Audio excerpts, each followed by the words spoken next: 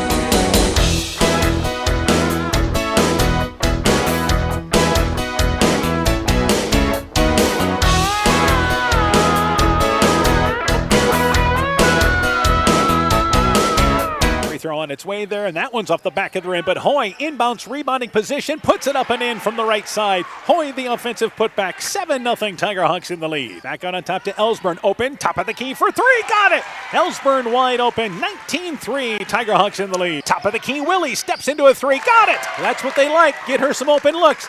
Eagles cut the deficit to 13. Hoy, high post area, right side to Nye, open along the baseline for three, got it! Inside out, Nye with a three-pointer. Tiger Hawks equaled their biggest lead of the night. North Fayette Valley now 3-0 in the season, more importantly 2-0 in the conference. They built a 12-point lead at the end of one and never really pushed the rest of the way.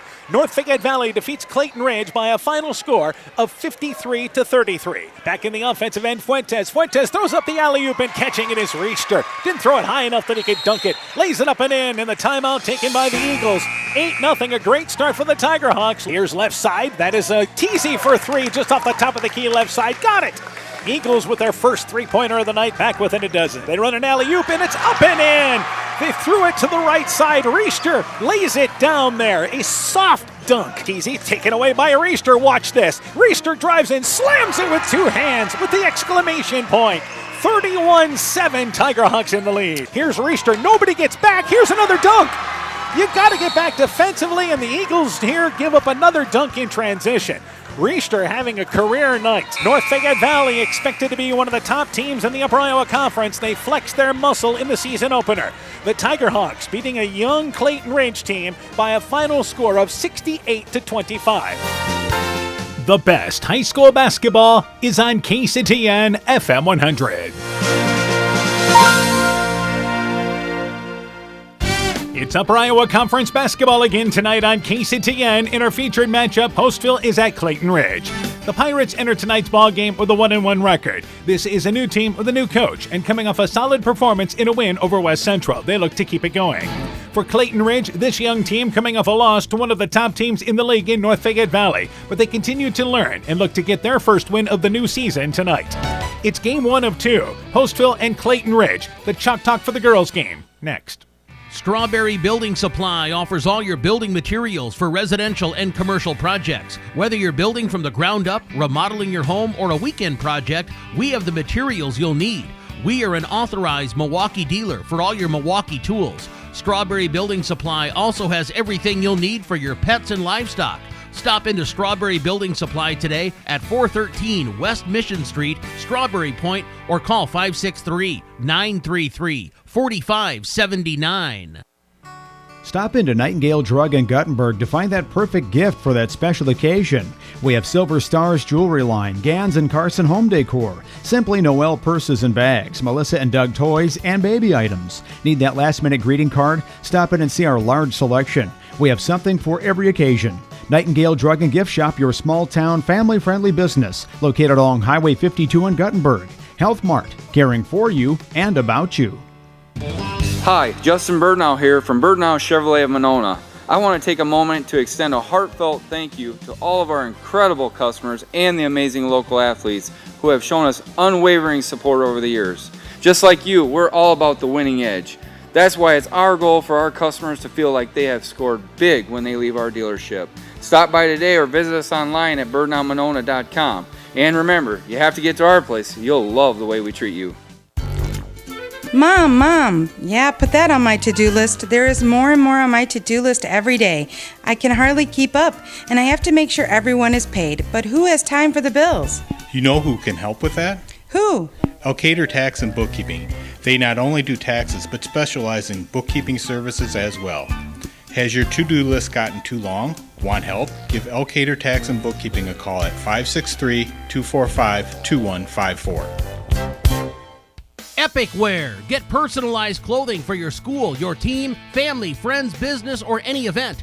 Epic Wear has a huge range of customizable apparel, trophies, and awards, and they offer free design help or design your own apparel at getepicwear.com. And you can even set up a free web store for your fundraiser. Make sure to check out the selection of Bulldog Spirit Wear and Iowa-themed items at the Monona location.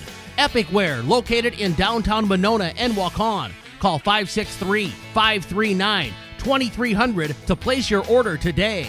While out and about, don't find yourself stuck at the side of the road. At Edgewood Auto and Tire, our trained technicians work on all autos, trucks, semis, and heavy duties.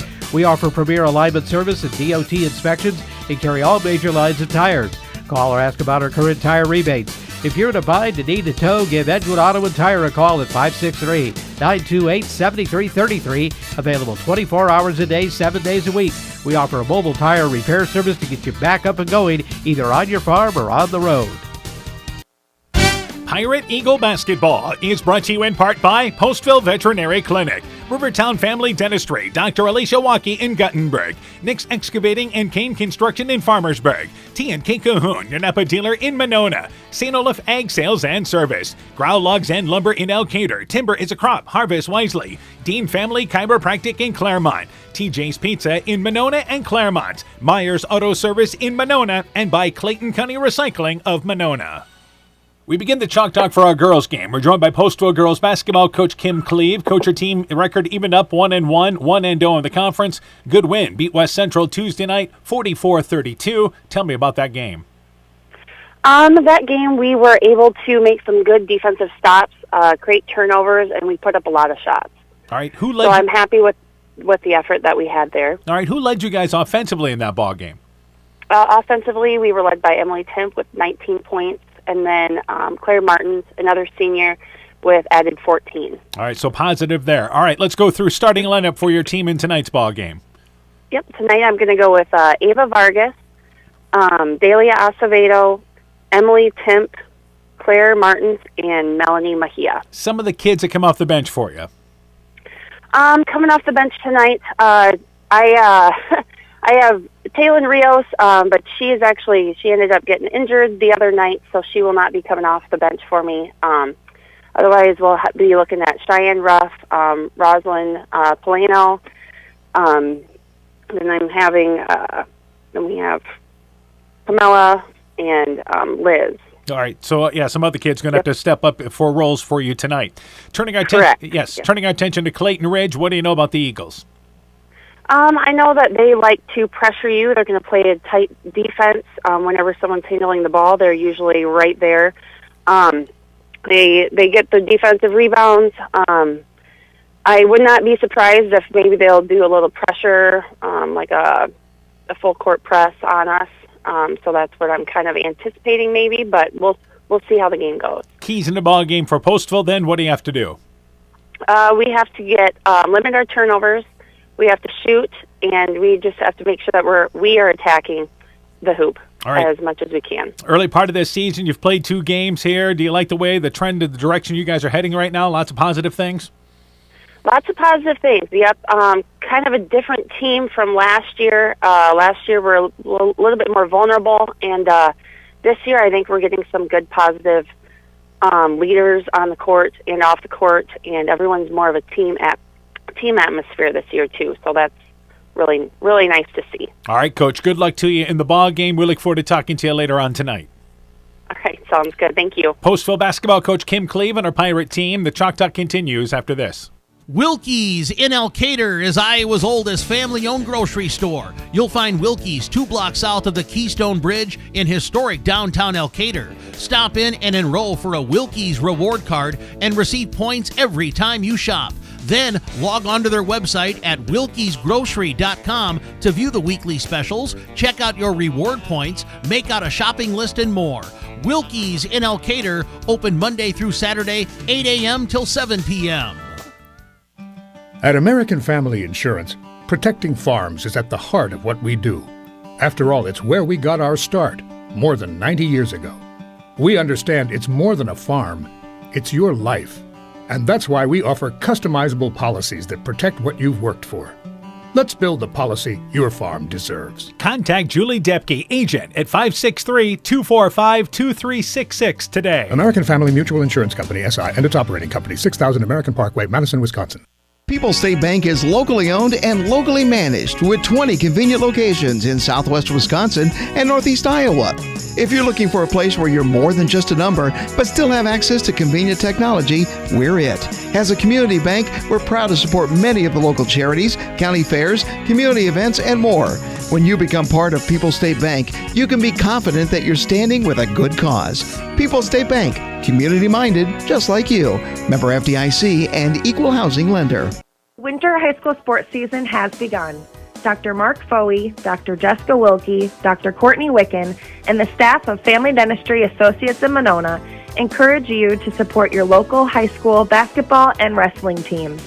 Family Dentistry Associates of Monona, 539-4651, where health-changing smiles are created. We know that potential is greatly enhanced through hard work and dedication. At Viafield Cooperatives, we promise to provide innovative products and dependable service to help you meet and exceed your potential. From agronomy to energy, grain to feed, Viafield is excited to provide growing opportunities for both producers and consumers at 18 locations throughout northern Iowa and southern Minnesota. Want to learn more about Viafield? Go to viafield.com. Viafield is a proud supporter of our local student athletes. Stronger, farther, faster. It all starts with good nutrition. Clayton County Farm Bureau is proud of our livestock farmers who provide high-quality protein needed to fuel our young athletes. The ultimate pre- and post-game fuel-up can be found in meat and dairy foods grown right here. Meat and dairy are natural sources of essential vitamins that support health, energy, and performance. We know our student athletes are the real deal, and Iowa's livestock farmers are committed to helping them reach their goals. To learn more, visit realfarmersrealfoodrealmeat.com. Pirate Eagle Basketball is brought to you in part by Agent Lanny Keel, your New York Life Insurance Company agent in Garnavillo. LTI & Sons Water Conditioning, your Connecticut dealer in Postville. Thompson Construction and Monona Overhead Door. Farmer Savings Bank of Colesburg, Elkport Garber, Strawberry Point, and Arlington. Member FDIC. Fisk Farm and Home in Monona, Cresco, and Decorah. Car Auto Group. And by Furniture Showcase and Old Wine. Lighting, showroom, flooring, furniture, and window treatments. We continue the Chalk Talk for tonight's game. We're joined by Clayton Ridge girls basketball coach Savannah Czar. Coach her team 0-2, 0-2 in the conference as well. Dropped a decision to North Fayette Valley Tuesday night, 53-33. Tell me about that game. Yeah, I think that game we showed some really good things from the girls. We just really need to take care of the ball more, and we need to really start finishing around the rim. Yeah, you mentioned there did not shoot a great ball game, but some positive there. I think you guys rebounded well in the ball game, and the turnovers a bit better. Yeah, I was really happy with our turnovers, and we also showed that we really like to put some pressure on defense, so that was great to see. All right, now let's talk about starting a lineup for your team in tonight's ball game. Yeah, I will have Morgan Pierce, Katie Geider, Lola Reimer, Alyssa Willie, and then Alyssa Sodawasser. And I know some kids contribute off the bench for you there. Yeah, Ava Beck gives us some really good minutes, especially on defense. And then Kamaya Millard just gives all-around great effort. All right, turning our attention to Postville now. What do you know about the Lady Pirates? We know they have two very dominant veteran players. one really likes to work hard in the paint, and then the other one is really good at creating her own shots. So we just really need to slow those two down. All right, you mentioned slowing those two down. What else are some of the other keys in the ball game for your team?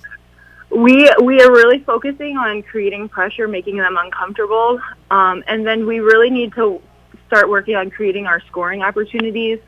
We really need to work through seeing the mismatch. All right, obviously a lot of teams like to see improvement from the first couple of games to week number 3, but I think you like the way this kind of a new team is trending. Yeah, and like I said before, we still are trying to kind of find our identity. We lost someone big last year, and then one of our players is still out, so it's really nice that we can kind of work around finding who we are. Yep, certainly moving in the right direction. All right, Coach, good luck to you in the ball game. We look forward to talking to you later on tonight. Thank you. Clayton Ridge girls basketball coach Savannah Czar on her Eagle team. The Chalk Talk continues after this. It's pretty unusual for a bank to be 100% employee-owned. And Freedom Bank wouldn't have it any other way. Employee-owned means we're not just your bank. We're your friends and neighbors. We value being active community partners, and we believe in donating generously to local causes. We empower success, not just for our customers, but for our communities as well. Visit Freedom Bank in Elkader, Monona, Postville, Waukon, and Decorah, or online at freedombnk.com. Member FDIC. This is Chris Holbert, General Manager of Hall Roberts Son Incorporated in Postville. We would like to wish the area student-athletes both a safe and successful sports season. We have been a community-based company since 1864, servicing and supporting the area ag industry with products necessary for daily success. We look forward to continuing to serve and support both the ag industry and high school athletes in our surrounding communities. Thank you and good luck from the families at Hall Roberts Son. When I started out in the car business, my dad gave me some good advice. Hi, it's Forrest Brown with the Browns family of dealerships. What my dad told me is when you sell someone their first car, you need a good sales department. But if you expect to sell them their second, third, and fourth car, you better have a great service department. Visit any one of the Browns family of dealerships in Guttenberg, Elkader, West Branch, or Victory Ford in Dyersville and find out why Browns is your hometown dealer, no matter where your hometown may be. Being good at life means getting your finances together so you can focus on the moments that matter most. With over 175 years of expertise, New York Life Insurance Company provides you with benefits you can enjoy while you're, living. So give your local agents, Andrew Reimer or Troy Springer in both Guttenberg and Monona, a call. You can reach Andy or Troy at 563-252-2471. That's 563-252-2471. They can help you and your family be good at life. Scooter's Coffee in Manchester offers a variety of coffees, smoothies, blenders, and breakfast food products served all day long. Scooter's Coffee offers fast and friendly service, too. In a hurry? Use the Scooter's Coffee app to order, pay, and earn rewards. Simply stop at the drive-thru window and pick up your order.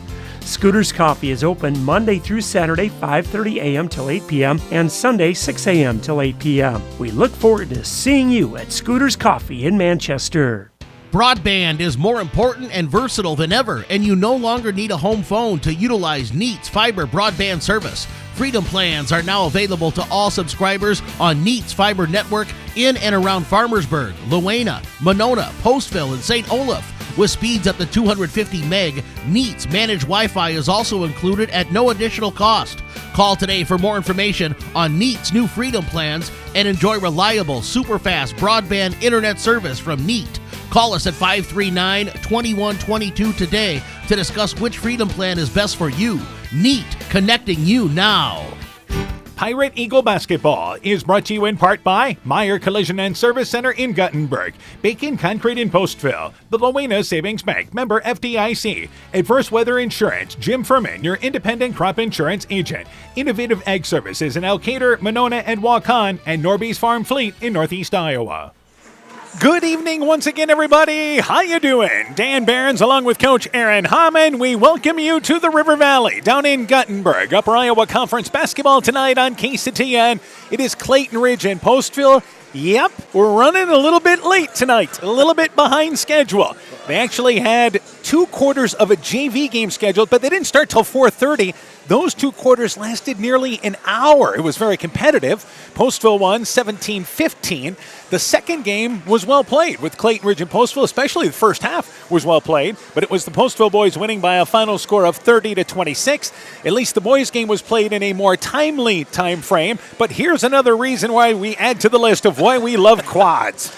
Yeah, that girls' game, that JV girls' game ran a little long on us, but we're going to get started here. We appreciate everybody who's joining us, and we got Upper Iowa Conference basketball here tonight. And we have a couple of teams in this girls' game first off here that are certainly looking for a win. They are teams that have struggled early part of this season, but for the Postville girls, the positive is after that loss to Olwine, in which they lost 80-30, they rebounded quite well. Beat West Central the last ball game. Final score 44-32. Clayton Ridge comes in 0-2 in the conference and overall as well, as they have lost to Southwind and also North Fayette Valley, and they are a team that is playing a little shorthanded again tonight. It is. Myra Millard is still not with them, still recovering from that appendicitis, so they're definitely missing her, but I think they match up a little better tonight inside in the post. I think North Fayette Valley was a tough matchup for Clayton Ridge. All right, let's talk about Postville first off here. And what this team has done the first two games is what they've been missing. They've got three girls that are contributing offensively. Emily Timp leads them with 12 points a ball game. Claire Martins is in double figures.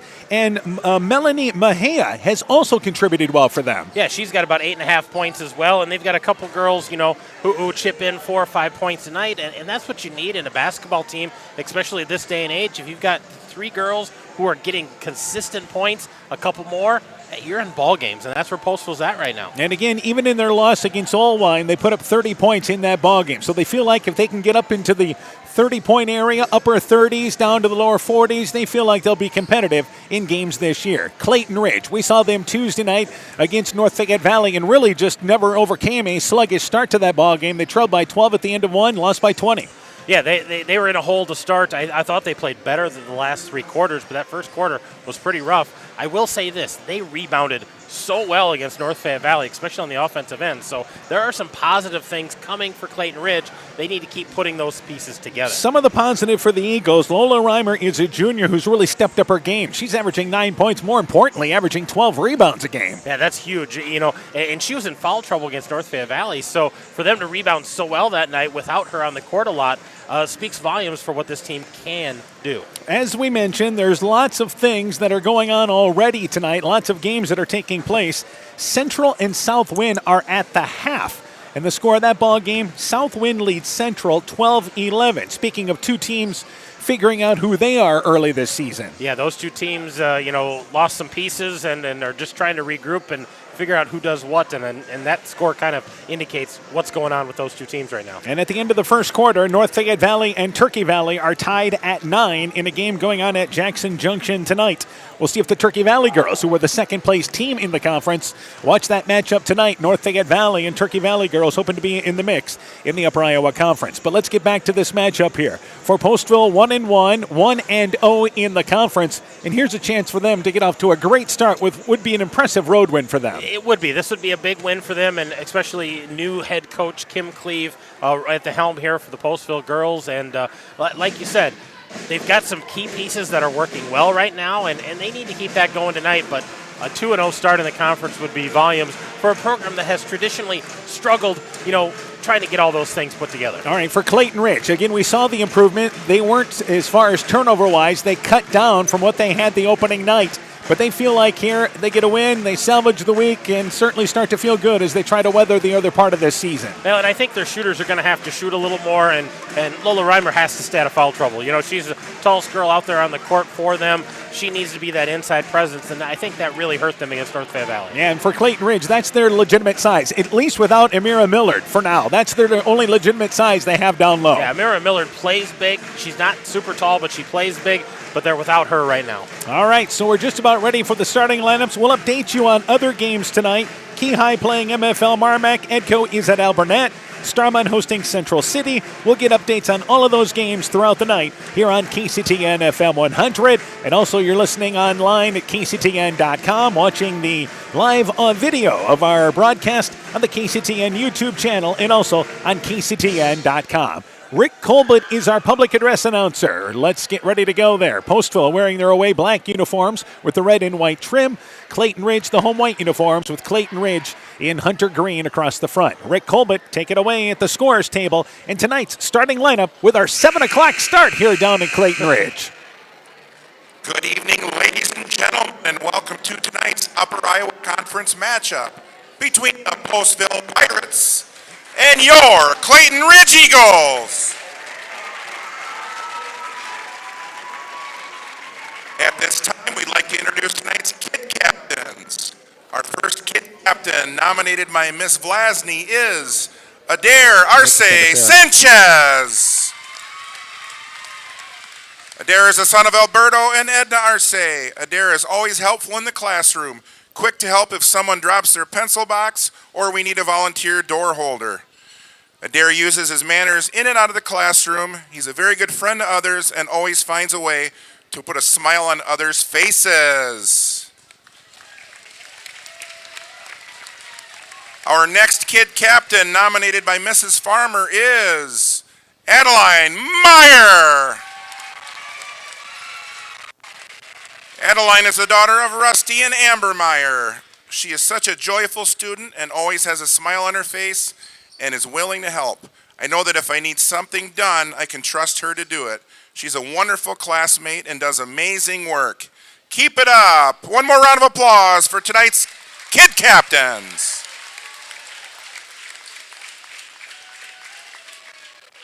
And now for the starting lineups. For the Pirates, a junior, number 2, Ava Vargas. And for the Eagles, a sophomore, number 2, Alyssa Sodawasser. For the Pirates, a senior, number 4, Emily Timp. And for the Eagles, a senior, number 4, Katie Geider. For the Pirates, a sophomore, number 10, Delia Acevedo. And for the Eagles, a senior, number 10, Morgan Pierce.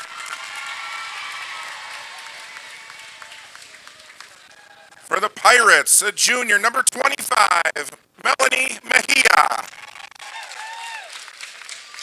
And for the Eagles, a junior, number 20, Lola Reimer. For the Pirates, a senior, number 35, Claire Martins. And for the Eagles, a junior, number 22, Alyssa Willie. The head coach of the Pirates is Kim Cleave, assisted by Casey Johnson and Matt Novotny.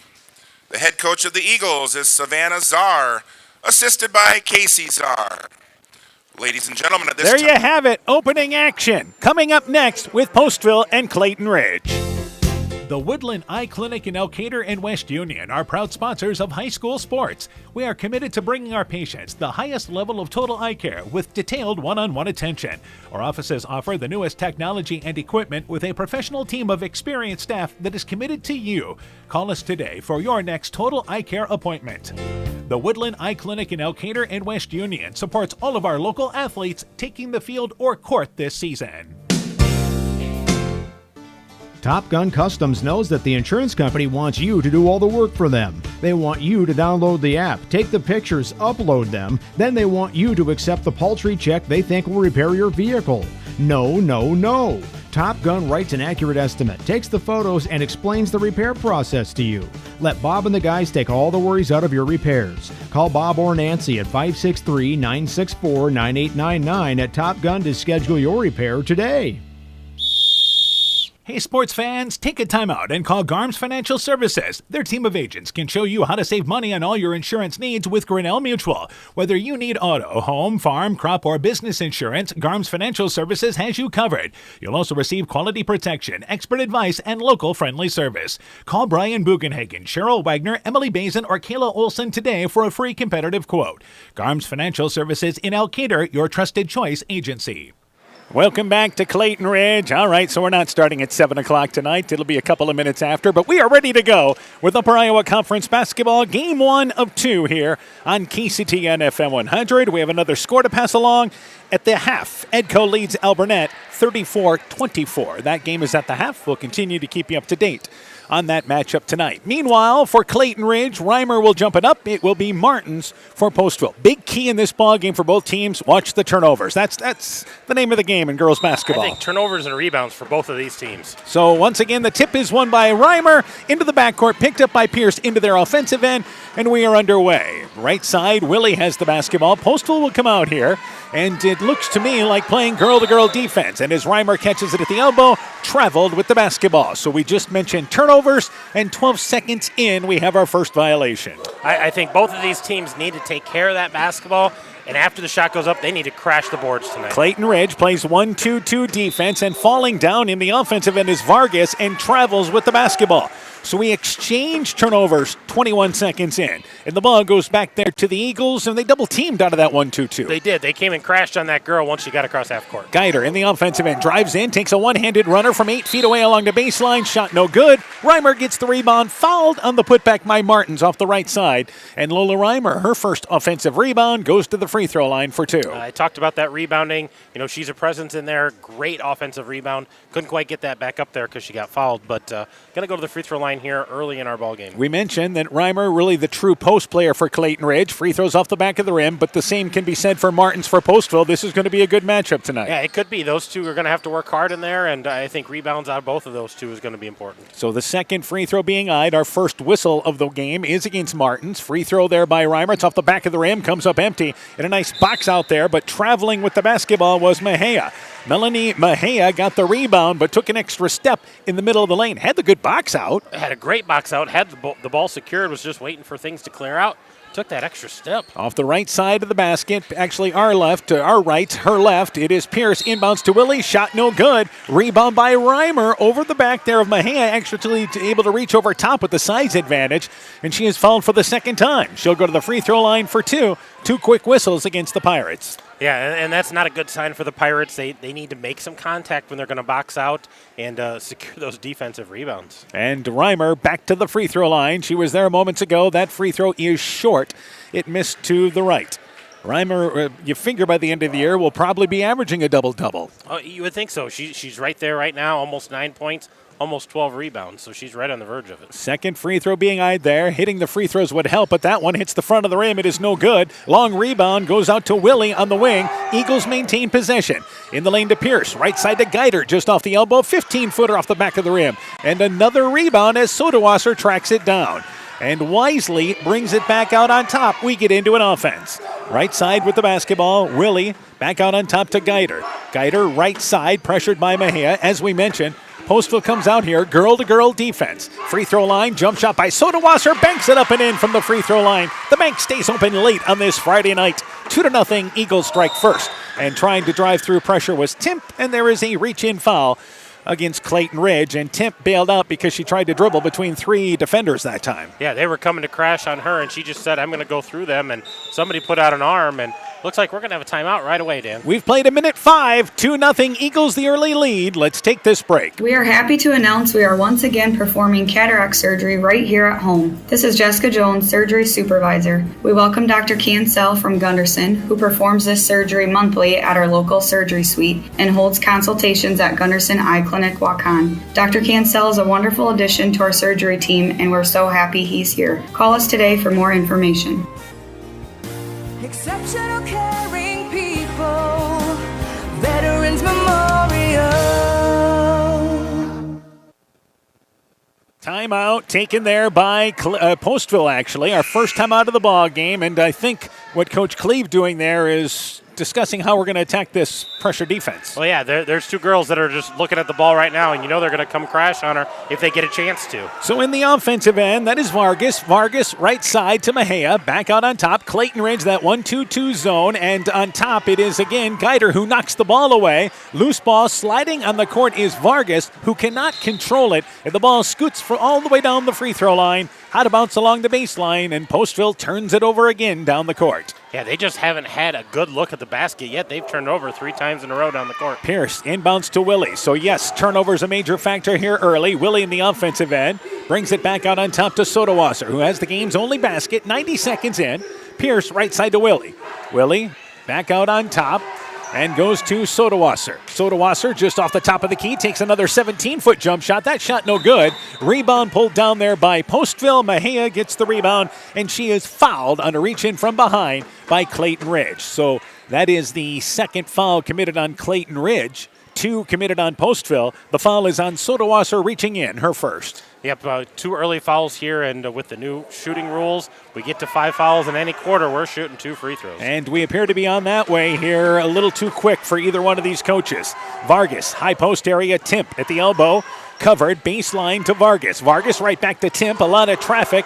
Timp turns, spins, fires an 8-footer, left side, kind of a fadeaway shot, no good, left it short off the side of the rim. Pierce gets the rebound. Pierce in the offensive end, loses the dribble, but able to maintain control. Willie goes to the free throw line, shot no good, but she's fouled by Timp. Timp shakes the head, yep, I got her on the arm. As Timp fouling Willie, who took a jump shot from the elbow, the 3rd foul against Postville now. Well, and all 3 of those fouls are shooting fouls, so we're not even to the 5th foul. We've been at the free throw line 3 times for Clayton Ridge. And Clayton Ridge is 0 of 4 so far, and make that 0 of 5 as the free throw misses right to left. So the Eagles leading 2-0, but leaving some points at the charity stripe right now. Well, and we know the basket doesn't have a lid on it because Sodawasser's ball did go through. And the free throw being eyed there, good by Willie. So the Eagles finally making a free throw there and go up 3-0, a positive. Backcourt area, that is again Acevedo. Acevedo to Timp. Timp does kind of everything for Postville, helps bring it into the offensive end. They beat the pressure. Nice feed down low to Martins, who scores the layup on the right side. Beat the pressure, then had the numbers and attacked. Postville on the board. Yeah, in attack mode, that was a positive then for the Pirates. And here's Geider, and another foul committed by Postville. So that is the 4th foul. So Clayton Ridge is shooting 2.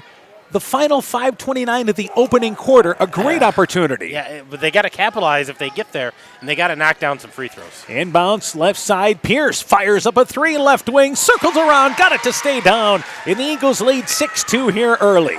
Clayton Ridge extending the 1-2-2 pressure, and Acevedo tries to dribble right through it and turns it over. Geider picks up the loose basketball, drives in, pulls up right side, lays it up and in off the right elbow in an 8-2 lead for Clayton Ridge here. A little flow early to this game.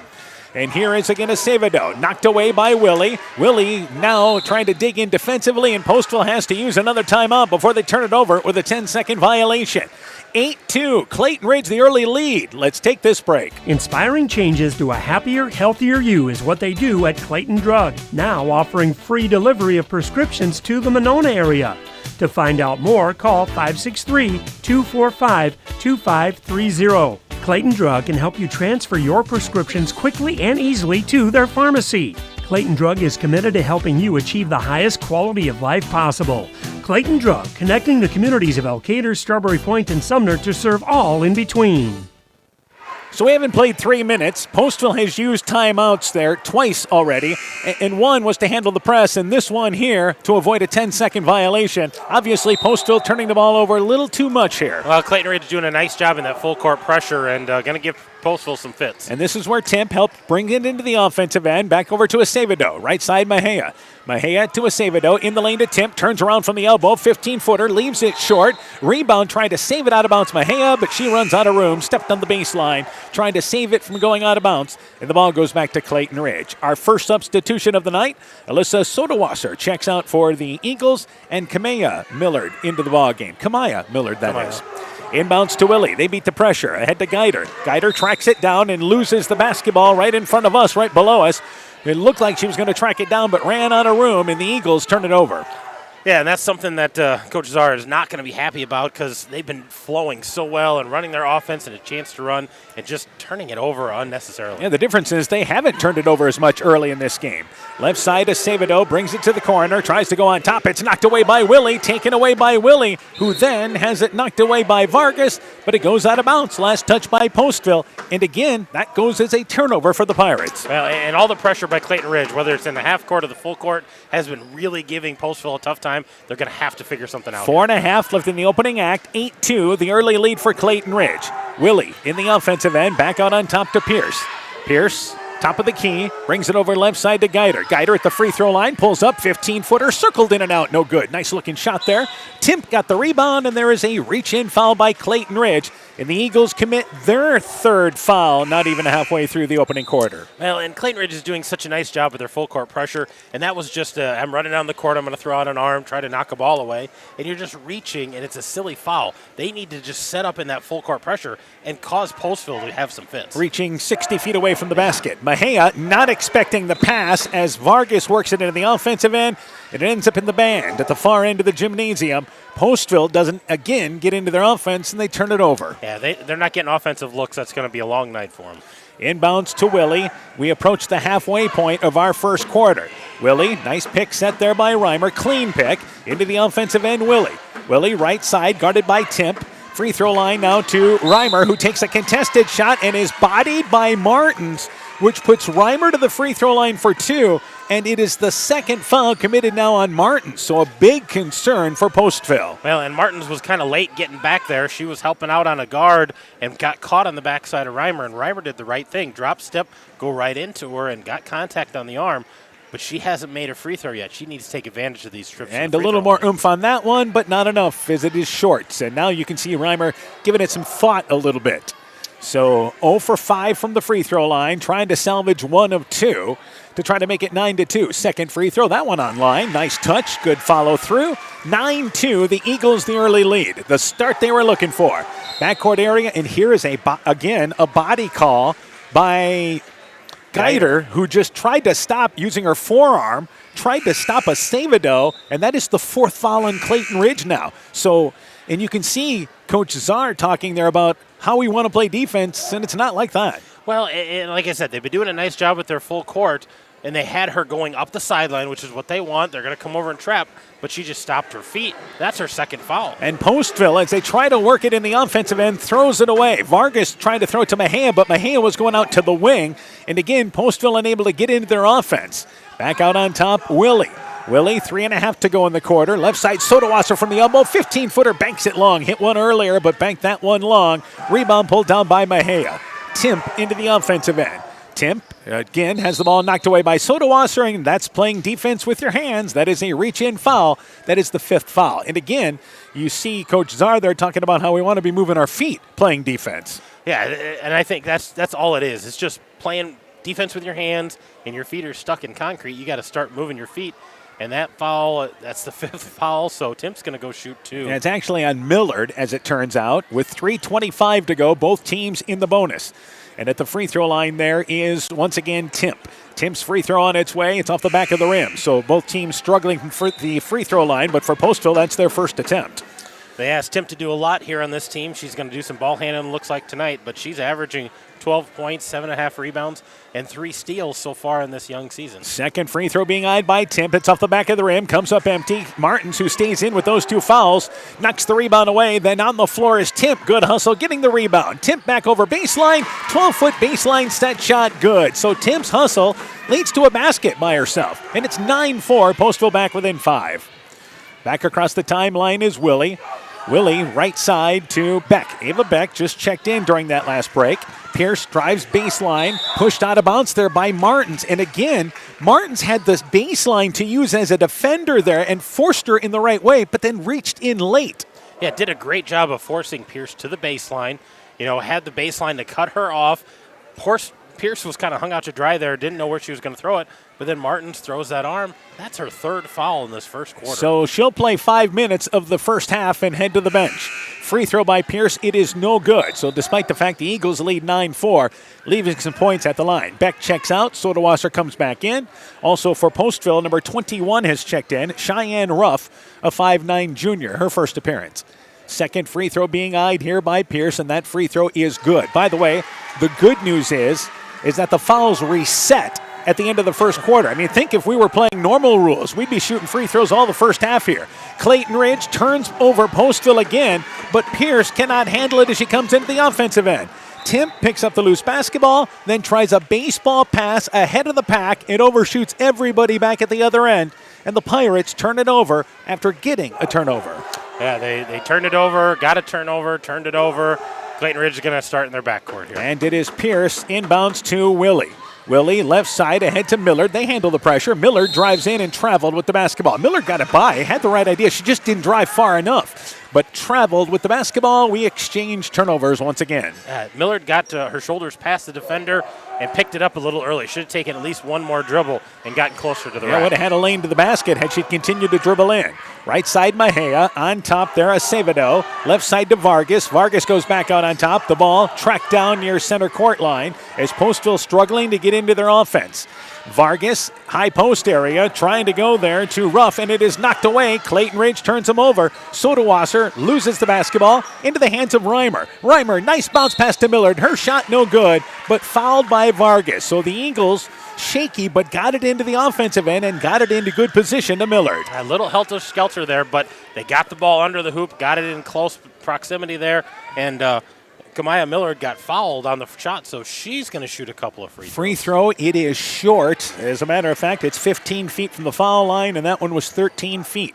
So she'll have another opportunity here. What are the Eagles from the free throw line right now? 3 of 11. Second free throw, it is no good. 3 of 12. But the offensive rebound by Reimer. And Reimer saves it to Sodawasser, so they maintain the possession. Willie open, left side for 3. That shot long. Grazed the right side of the rim from the left wing. But Postville throws it away. Picked up by Sodawasser, drives in, blocked by Timp.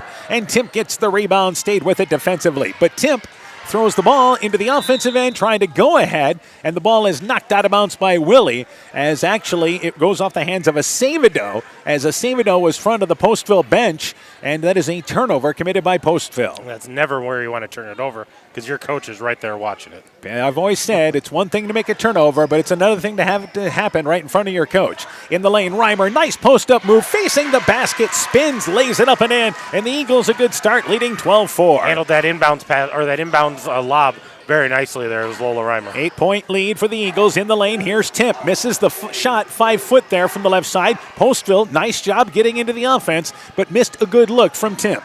Back in the offensive end, Willie. Down low, they get it to Reimer inside the right block, but quickly covered as she lost the pass initially. Pierce goes between 2 defenders, takes a bounce shot off the back of the rim, no good. Reimer got the rebound, stripped out of there by Timp. Timp falls on the floor and is tied up there by Millard. It is a jump ball. Reimer helps up Timp. Good sportsmanship on both ends. And the ball goes to the Pirates on the alternate possession rule. $1:16 left in our first quarter. Yeah, good hustle by both teams getting on the floor. Clayton Ridge is going to put on the full court pressure here. Acevedo knocked away by Willie at center court. Again, Willie was defending her player, and then there is a reach-in foul committed by Postville. So Postville turns it over, then the whammy, or the reach-in foul, Willie to the free throw line for 2. Well, and with these new rules, I know that there's a learning curve, but you got to understand that you've got 5 fouls.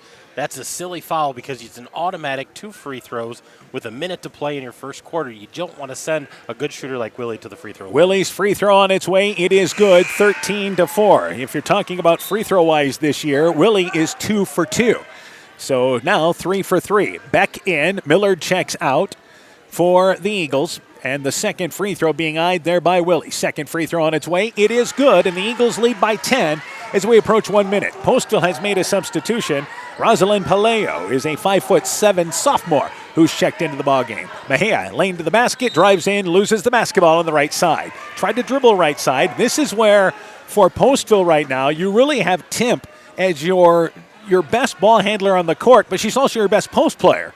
Yeah, she's posting up hard, calling for the ball, but they're having a hard time getting her the ball right now. They beat the pressure. Reimer in the offensive end. Left side to Willie. Open. Fires up the 3. It's off the back of the rim, but Reimer, another offensive rebound. Drives in, pulls up 8-footer, misses it. Offensive rebound, Willie. She tries to bank in the shot from the left block, misses it. Then Willie knocks the ball away, but I believe they're going to call a kick. Willie kicked the ball before the steal, and the ball goes back to, Postville kicked the ball. I was going to say Postville. So Willie gets credit with the steal. So she does get the steal, yes. 44 seconds left in a lengthy first quarter.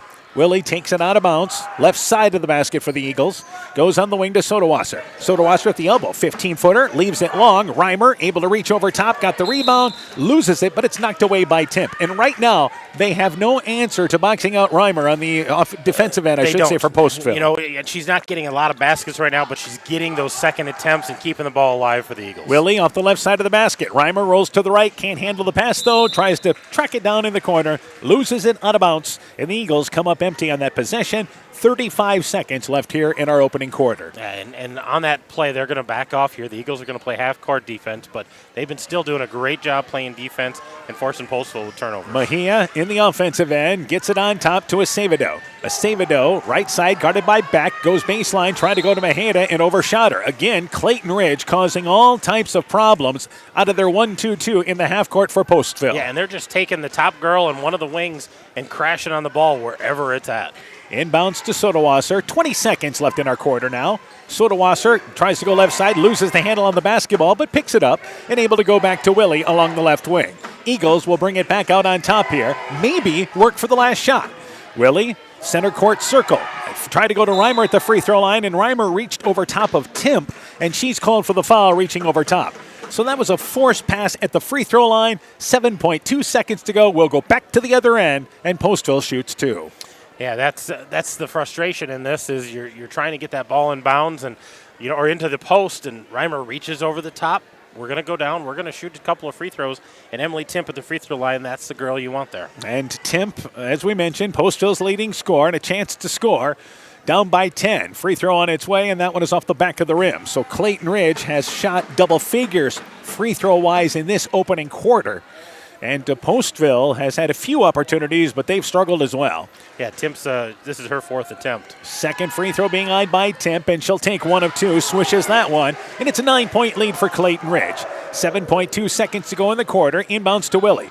Willie across the timeline, brings it right baseline now. Cut off on the baseline, over to Beck. Beck for three, on its way, circled in and out. Had a good look, and the opening quarter comes to an end. Good start for the Eagles at home, leading 14-5 at the end of one. Let's take this timeout. Hi, this is Cody from Torkelson Motors in Elgin and Walk-On. At Torkelson Motors, we believe that student involvement in activities is a great way to help grow our communities, and we are proud to help sponsor this game for your enjoyment. We've been serving Northeast Iowa since 1926 and appreciate the business that our customers have given us and the support they provide to our area schools and communities. So the next time you are in need of a new or used vehicle or a repair, stop into Torkelson Motors. We've been selling cars the old-fashioned way with a friendly smile and a handshake right here next door in Elgin and Walk-On. Pirate Eagle Basketball is brought to you in part by Guttenberg Municipal Hospital and Clinic. Check out career opportunities at guttenberghospital.org. Culligan Water Conditioning in Elkader. Bruins and James Insurance, your Grinnell Mutual agent in Monona, and Rivals Inc. Custom gear, screen printing, embroidery, and online shopping at rivalsinc.com. At the end of one, 14-5. Clayton Ridge has the early lead. What do we have for stats in the first quarter? For the Pirates there, 2 for 5 from the field, 1 for 4 from the free throw line. Clayton Ridge is 4 for 19, 1 of 4 behind the arc, and 5 of 14 from the free throw line. So let's think about this. Clayton Ridge has 19 field goal attempts to Postville's 5. So obviously it has led for the Eagles to a 9-point lead. Let's go as far as turnovers. Well, and that's the story there for the Pirates. They've got 16 turnovers. So that's possessions that they never got an offensive set, never got a chance at trying to hit a basket. That's the difference in the ball game right now. And it is Clayton Ridge's basketball to start the second quarter. 16 turnovers in the opening quarter. Sodawasser, 19-foot jump shot. Foot was on the line. Shot is no good from the left wing. Rebound pulled down there by Postville. Acevedo ahead of the pack. Mejia drives in but misses the right-handed layup. Postville had numbers. Nice attack, but they come up empty. Willie, Pierce, Beck, Reimer. Also out there is Sodawasser for the Eagles. And here's Sodawasser, another 19-footer inside the arc. Hits that jump shot. She's found a couple of open looks. Eagles lead by double digits. You know, Postville looked really good on that fast break, and maybe that's what they need to do. Try to get out a little quicker because Clayton Ridge is causing fits in this half-court set. Mejia, Acevedo, Timp at the free throw line takes a 15-footer that is no good. Also out there is Cheyenne Ruff. And you also have out there, I believe, as well, number 11, and that is Paleo. Meanwhile, a shot missed by Postville in the offensive end, and then an over-the-back foul as they went after the rebound. And you talk about a roll of the dice. Claire Martin's coming in with 7:19 left in the half and 3 fouls. So she has to be straight up defensively. She has to play straight up defense. She cannot pick up that fourth. Right side in the offensive end is Willie. We've played 45 seconds of our second quarter. Clayton Ridge leads 16-5. Couple of scores.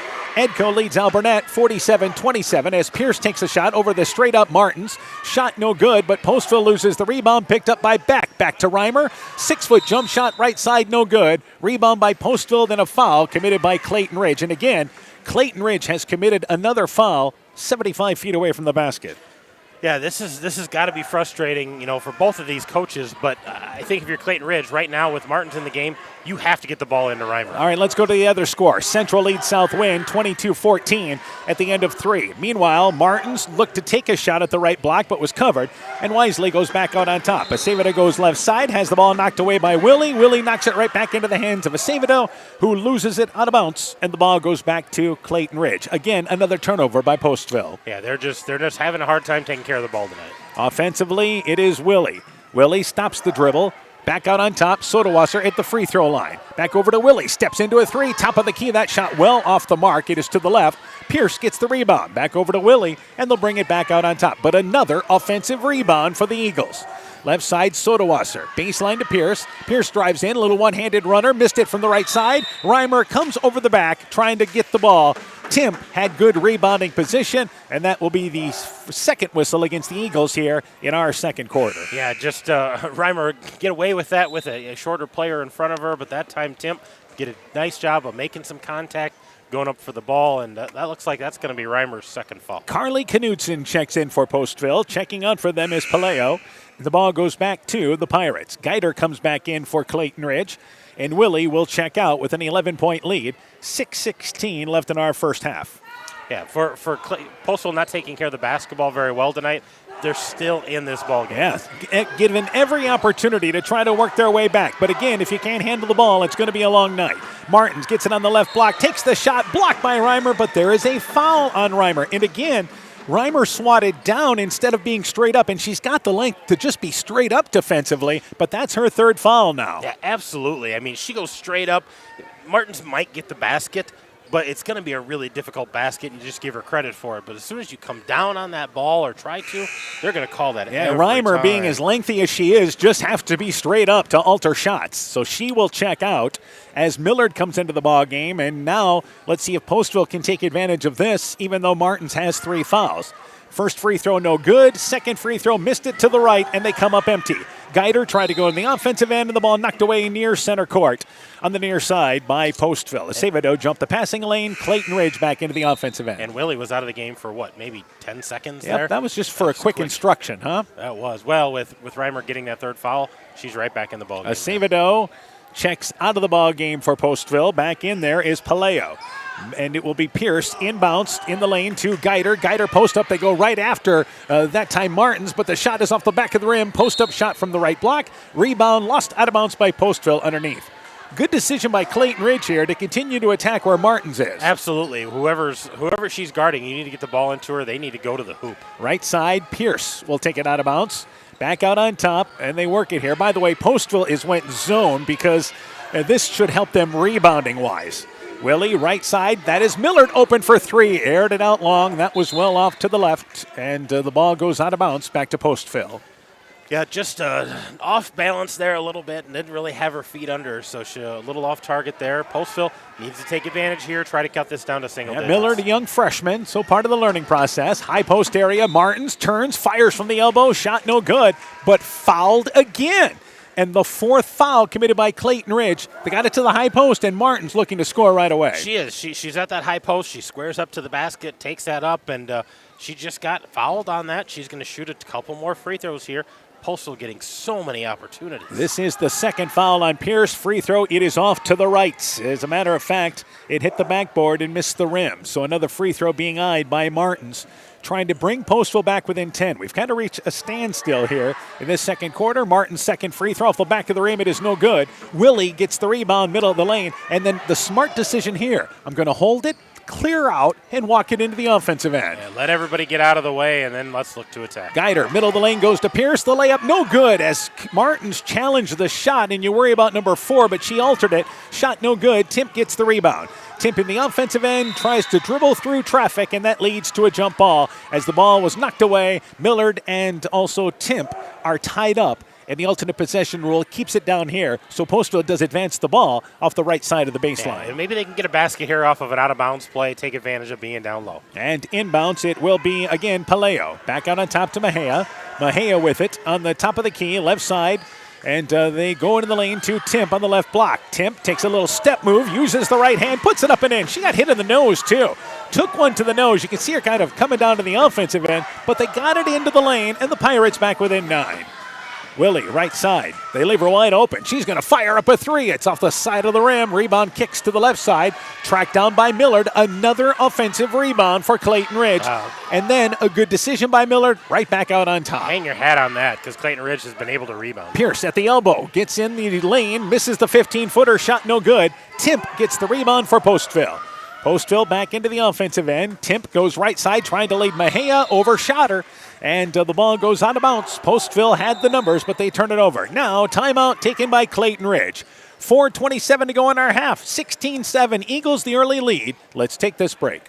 Brrr. The cold weather is here, and with it comes wind, snow, and ice that can damage overhead power lines. Remember to stay away from all downed lines. They may still be energized. Call to report broken poles, downed wires, or any other damage. By working together, we can keep everyone safe. That's the power of human connections. Al McKee Clayton Electric Cooperative, your Touchstone Energy Cooperative.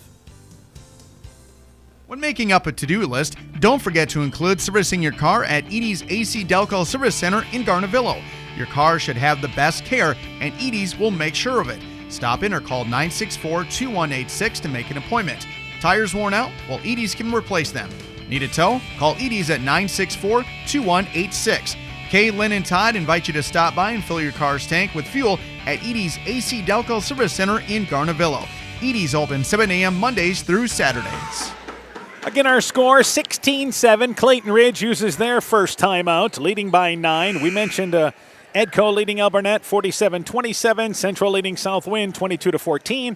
We expect to get you a North Fayette Valley Turkey Valley update, as well as a Key High MFL Marmac update, and a Central City Starmont game as well. Meanwhile, Clayton Ridge after the timeout with the basketball. Willie in the offensive end. Right side left absolutely wide open, but now they recognize that and go baseline to Guider. Guider, a wraparound pass, but it goes right to Mejia. Again, she was expecting Miller to maybe cut inside. Didn't happen. Mejia leads the break, drives in, right-handed layup. It is up.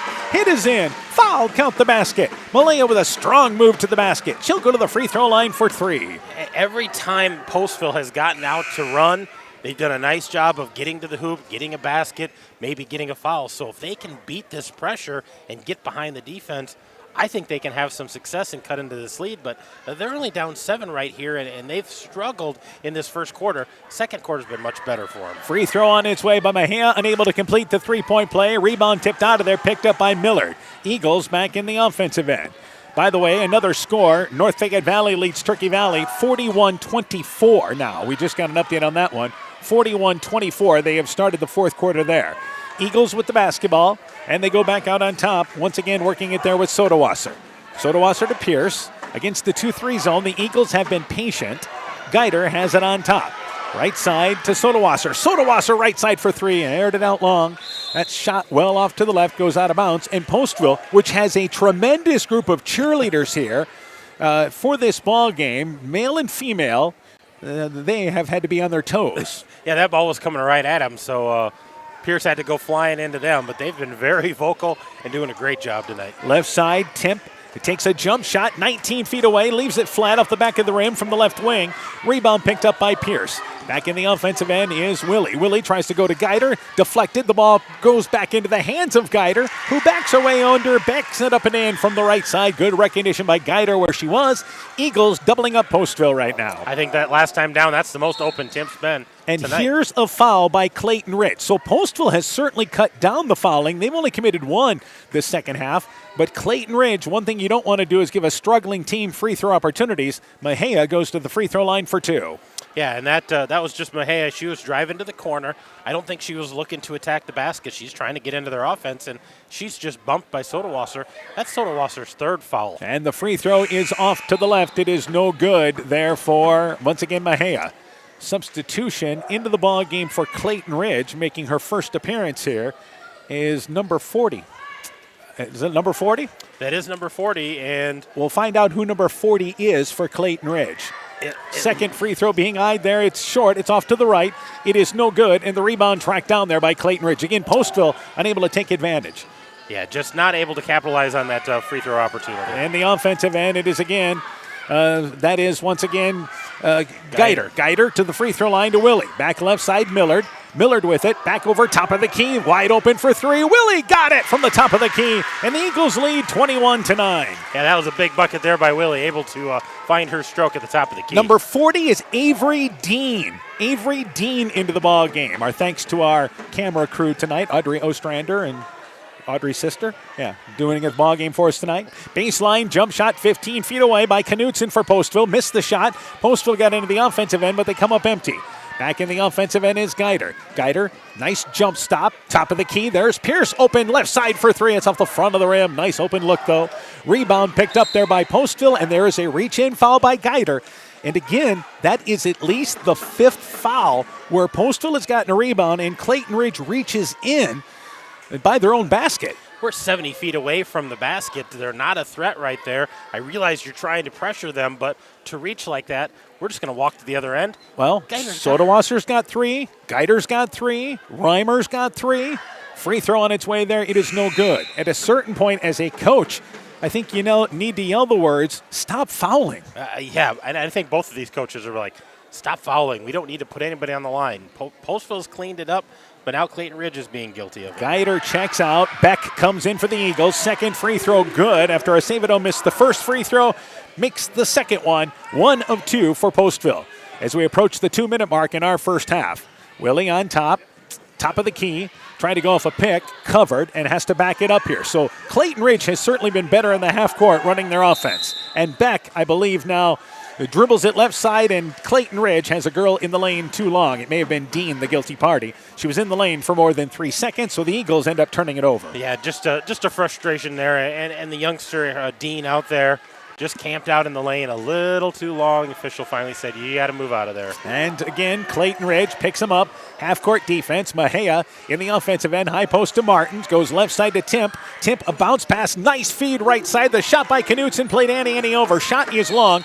Timp gets the rebound, and then she's fouled on the reach-in by Clayton Ridge underneath the basket. And again, Timp goes to the free throw line for 2. We'll get you an update on what these teams are from the free throw line in just a bit. Well, and this is, interesting. They finally got an offensive rebound. Timp did a nice job, and she's trying to attack the basket here and gets rewarded with a couple of free throws. Yeah, you can see what Postville wants to do when they get in their offense. They want to go high post, low post. Timp got the ball there on an errant shot, misses the first free throw.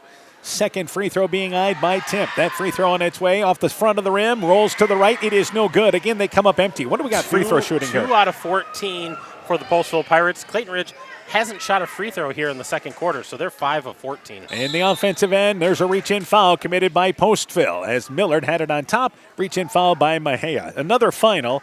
Edco has defeated Albernet tonight by a final score of 51-40. We'll see the Edco girls on Monday night with MFL Marmac.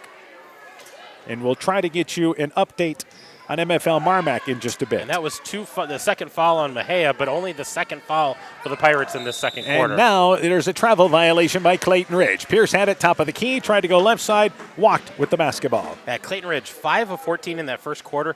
Haven't shot a free throw. They haven't attacked the basket, but Reimer's been sitting on the bench. She's been the one with the most free throw attempts. And again, in the offensive end, Timp in the lane to, that is again Martins. Goes right side, cutting to the basket. The shot taken there by Acevedo. Missed it from right to left. Errant shot, and the loose ball into the offensive end picked up by Willie with a minute to go in our quarter. Beck fires up a 3 right side. Aired it out. It was short, and the rebound pulled down there by Timp. 11-point lead for Clayton Ridge, which seems huge in the way this game is being played. Mejia brings it back out on top. Right side, Acevedo with the basketball. Acevedo, left side, Mejia in the lane. That's Timp. Fadeaway jump shot from 12 feet away. tried to take a step-back shot from the left baseline, missed the shot, then Postville commits the foul coming over the top. Well, and we talked about Postville playing the second quarter much better. Martins has been out there since, the 7-minute mark with those 3 fouls, and she has not picked up the 4th one. Coach Clave might want to think about getting her out of there. You don't want to pick up a silly foul here in the last minute of the half. And again, it will be Pierce into the offensive end for Clayton Ridge. Right side, back goes left side to Millard. Millard at the elbow, covered on top to Beck. Pierce, right side. They just work the ball around the perimeter. Willie has it on top and goes right side to Pierce. There's about a 10-second differential between the game clock and the shot clock, so they still have to get a shot off here in 10 seconds. Willie has it on top at the free throw line, loses the basketball, picked up by Mejia. Mejia's got a fast break, drives in right side, the layup, no good, but bodied by Beck pretty much a fourth of the way down the court, all the way to underneath the basket. And that foul called as Mejia went up for the shot, and she'll go to the free throw line for 2. 13 seconds to go in our first half. Well, and a chance here for Postville to cut into this lead and, get it down to single digits, but that's going to go up as Beck's second foul. So a lot of foul concerns for Coach Czar. Free throw, it is short. We'll have another opportunity, so the free throw mysteries continue for both these teams. I mean, these teams have struggled offensively on the season. Clayton Ridge shoots 24%. Postville shoots 28%. This second free throw grazes the bottom of the rim. It is short, and the rebound knocked out of there, picked up by Clayton Ridge. Willie back in the offensive end, and is fouled. No, she stepped out of bounds, stepped on the sideline. That is just below us, so ran out of room at center court. And with 5 seconds to go, Postville will get the final shot of the quarter. Yeah, bumped a little bit there, but not enough to call the foul, and she steps out of bounds. Savadell will take it out in the backcourt. Inbounds, and ball knocked away by Millard at center court as they try to work it to Mejia. 3.9 seconds to go in our first half. So it goes down a little further. They'll take it at center court. Mejia on top, has it right side on the inbounds feed, drives to the basket, and is fouled with 1.3 seconds to go, driving in, bodied by Dean. Boy, Mejia certainly knew how much time was left and got the ball with less than 3.9 seconds? And got to the basket in a blink of an eye. Yeah, she'll go to the free throw line for 2. Yeah, she's deceivingly quick when she's got the ball in her hands out there. And the free throw is good. So Postville trying to get back within 9 with 1.3 seconds to go in our first half. Yeah, just Mejia averaging about 8.5 points in this young season and going to get a chance here. Second free throw, Rourke's got it to stay around there. Around the basket, rolled around and goes down.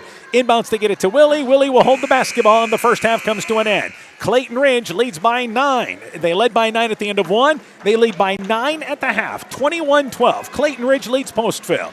When we return, first half stats. You're listening to high school basketball from KCTN Sports. Boisier Lumber Company in Guttenberg and Elkader, your do-it-best rental center, handles Midland garage doors for residential, commercial, and agricultural needs. Midland Steel garage doors provide the best all-around value when appearance, security, durability, and low maintenance are desired. Boisier Lumber and Midland Doors take pride in providing their customers with top-quality products and superb customer service. Contact Boisier Lumber in Guttenberg and Elkader, your do-it-best rental center for Midland overhead doors sales and service. Alpine Communications believes connected communities become thriving communities. We are the local telephone company that became a 21st century communications provider. Alpine provides internet, television, cellular security, and telephone too. We promise personal, timely, reliable service from people who live here. When you choose us, we all thrive. Connect with Alpine Communications today. Click alpinecom.net or call 563-245-4000. Strawberry Building Supply offers all your building materials for residential and commercial projects. Whether you're building from the ground up, remodeling your home, or a weekend project, we have the materials you'll need. We are an authorized Milwaukee dealer for all your Milwaukee tools. Strawberry Building Supply also has everything you'll need for your pets and livestock. Stop into Strawberry Building Supply today at 413 West Mission Street, Strawberry Point, or call 563-933-4579. Stop into Nightingale Drug in Guttenberg to find that perfect gift for that special occasion.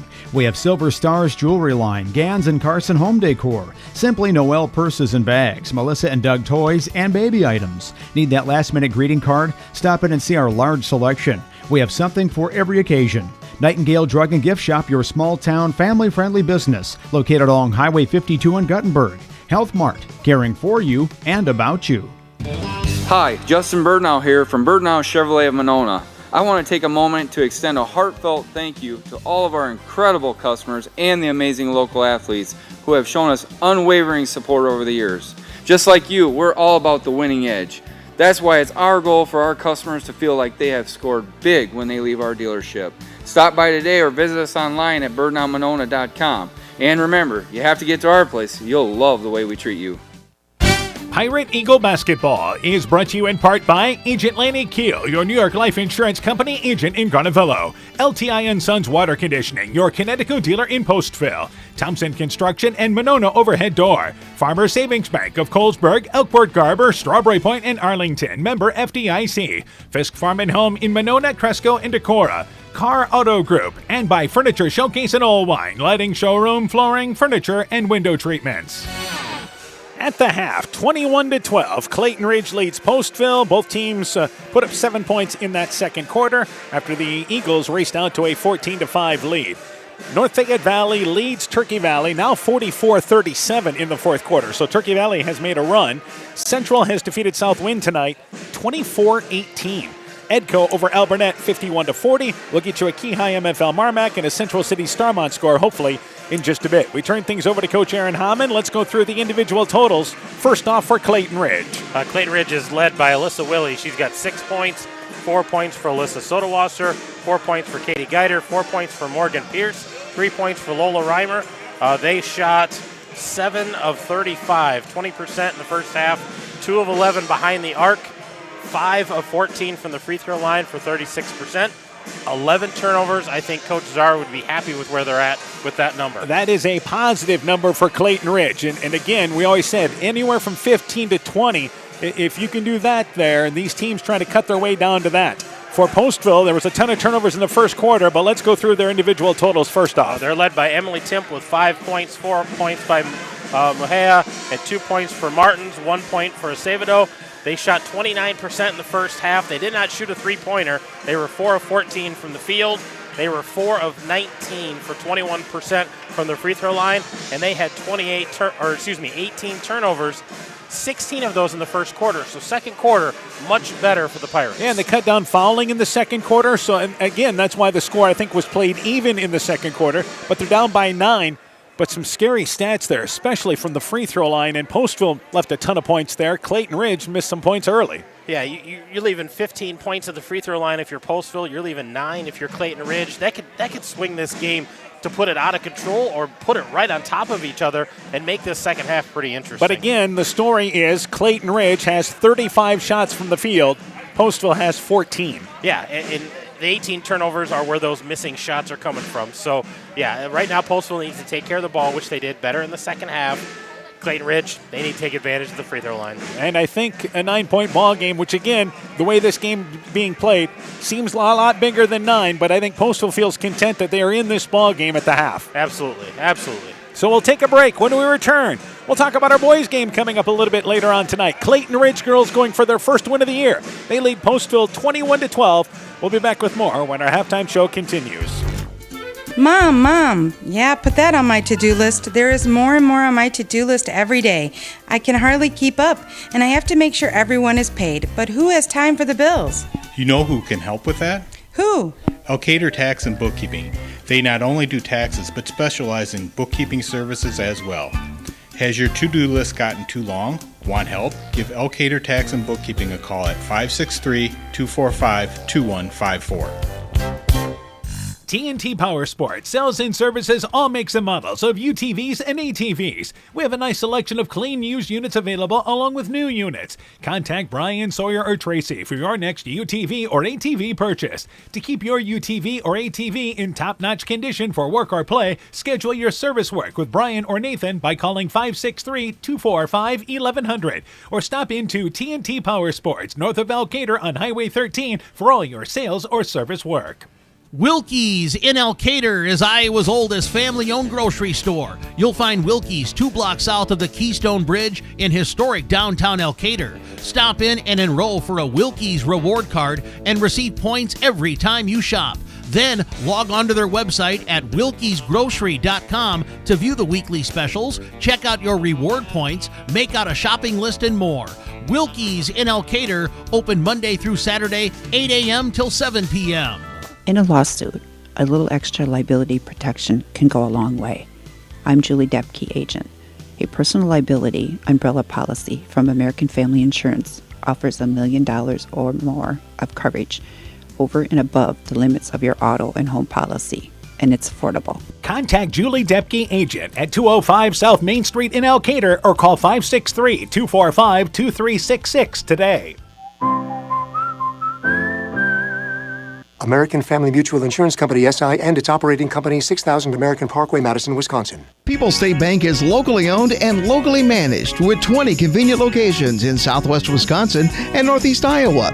If you're looking for a place where you're more than just a number, but still have access to convenient technology, we're it. As a community bank, we're proud to support many of the local charities, county fairs, community events, and more. When you become part of People's State Bank, you can be confident that you're standing with a good cause. People's State Bank, community-minded, just like you.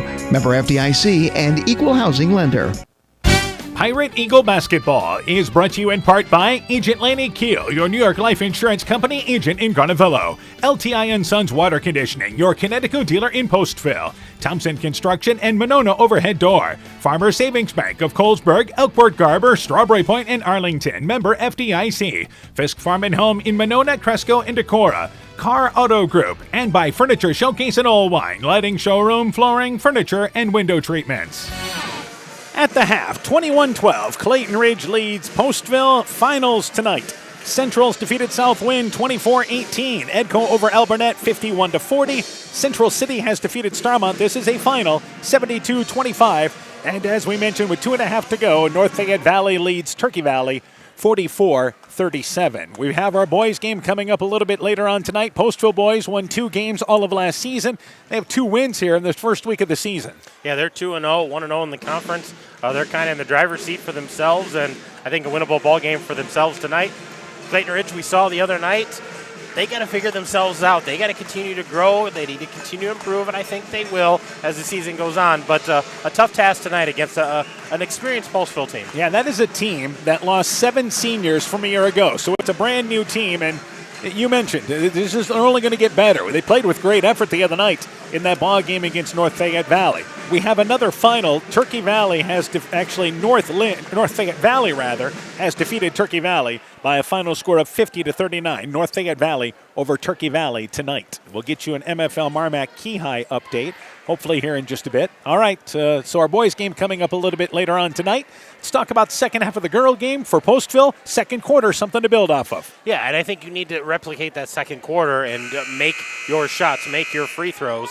If you're Clayton Ridge, Lola Reimer needs to be on the court. She definitely needs to be there. And I think we're waiting for officials here. Nobody went and got the officials at halftime. Okay. So we've got 2 teams. We've got them in the books, and we're waiting ready for officials. to go. And our officials come out here. So, all right. There they are. They'll come out smiling and ready to go for this second half. For Clayton Ridge, though, your rebounding is excellent again tonight.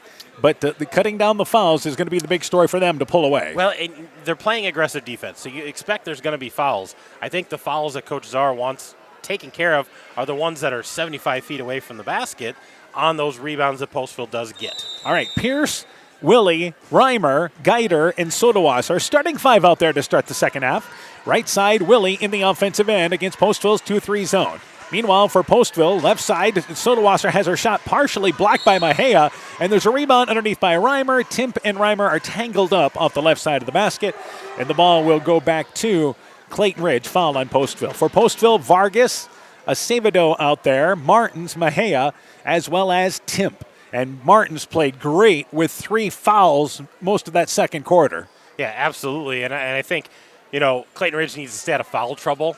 They've got a few girls that are kind of in that iffy area, but much better by Martins that second Pierce, quarter. top of the key, Sodawasser for 3, second shot blocked, and this time it's by Vargas, and Postville gets the rebound. Mahea dribbles left-handed in the offensive end, tries to feed it back to Timp. The ball goes off the feet of Timp, and it goes out of bounds. Timp was rolling over to the right side. Mahea had the right idea, just a little more touch on that pass. Yeah, just kind of lost the handle on that, trying to save that back to Timp, and it went right off of Timp's feet.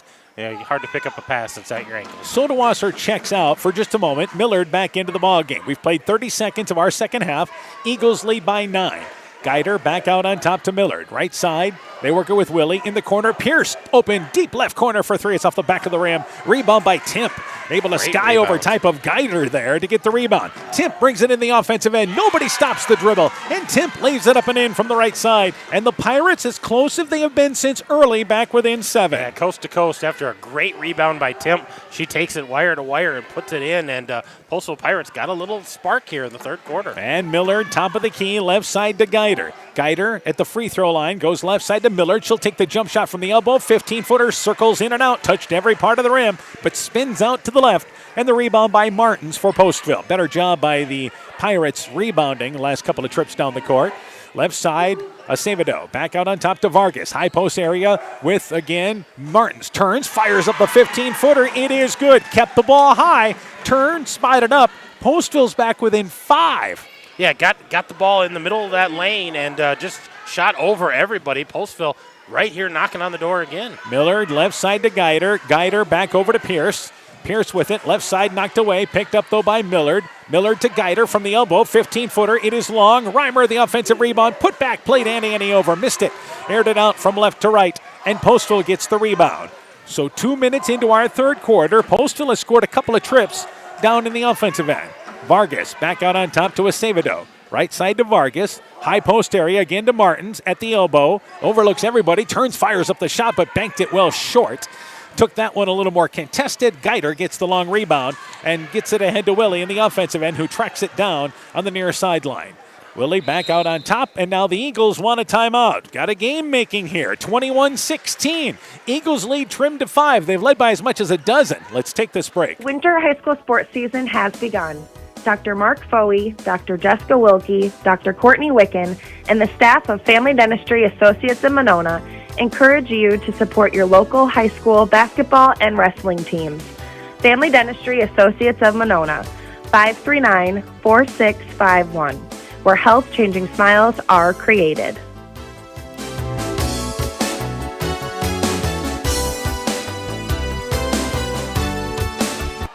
Welcome back to Clayton Ridge. Eagles lead by 5. They take the timeout. We do have a score. MFL Marmac leads with 4 minutes left in the third quarter.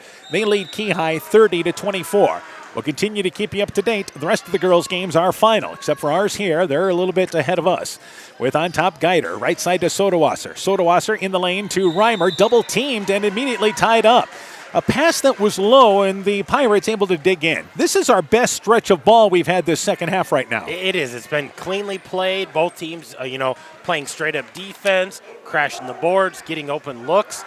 Clayton Ridge kind of switching gears here. They're going to sit in their 1-2-2 zone now and force Postville a little bit outside. And left side in the offensive end. That is Acevedo. Loses the basketball and fouled by Sodawasser. Now, the Eagles haven't scored this second half, but they've been able to get into their offense. They have, and they're really paying a lot of attention to Martins in the middle of this. And I think with this zone, they're going to be able to go front and back with her again and force that ball back outside. So the foul committed on Sodawasser. That is her 4th. She'll have to check out. And again, fouls are going to be a concern. Millard quickly back into the ball game for Clayton Ridge. Acevedo right side to Vargas. Back out on top to Acevedo. Rifles it to Timp on the left block. Turns, fires up a little 8-footer outside the lane. Sits on the back of the rim and goes through. It is a 6-0 run by Postville to start the half. Game on at the 5-minute mark. And it's a one-possession ball game right here. Left side, high post area, Reimer. Errant pass, actually tries to throw it down to Pierce. It was a good pass. I at first thought she was going to shoot it, but she was making a pass from the high post to the left block area with Pierce, and Pierce fouled going up for the shot. She'll go to the free throw line for 2. And they're going to say this foul, I think, is on Timp. I thought that was on Muhea, but that foul is going to be on Timp. So Pierce is going to go to the free throw line for a 2. That's Timp's third that's foul. A big concern now with Timp with her 3rd foul. So Pierce to the free throw line. Both these teams have left points on the line, and that's going to be a story this second half. Which team can make some free throws? Free throw by Pierce. It is short off the front of the rim. She'll have another opportunity. And both of these teams came out fairly early to do some shooting. I didn't see a lot of people at the free throw line, and maybe that's where they should have been. Second free throw being eyed there by Pierce. Second free throw on its way. A little more oomph on that one. Good. So Pierce makes 1 of 2. The Eagles will take that. their first points of the second half. They lead by 4. And Acevedo tries to dribble through everybody on the far sideline in front of the Postville bench and loses it out of bounds. She was running into trouble there, going too fast to maintain the dribble, and the Pirates turn it over. Yeah, she was faster than the defense. They weren't able to get over there and slow her down, but a little too fast for her own dribble. Yeah, got to play within yourself there. Left side, Willie. Back over to Geider on the left wing.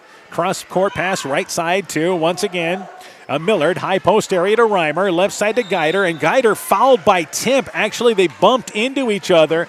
That is now the 4th foul on Emily Timp, which is a major concern for Postville. Yep, she's going to have to go to the bench here with that 4th foul. And they lose a lot of player when she comes off the court. She's going to have to sit for a while, and the question is, how long does Coach Cleve let her sit? Well, 4:43 to go in the third quarter.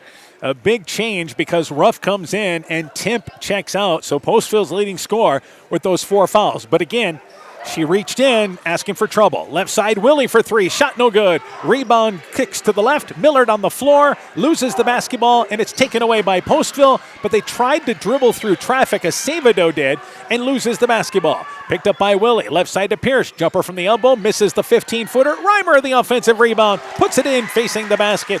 And the Eagles have scored here to open up a 6-point lead as we approach the halfway point in our third quarter. Back out on top of Acevedo. Acevedo, left baseline area to Mejia. Mejia in the lane to Martins. Nice post-up shot. Fouled from behind by Pierce. Pierce stripped the shot on the way up, but Martins had position, and what happened is she swiped down on it. That's going to be called every time. Yeah, she came over the side with that, and as she swiped, she pulled that arm down, and they're going to call that. Martin's going to go to the free throw line here. She's been empty the last 2 trips to the free throw line. 3rd foul on Pierce. This may be a matter of attrition if we continue the fouls. Free throw by Martins is good.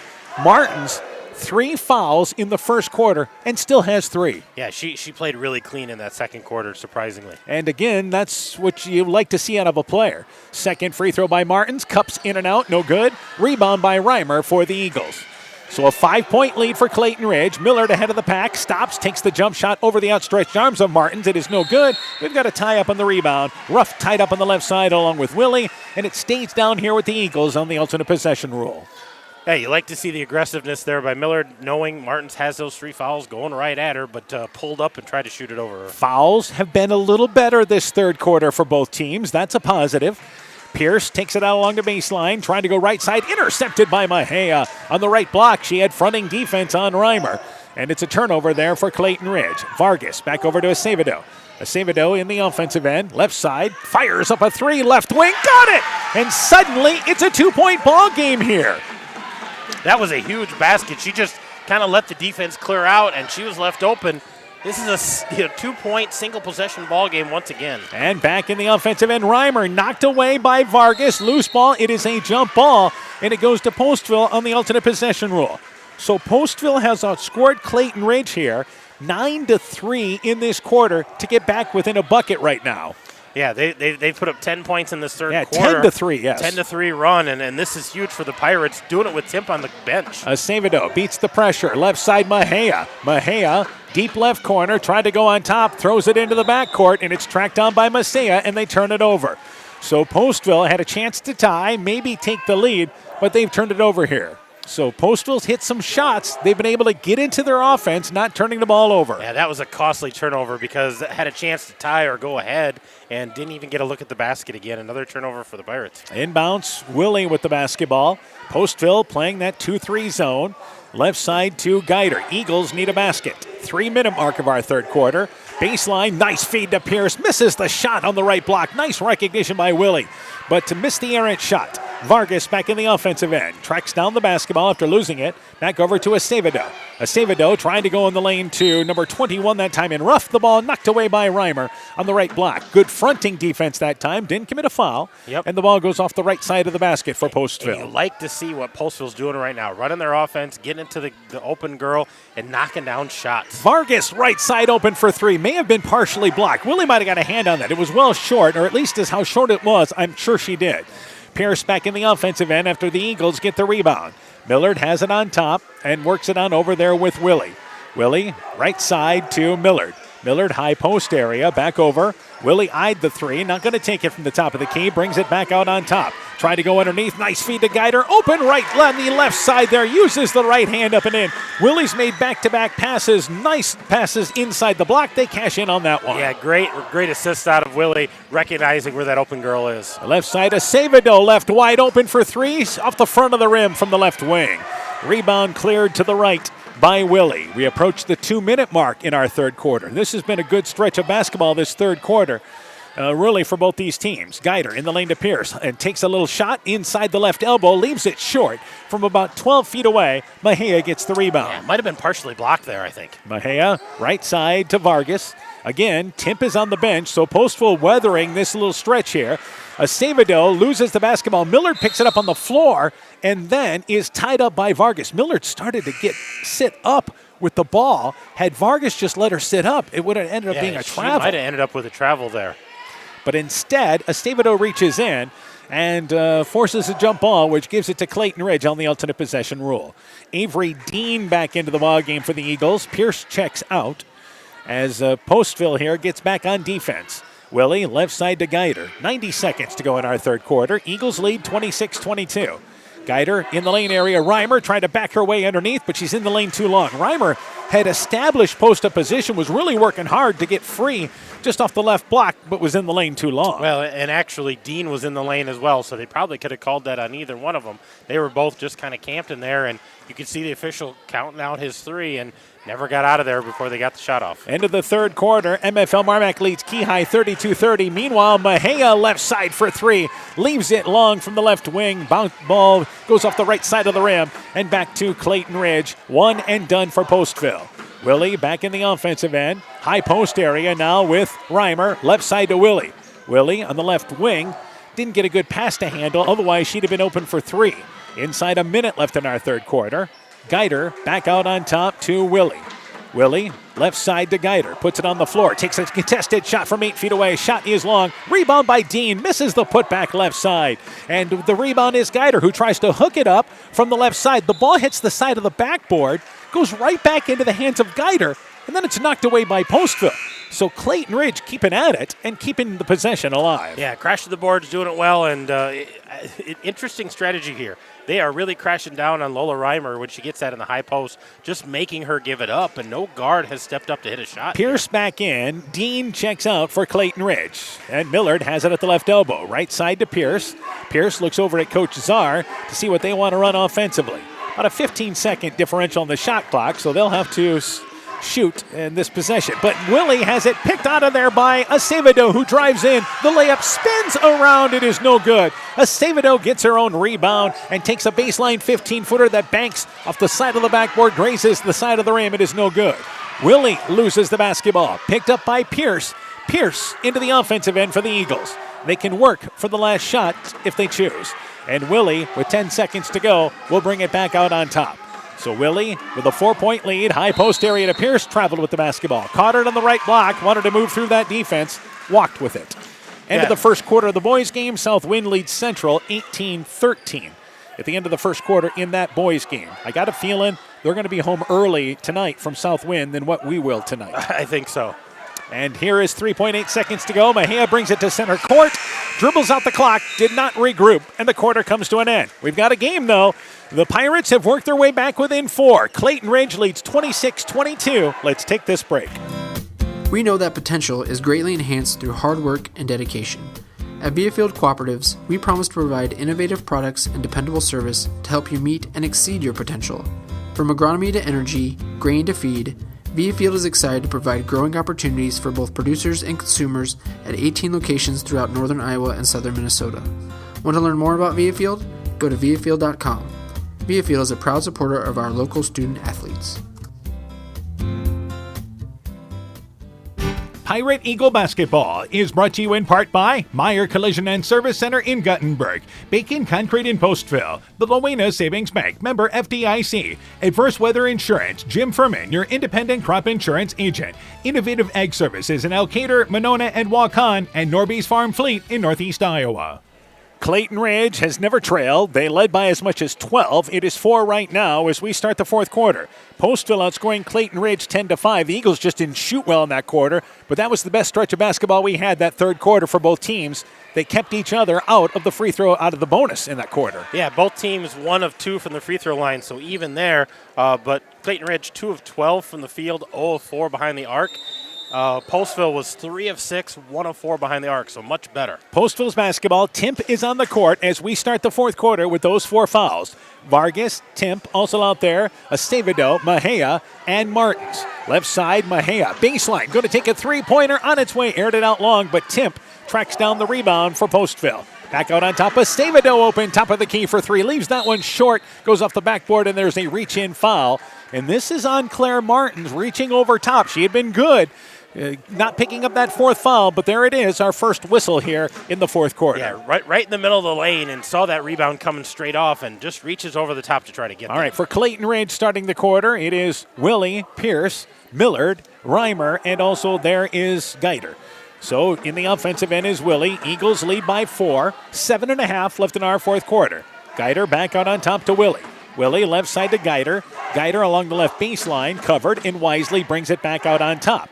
And Willie will reset offensively. Shot clock's at 15. They've still got time. Millard, right baseline, drives in, and I believe she's bodied. Little hand check there by Mejia. Let's not start this now. That's the first whistle on the Postville Pirates here in this fourth quarter. Well, that's the second whistle. Oh, that is. Yeah, they committed the last foul. Makes sense. And that's her third, so some foul concerns there for Postville now. Pierce takes it right side, back out on top to Geiter. Geiter with the basketball, brings it back out on top, and they'll reset offensively. Clayton Ridge certainly hasn't rushed offensively. Willie on the left wing. Back over on top to Geiter. Right side to Millard. Millard, top of the key to Geiter. Geiter left wide open, top of the key for 3, banked it long. Rebound into the hands of Willie. Deflected out of there. Willie brings it right back out on top. And Timp was reaching in there and wisely pulled away late. Willie, open left side, fires up the 3, got it! And the Eagles go back up by 7 at 29-22 here in the fourth. And that's a big bucket for Alyssa Willie, getting her back in the flow here, getting the Eagles back on track in the fourth. And offensively, Acevedo directing shop. 6.5 left in the fourth, right side to Mejia. Bobbles the pass, picks it up, and goes back out on top. Trying to go to Vargas, overshot her. The ball goes into the back court, but it was touched by an Eagle in Millard, and it's picked up by Acevedo. Acevedo back in the offensive end. Looking for either Timp or down in the lane to Martins. Back out on top. Shot clock stands at 5. Better hurry. Acevedo realizes it. Takes a 22-footer. It is blocked. Martins into her hands. Banks up the shot. They say no, she did not get it off in time. Martins got it in the middle of the lane. Got the shot off, but not in time. In our first 35-second shot clock violation of the season. Yeah, it goes down as a turnover there, and Martins had gotten the rebound, and she had another second or two. She would have got that shot off, but just a little short on that, and Postville Pirates come up empty. So 6 minutes here in our fourth quarter. Inbounds to Willie. Willie, some light pressure by Acevedo in the backcourt, but Willie able to bring it across the timeline. Turnovers not too bad in the third quarter. Yeah, much better for both of these teams. 6 and 5, respectively. And right side, Millard, top of the key. Willie, left side to Geiter. And there is Timp with a silly reach-in foul, and there is foul number 5. She reached in as Geiter drove in left side, and now for the Pirates, their leading scorer has fouled out. Yeah, and she realized it as soon as she did it, that was a silly foul. She was caught behind the girl who was driving, and that's going to be her 5th. So Timp will check out. Ruff comes into the game for Postville. Postville was able to hang in that third quarter with Timp in foul trouble, but now this is a tall task to try to go the final 5:50 without your leading score. Yeah, somebody's going to have to step up and hit a couple of shots. Geiter, left side to Willie. Willie, Clayton Ridge, back over high post area to Reimer. Reimer turns, steps inside the elbow, takes a 12-foot jump shot. It is good. Nice recognition by Reimer. Eagles some breathing room, back up by 9. Yeah, a little more room here and running their offense well, patient on the offensive end. They need to play defense with their feet. In the lane, Martins takes a turnaround post-up shot. Good straight-up defense by Reimer. Altered the shot. It banked short. And Willie with the rebound, and Willie traveled with the basketball. Walked right into a double team, and the Eagles turned it over. So a 9-point lead for Clayton Ridge. They're on a 7-0 run now. Yeah, they're doing a nice job here attacking the basket when they see those opportunities, hitting shots. and they got to play clean defense. Don't put Postville at the foul line. Left side, they try to go in the lane. That is into the lane there to Ruff. Misses the 15-foot jump shot. Ruff followed up her shot, though. Tracks down the loose rebound. She tried to, but ran out of room. Willie ahead of the pack. Eagles have it. They get it to Geider. Stops at the right block. Banks it long. Rebound. Geider pushed her from behind. Yeah, rebound was pulled by Acevedo. That is the first whistle against the Eagles here in the fourth quarter. So with 5:01 to go, ball goes back to Postville. Yeah, ball goes back to Postville here. They need to look for a good shot. I think Ruff had a nice look there, followed her shot, but I think they need to work that offense a little bit, try to get the ball inside, maybe go a little inside out. And Geider's going to go to the bench here. That's her fourth foul. So she checks out. Sodawasser checks back into the ballgame. So across the timeline, Acevedo against the 1-2-2 for Clayton Ridge. That's what they've played throughout. Acevedo has it back out on top. Left side, Mejia. Martin's trying to post up, but a lot of attention being paid to her down in the post area. And as Acevedo tried to go right side, the ball is kicked out of bounds by Willie. And Postville will take it off the left sideline area where we're looking at. Yeah, just trying to get it inside to Martins, but she's got a lot of attention to get her. She's got double team front and back. Mejia back over to Acevedo. Acevedo, they leave her wide open, but now quickly closed down by Millard. Mejia drives in, takes a little running shot, aired it out long from right to left, rushed the shot. Rebound pulled down by Pierce. Sodawasser just checked back into the ball game for the Eagles, and she's got some foul concerns as well. But the Eagles have not rushed themselves offensively at all here. Now, they've shown really good patience. Sodawasser left side for three. Got it from the left wing. So this now for Clayton Ridge is a 10-0 run. Back up by a dozen, equals their biggest lead of the night. And that was a big shot there by Sodawasser. Kind of put Postville in the hole here. Left side, Mejia has to bring it out on top. And Mejia loses the basketball, but gets it on over to Vargas. In the lane, that is Ruff inside the right block. Nice entry pass. Ruff kisses it off the glass. 34-24. They're back within 10. Good answer for Postville here, but they're going to need some defensive stops. They need to get a little more aggressive. As we mentioned, the way the style of this game, a 10-point lead seems huge. Left side, Sodawasser. High pass, but she tracks it down in the left corner. Back out on top to Willie.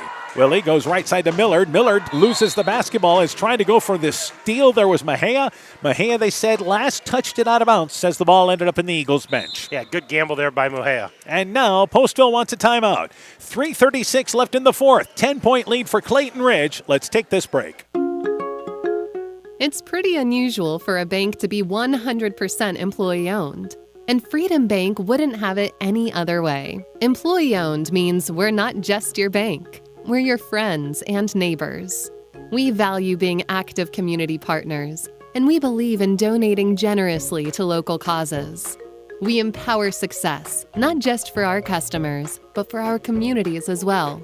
Visit Freedom Bank in Elkader, Monona, Postville, Waukon, and Decorah, or online at freedombnk.com. Member FDIC. Stronger, farther, faster. It all starts with good nutrition. Clayton County Farm Bureau is proud of our livestock farmers who provide high-quality protein needed to fuel our young athletes. The ultimate pre- and post-game fuel-up can be found in meat and dairy foods grown right here. Meat and dairy are natural sources of essential vitamins that support health, energy, and performance. We know our student athletes are the real deal, and Iowa's livestock farmers are committed to helping them reach their goals. To learn more, visit realfarmersrealfoodrealmeat.com. Postville takes the timeout, trailing by 10. 3:36 left here in the fourth. 34-24, Clayton Ridge with the basketball in their offensive end. Willie inbounds to Millard, back out on top to Sodawasser. Sodawasser trying to go left side to Pierce, overshot her, turns it over. The ball goes back to Postville. So Postville able to turn them over in the offensive end. Well, if you're the Eagles right now, the clock is your friend. You want to work the clock, look for a good shot like you've been doing all night long, keep the ball out of Postville's hands because they're in a big deficit right here. Left side along the baseline, Postville turns it right back over. We've had such a good stretch going there, but Acevedo tried to go along the left wing area, tried to push it to Mejia, overshot her out of bounds, and the turnover goes back to Clayton Ridge. That ball ended up in the Postville cheerleading squad. And they have been busy tonight on that end. Willie back out on top to Millard. Millard with it, left side to Sodawasser, open, left side, fires up another three, that one's short, but Pierce got her hands on the rebound. There's a foul on the floor, and this is on Postville. Postville commits their fourth foul as they jostled for rebounding position off the right side. Well, and that's going to be Postville's fourth foul. But I think in this situation, you want to be in that bonus because you may have to foul and try to get back into this. And Willie gets it inbounds to Pierce just off the left elbow. Puts it on the floor, then bodied on the drive in. Vargas bodied her with 3:03 to go. Let's start the line to the free throw line. Pierce goes to the free throw line for 2. And this is the difference now with everything being 2 shots instead of the old days of the 1-and-1. Yeah, the old 1-and-1, and it's a hit or miss with that first one. Now you get both shots, so you can relax and try to knock them both down. And the free throw on its way by Pierce, and that one's off the back of the rim. She'll have another opportunity. Eagles shot, 14 free throws in the opening quarter? Yeah, and they're 6 of 17 at this point right now. So they've only shot 3 since that first quarter. Second free throw being eyed by Pierce. That one's off to the right. Rebound kicks to the left, but there's and as Willie tried to work it on top to Sodawasser, goes out of her hands, out of bounds. So good hustle by the Eagles, getting the offensive rebound, but another turnover here in this fourth quarter. Well, and you praise the patience there by Willie trying to pull that ball out. She said, I got a rebound, I'm close. Let's get this out. Let's run an offense, and just a mishandling of that ball. Into the ball game. Geider back in there. Sodawasser checks out for Clayton Ridge. If you're the Eagles, really from the free throw line, 1 of 2 the rest of the way should do it. They try to go in the lane to Martins. Martins on the left block, knocked away by Clayton Ridge as they are double teaming Martins down in the lane area. Yeah, keeping a guard in front and keeping a post behind, so making it hard for her to get through anything. Off the left side of the basket, Acevedo gets it inbounds to Mejia. Mejia drives through the defense but loses the dribble on the way in, and the turnover goes back to Clayton Ridge. So we've got back into a little bit of a stretch here of some turnovers, and that's one thing that for Clayton Ridge, you don't want to turn it over because you want to put the game away. And for Postville, you're missing out on any opportunity to come back. Yeah, your offensive opportunities are getting less and less here as time runs out. Willie, right side in the offensive end. And they swing it left side now to Geider. Geider on the left wing, back out on top to Willie. 2.5 left in the fourth. Reimer, high post, tried to go out of bounds, and then it's boxed out of bounds, knocked out of bounds. Volleyball spiked out of bounds by Martins over the outstretched arms of Pierce. And you almost wonder if Claire Martins could have got a hand on that, if she could have got 2 hands, grabbed that thing, and got the turnover. And they'll take it off Clayton Ridge in front of their own bench. Willie on top to Geider. Top of the key, Pierce is going to launch a 3. High arcing 3 off the side of the rim, right side, but another rebound by Millard off the right side. Again, the Eagles live in large on the glass. They are. They did this all this week. Monday night or Tuesday night against North Fayette Valley, same thing, crashing the boards. Geider wisely brings it back out on top. Well, as I say that, spins along the baseline, but now tries to work it back out on top, and she is tied up before she could get the ball back out on top. But it stays down here with the Eagles. Yeah, just nothing to the top of the key. So Geider reverses, and this is still Clayton Ridge's ball. I'm not sure what's everybody's going on starting to go the other way. Everybody's coming down to just below the overhang area where we are. But you got to go back to the other end. The Eagles maintain possession. Yeah, they may look to score off of this if they can get it inside. Otherwise, throw it over the top, reset your offense, and work for a good shot. Inbounds to Millard. Shot clock's at 15, so you still have time. Millard, right side to Pierce. Pierce in the offensive end, on top to Willie. Inside 2 minutes left here in our fourth. Again, a 10-point lead. Down to 5 seconds. Miller takes a jump shot from inside the right wing, misses the 17-footer, but the rebound pulled down by Pierce, and they'll bring it right back out on top. And left side, Geider from the left elbow hit the 15-footer. Eagles equal their biggest lead of the night, and they do it off yet another offensive rebound. Second chance points have been huge. That's been killing the Pirates. Acevedo, left side to Mejia. Mejia back out on top, but it's thrown right to Millard. It's a steal, then a reach-in foul by Acevedo. Not a terrible foul because Millard had a step on her, and she was going to coast to the other end for an uncontested layup. Yeah, she had nothing but open floor all the way to the basket, so Acevedo, let's get her stopped before she gets started. How about this? Acevedo, her first foul of the game. And she's been playing so aggressive on defense and attacking the rim for rebounds. And one foul. That's Millard's, everybody's got 3-4 in this ball game. We've had a player with 5. Millard's free throw, well short, grazed the bottom of the net. So again, just make 1 of 2. Second free throw, that one misses to the right and does not draw iron. And the ball goes back there to Postville. So Clayton Ridge comes up empty. Millard checks out. Sodawasser back into the ball game. Yeah, almost like they're playing offense-defense here with Sodawasser. She's playing with those 4 fouls. And across the timeline, Acevedo. Eagles on their way to winning their first game of the season. Acevedo bodied there by Willie. That is the second foul on Clayton Ridge. So again, we have been better as far as fouls, especially this second half. Well, and I think they've been cleaner fouls. They're not the silly, 60 feet away from the basket fouls, but they've been good, aggressive, getting after the ball kind of fouls. Acevedo Brings it to the free throw line to Martins, but again, a lot of traffic there, and the ball is knocked away, picked up by Clayton Ridge. That's a tough pass, and as Willie tries to bring it into the offensive end, she travels with the basketball. Tried to launch it to Pierce, but Pierce wasn't quite looking at first, caused an extra step. Yeah, she had to kind of stutter step to wait for Pierce, and that just kind of threw everything off. Another score, MFL Marmac leads Key High 44-40 with 2 minutes to go. Meanwhile, Postville loses the basketball on the offensive end. The ball kicked out of there. Trying to track it down to the near sideline was Vargas. Not sure what happened there, but it's a turnover nonetheless. Trying to kick that out. A good drive there by the Pirates, but nothing doing, so trying to kick it out. It just kind of goes off of her hands. Inside a minute to go. Only thing left to decide is the final score, and the Eagles want a timeout. They're on their way, and I think this is just a substitution to make to go to the bench. So, yes, we will not take this timeout. The Eagles are going to pull Willie along with Reimer, Sodawasser. Also checking out of the ball game for them is Geider and Pierce. And Millard comes into the ball game. Also in there is number 34. And I'm not sure who number 34 is. Yeah, we'll find out who that is. Dean's back into the ball game. Meanwhile, Acevedo gets a steal, drives the length of the court, lays it up and in. Giorgio Werger into the ball game as well. Also number 32 into the ball game. So we don't have who number 32 and also who number 34 is into the ball game. Well, and both of those girls played in the JV game, so I know they had an extra jersey on. Coach Czar has a very short bench right now, only 8 girls, so kept a couple of those JV girls, got them some varsity uniforms, and getting them a chance to play here a little bit at this last minute of the varsity game. Postville going to their bench as well. Good thing we've got Clayton Ridge kids here tonight to help us out with who's all in the ball game, as they are not on the programs and not on the stats. So these are their first varsity minutes. Meanwhile, the jump shot taken by number 34, and that is Pfeiffer Horns missed the jump shot from 15 feet away. Vargas drives in at the other end and fouled with 33 seconds to go. Number 34 is Pfeiffer Horns. Number 32 is Kiera Gao into the ballgame. G-A-U. Gao. Okay? We got him. First varsity minutes. They're not in on the stats, so they've got a chance to get in the scoring column. Vargas' free throw off the back of the rim. Another opportunity. Hopefully, they will be in the programs the rest of the year for Clayton Ridge. Yeah, now, especially only playing 2 quarters of JV ball, it's nice to get them some varsity time. Vargas misses the first free throw, but makes the second. It's still a 9-point lead for Clayton Ridge, and they get it inbounds now to Gao.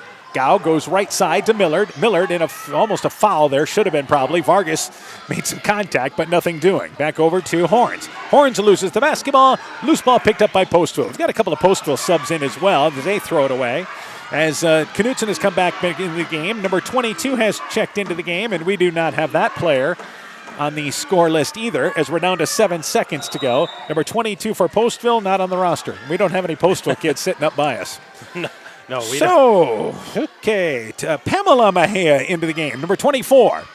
Inbounds, Vargas. Postville will get the last shot. Only thing left to decide the final score. Left side to Acevedo, left side for 3. It's off the back of the rim, and the game comes to an end for Clayton Ridge, their first win of the season.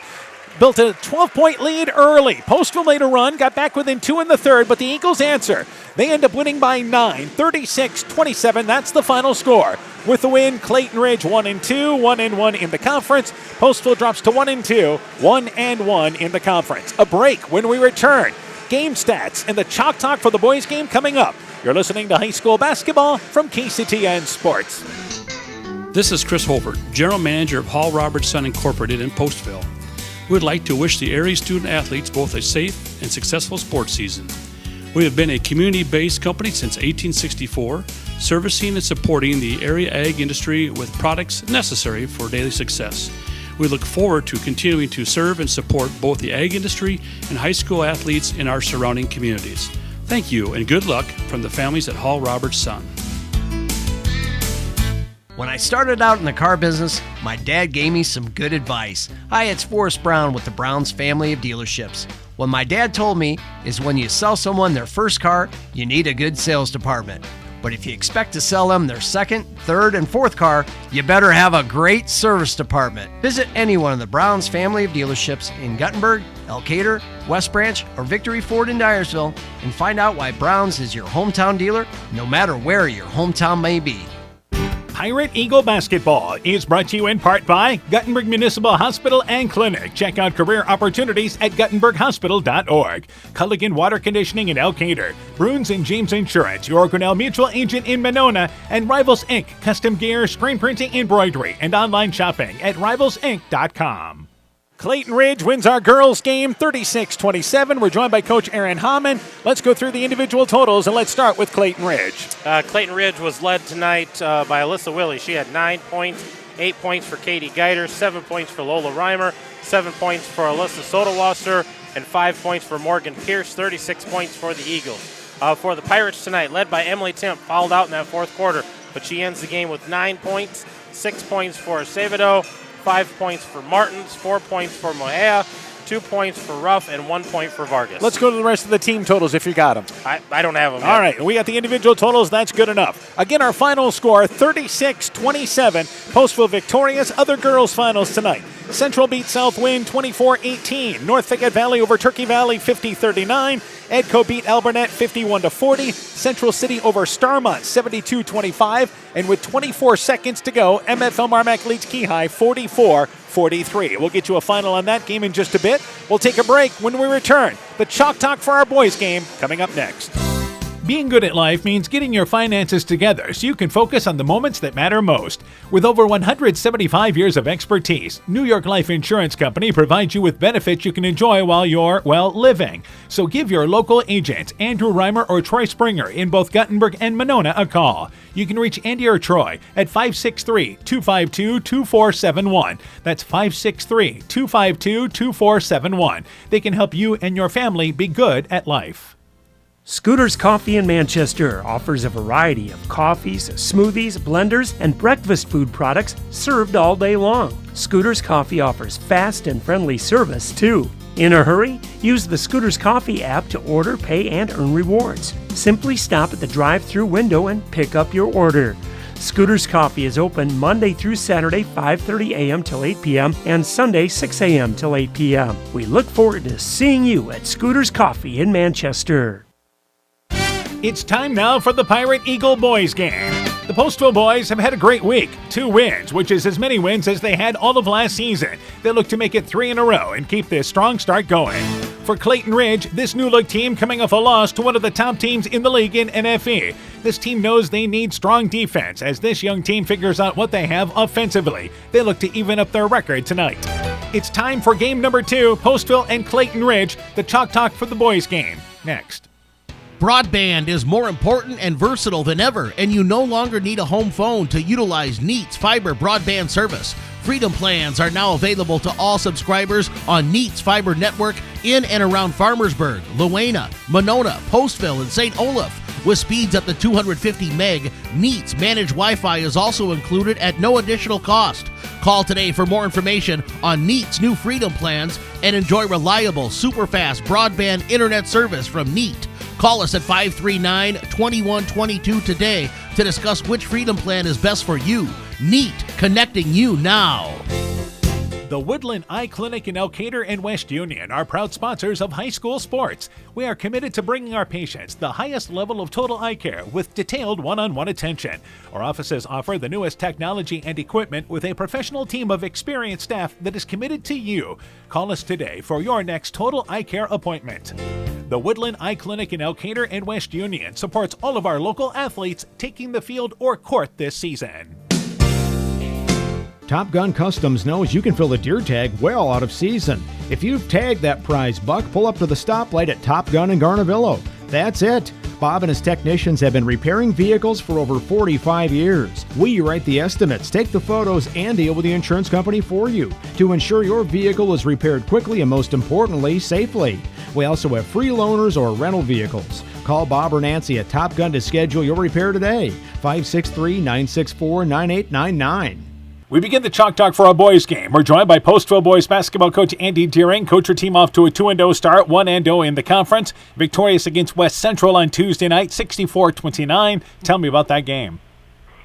Yeah, against West Central, we came off the warm up firing pretty good. We've been focusing on obviously getting off to a good start and doing what we want to do and showing teams that we're here for the for the duration of the season. So that's a big goal for them, and we came out firing, and obviously we were able to get off to a quick start. I think we were 21 or 24 to nothing almost at the end of the first quarter. So it was big for us to get off to that big start. We want to push the tempo and all that, and we did that. Really took care of the ball. We're able to capitalize on a lot of shots, and we really flowed pretty well that night. Yeah, lots of positive there. All right, let's go through starting lineup for your team tonight.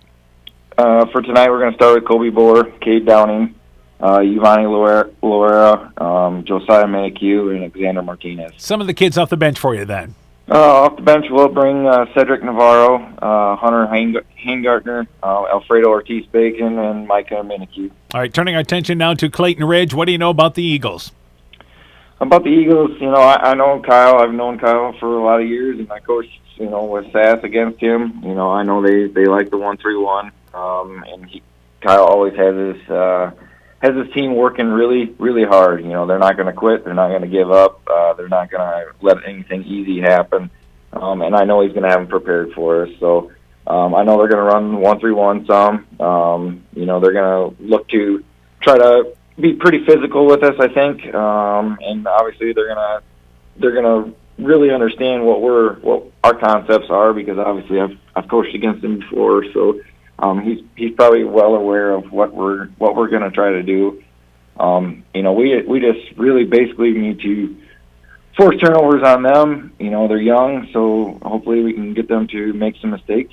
But like I said, we got to recognize they're shooters and they're scorers right away, and go off of that. Some of the other keys in the ball game for your team then. For us, we're gonna, obviously we got to take care of the ball. That's a big thing. Make sure we're not careless with it. Value every possession that we have. Rebounding, offense and defense. That's what we have to do.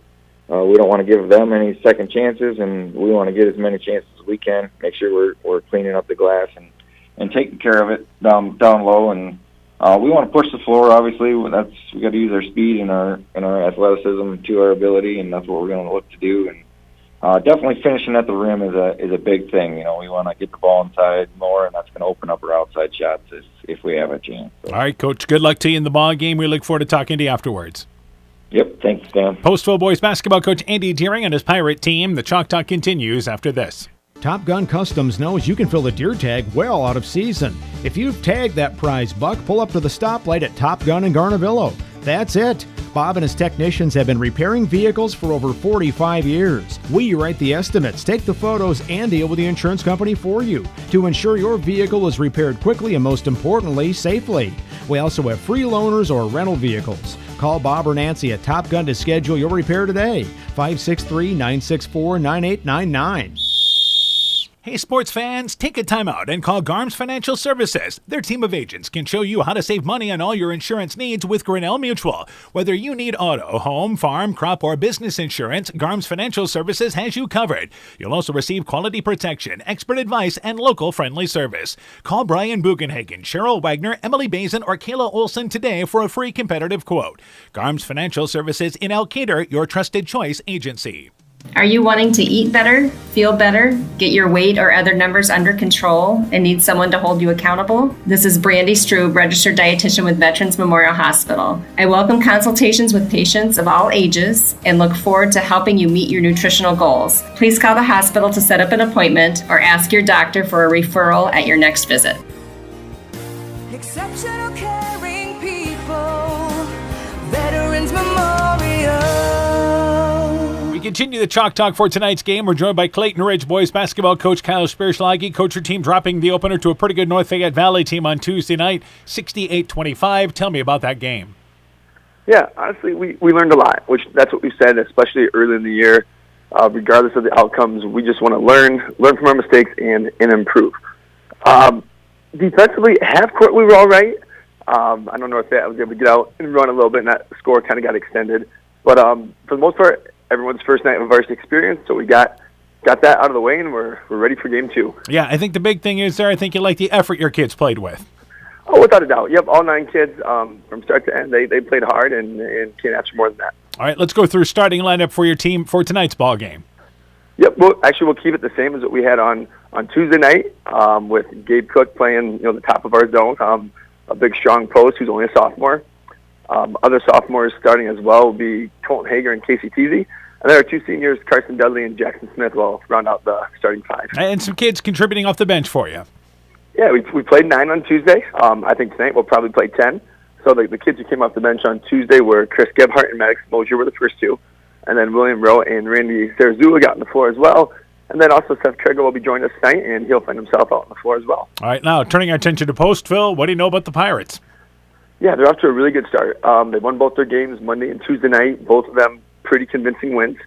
They have a lot of returning players. I know they're healthy. I feel like the last couple of years they've been injured quite a bit, so they're healthy. They're playing well. They're senior-led with Downing and Bohr, 2 very good players, and they have some younger kids.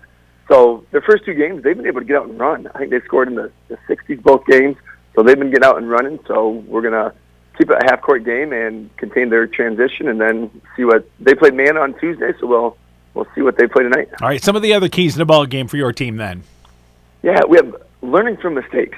So, the mistakes we made on Tuesday, what we're trying to get to the kids is, okay, we make mistakes, we're learning from them, and then, let's not make those same mistakes again, or at least minimizing, just examples as, turnovers, whether it's a kid picking our pocket, dribbling right into a help defender, that we're minimizing the mistakes we've made and not making them as much, or if at all. Sure. All right, Coach, good luck to you in the ball game. We look forward to talking to you afterwards. Sounds great. Thanks, Dan. Clayton Ridge basketball coach Kyle Spearsall again, his Eagle team. The Chalk Talk continues after this. Inspiring changes to a happier, healthier you is what we do at Clayton Drug. We are committed to helping you achieve the highest quality of life possible. We are a full-service pharmacy offering services such as med packing to your home or mail delivery and online prescription refill. We also offer a cash pricing program on name brand and generic prescriptions. Call 563-245-2530 to find out more. Clayton Drug, connecting the communities of Elkader, Strawberry Point, and Sumner to serve us all in between. Hi, this is Cody from Torkelson Motors in Elgin and Walk-On. At Torkelson Motors, we believe that student involvement in activities is a great way to help grow our communities, and we are proud to help sponsor this game for your enjoyment. We've been serving Northeast Iowa since 1926 and appreciate the business that our customers have given us and the support they provide to our area schools and communities. So the next time you are in need of a new or used vehicle or a repair, stop into Torkelson Motors. We've been selling cars the old-fashioned way with a friendly smile and a handshake right here next door in Elgin and Walk-On. Alameda Clayton Electric provides more than energy. They also provide tips to help keep you safe. Use portable space heaters safely. The safest types have switches that turn the heater over. Keep portable heaters away from papers, bedding, draperies, and other combustible materials to prevent fires, and keep them away from water to prevent electric shock. Never leave a space heater unattended or leave children alone in a room with a space heater. Your electric cooperative cares about keeping you safe. That's the power of human connections. Alameda Clayton Electric Cooperative, your touchstone energy cooperative. Welcome back to Clayton Ridge. Welcome back for the boys game. Let's update you on girls finals and our feature game tonight. Clayton Ridge girls victorious 36-27. Other girls finals. MFL Marmac defeats Key High 46-44. Central beats Southwind 24-18. North Fayette Valley over Turkey Valley 50-39. Edco beat Alburnett 51-40. Central City over Starmont 72-25. Coach Hammond, you've got less than a minute. Let's go for our boys game now. Well, I think for both of these teams, rebounding is going to become important. Defense leading to offense. I think Postville, they're going to need to shoot well, put some pressure on the ball, be patient in those half-court sets.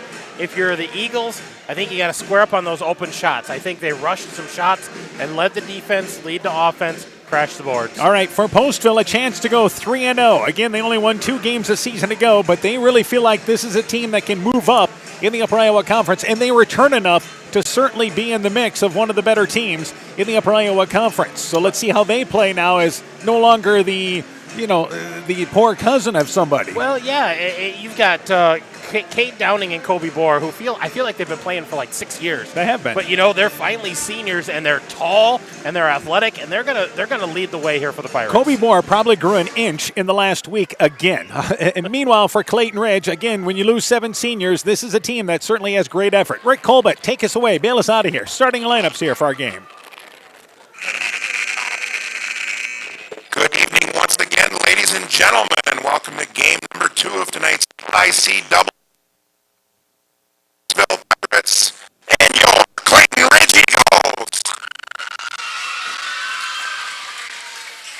Let's meet the starting lineups.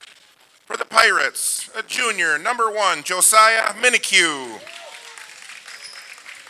And for the Eagles, a sophomore, number 20, Colton Hager. For the Pirates, a sophomore, number 2, Xander Martinez. And for the Eagles, a senior, number 24, Jackson Smith. For the Pirates, a senior, number 13, Cade Downing. And for the Eagles, a sophomore, number 34, Casey Teasy. For the Pirates, a senior, number 24, Cody Moore. And for the Eagles, a senior, number 35, Carson Dudley.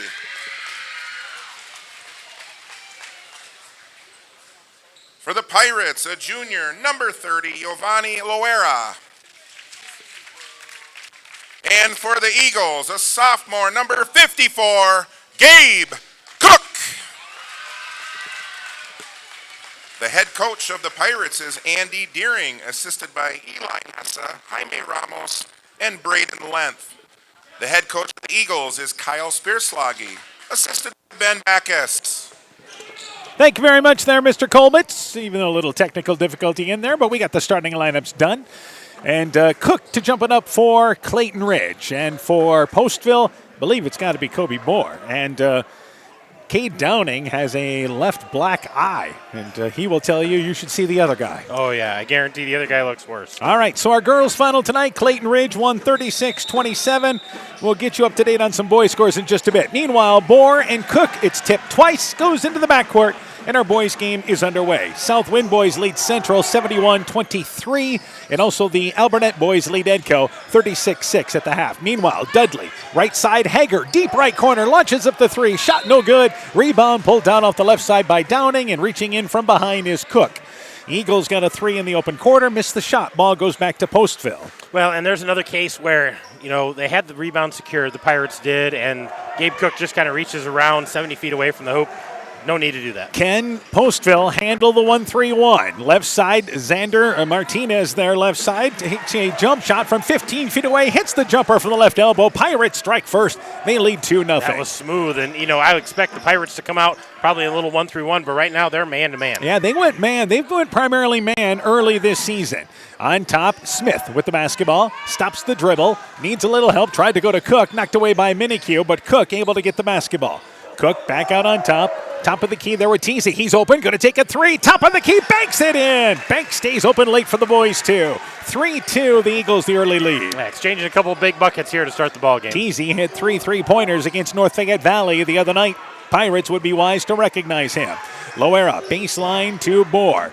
Bohr drives baseline, wraps around, uses the left hand up and in. Remember, he played left-handed pretty much last year, coming back from that football injury, so he's really gotten good going both hands. Yeah, he's very ambidextrous, able to go to the hoop both ways. Hager back out on top to Dudley. Dudley at the left elbow, drives into the lane, stops, then slid the pivot foot. Yep, he jump stop, but didn't quite jump stop with both feet down, and a turnover by the Eagles. Yeah, made a little contact with the defender who came over to help too, and I think that just kind of knocked him off his center. One thing the Eagles don't want to do is be in a rush in the offensive end. Minikue, left side, Martinez open, left side for three. That shot off the side of the rim. Rebound pulled down by Cook off the right for the Eagles. We've played a minute 45, 4-3. Postville the early lead. Hager's guarded by Martinez on top. Left side to Smith. He's guarded by Minikue. Smith at the elbow, stops at the free throw line. Back out on top to Dudley. And again, shot clock's at 15, but the Eagles want to keep this a lower scoring game. Hager, right side at the free throw line. Back out on top to Dudley. Smith has it on the right wing, guarded by Minikue. In the lane, Cook, post-up shot into Downing. Shot no good, but Downing brought the hands across the arms, and Cook goes to the free throw line for two. The Eagles a free throw opportunity. Yeah, good positioning by Cade Downing, but he brought those arms forward instead of going straight up and making Cook shoot over the top of him. And again, you've got Downing as far as size-wise at 6'4", just has to keep the arms straight. Cook to the free throw line for two. That free throw's off the back of the rim. It is no good. We know the Eagles have struggled from the field, especially the other night, shot 21%.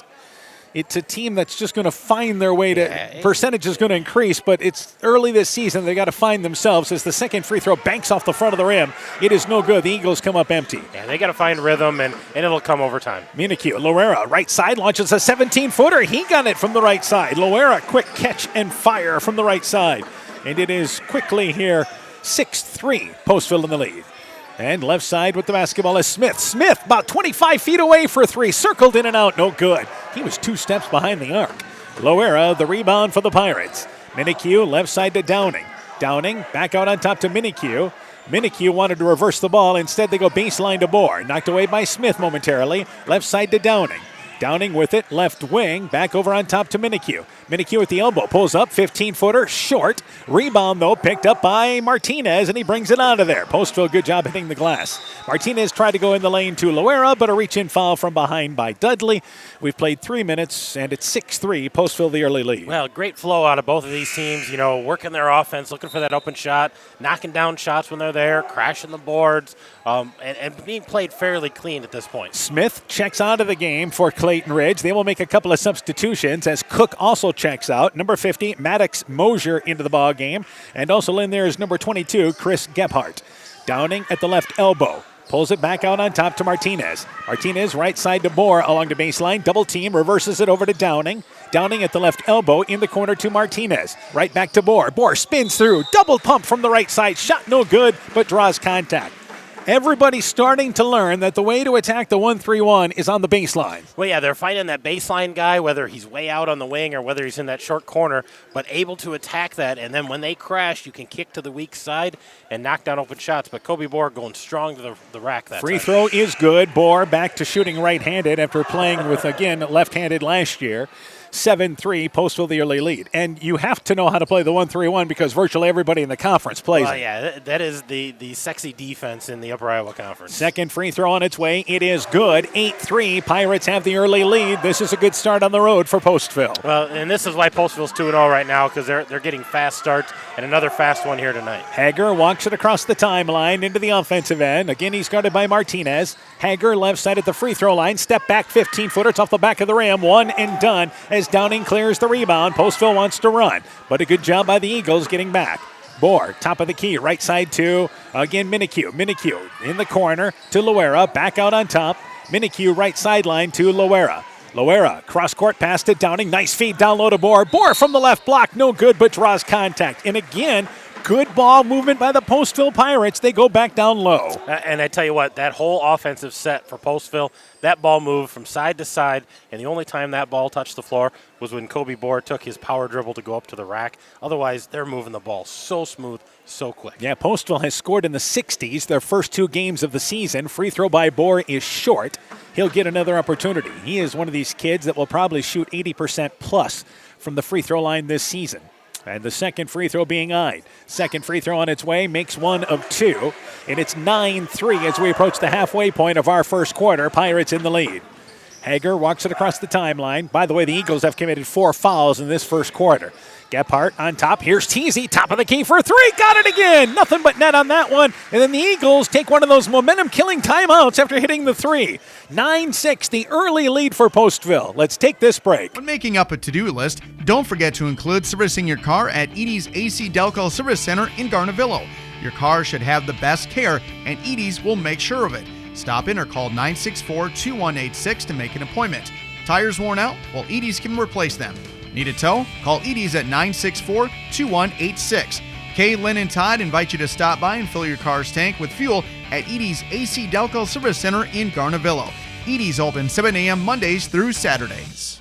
So Clayton Ridge hits a three-pointer and takes a timeout like you would late in a ball game trying to save clock, but Coach Spierschelegen wanted to talk things over with his defense. This is not just this is a young coach thing. This is what young coaches, they take timeouts nowadays whenever they want to take the timeouts. Whenever they feel like they need that timeout, they're going to take it and regroup. Yep, and no matter what there. And the old school guys like us are big in momentum. Left side, Martinez back from the break, misses the three-pointer. Kobe Bohr, the rebound on the right side, banks it up and in. And right now he's a handful underneath the basket for the Eagles. They're back down by 5. Yeah, just a nice rebound there by Kobe Bohr, putting it right back up. And here's Gephardt. Clayton Ridge. Gephardt loses it out of bounds into the Postville bench.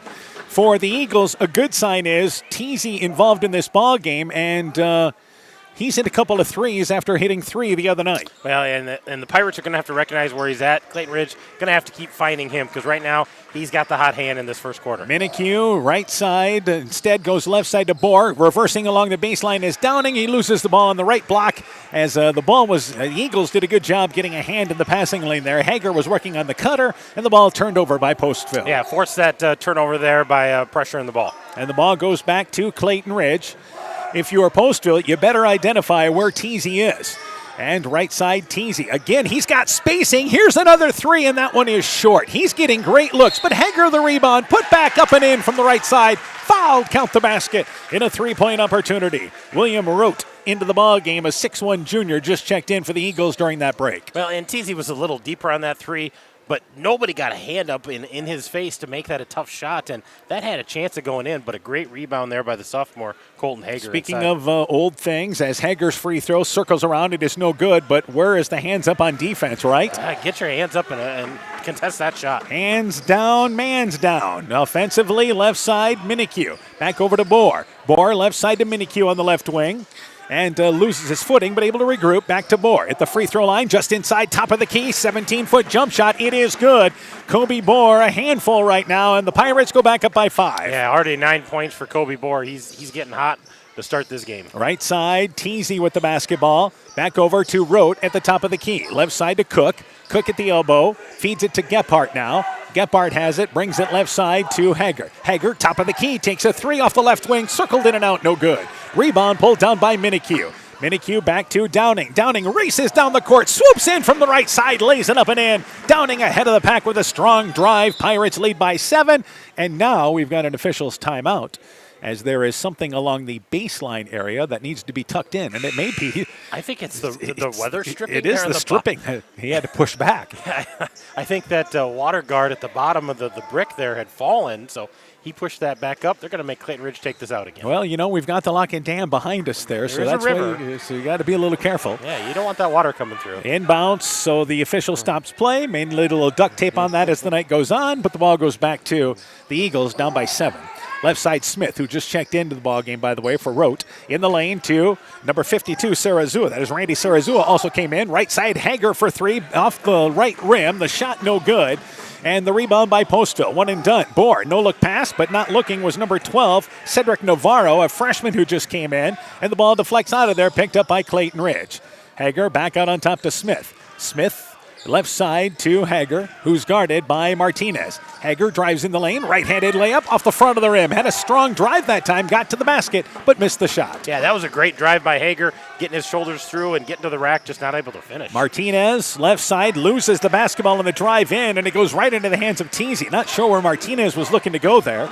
90 seconds left in the quarter. Smith, right side, drives in, back out on top. Hager open left side for 3. That shot is long, but he's fouled as Martinez came out to track the shot down, and a foul committed by Martinez. Hager will get 3. Yeah, they're going to say he was fouled in the act of shooting, not after the shot, so he's going to get 3 free throws here. Need to capitalize this, get yourself back in the ball game. I would say the last couple of trips, the Eagles have been a little too quick on offense. They're pulling the trigger real fast. They were doing such a nice job of being patient up to that point. Hager's free throw off the back of the rim. He'll have another opportunity. Hager was 1 of 11 shooting from the field the other night. Had some good looks, though. Yeah, he did. He had some open looks, but I think he just needs to pick and choose when he takes those open shots and when they work it inside. Second free throw rolls off to the right. It is no good. And the big thing's going to be is learning to get those feet underneath you when you're shooting, not rushing the shot, taking the shot in stride. Yeah, getting yourself squared up, getting your feet under you, elevating, and just finishing strong at the top of that jump. All right, Loera back into the ball game after the second foul that was called on Martinez. Third free throw rolls off the back of the rim, then stays actually down as it looked like it was going to roll off the back of the rim, but it goes through. 15-9, 1 of 3 by Hager at the free throw line. Minikue on top to Downing, and now we've got a stoppage of play again. We've got a foul, and this is away from the ball. This was a push And the foul committed by Clayton Ridge. Let's see. This wasn't even close. Yeah, I think this is on Cook. I think this is 52. Sarazua inside there, just kind of pushing his way through. All right, that is the 5th foul committed by Clayton Ridge. So Postville gets 2 with 1:17 to go in our opening quarter. Pirates have committed 3 fouls. And I think it's Giovanni Loera who's going to go to the free throw line here for the Pirates. All right, let's update you on some scores. North Thicket Valley leads Turkey Valley, I should say, 43-18 in the third quarter. Also, South Wind has defeated Central tonight 89-30 as Loera misses the first free throw. And Alburnett leads Edco 54-14 at the end of 3. Meanwhile, Loera to the free throw line. The second free throw on its way. It is good. 1 of 2. And a 7-point lead for Postville. 1:17 left in our opening act.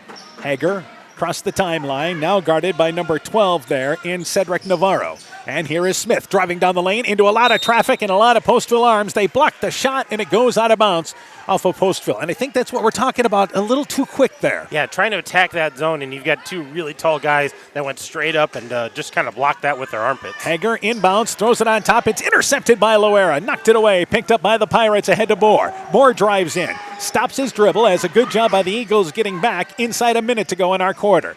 Bohr back over Minicue, drives in, covered, middle of the lane, jump shot taken there. It is blocked, taken by Navarro, blocked by the Eagles, but the loose ball picked up by Bohr. Bohr at the elbow, left side to Downing, and now I believe Bohr is called for traveling. Yeah, Bohr says that I jump stopped there, but his feet went boom, boom. Yeah, he didn't quite get the clean jump stop. He had that extra step, then he stepped with the other one. Yeah, that was the sound, the third step in there. That's right. 40 seconds left in our first quarter, still a 16-9 Postville lead. Yeah, Clayton Ridge got to be patient here, work for a good shot. And the Eagles almost turn it over, but Smith has it on the left wing. Smith going to take a step back 3 left side. That shot no good. Again, I don't think that's what the Eagles want. And the rebound by Minicue. Minicue right side to Bohr. Bohr back out on top to Downing. Back right side to Bohr. Cutting through there, Downing catches it on the right block. Misses the shot, though. Didn't use the backboard. Too far underneath. Missed it. It rolls off to the left side. 15 seconds left in the quarter. Teasy has it on top. Right side, trying to go to number 50 who just came into the ballgame, and Maddox Mosier, but it's knocked away as Loera came from behind. Yeah, nice hands there by Loera, just knock it away before Maddox Mosier had a chance to get that. We're under 10 seconds to play. Teasy inbounds to, once again, Smith. Back over to Hager. Hager takes a little one-handed runner from 15 feet away, hits the step shot, brings them back within 5. Here's Downing, 3/4 court heave, hits the speakers on top. And the opening quarter comes to an end. Postville leads by 5 at the end of 1, 16-11. Let's take this break. Boisier Lumber Company in Guttenberg and Elkader, your do-it-best rental center, handles Midland garage doors for residential, commercial, and agricultural needs. Midland Steel garage doors provide the best all-around value when appearance, security, durability, and low maintenance are desired. Boisier Lumber and Midland Doors take pride in providing their customers with top-quality products and superb customer service. Contact Boisier Lumber in Guttenberg and Elkader, your do-it-best rental center for Midland overhead doors sales and service. Pirate Eagle Basketball is brought to you in part by Postville Veterinary Clinic, Rivertown Family Dentistry, Dr. Alicia Waukee in Guttenberg, Nick's Excavating and Kane Construction in Farmersburg, T&K Cahoon, your Napa dealer in Monona, St. Olaf Ag Sales and Service, Grow Logs and Lumber in Elkader, Timber is a Crop, Harvest Wisely, Dean Family Chiropractic in Claremont, TJ's Pizza in Monona and Claremont, Myers Auto Service in Monona, and by Clayton County Recycling of Monona. 16-11, a 5-point lead for Postville. What was our shooting in the opening quarter, Coach? Looks like the Pirates were 6 of 11, 0 of 3 behind the arc, 4 of 6 from the free throw line. Clayton Ridge, 1 of 5, and they hit 4 shots there in that first quarter. All right, Clayton Ridge, 1 of 5 from the free throw line, right? Correct. All right, from the field, what was the Eagles once again? I'm still adding them up. Oh, gotcha. Minicue with the basketball for Postville as we start the second quarter. Then they turn it over. Tried to go left side to Downing, knocked away by Teasy. Minicue Loera. Also out there as well is you have number 34 or 24 in Bohr. Let's reset. Loera, Bohr, Downing. Also out there is number 12 in Navarro, and you have Minicue. So there's the 5 out there. Eagles missed a 3 in the corner. Who took that 3? That was Seth Kregel, who had just entered the game, start the second quarter. And Kregel gets a steal as Postville tried to work it into the lane. Kregel along with Teasy as Kregel drives to the basket. Wraparound pass over to Cook. Lays it up and in from the left side. And a timeout taken by Postville.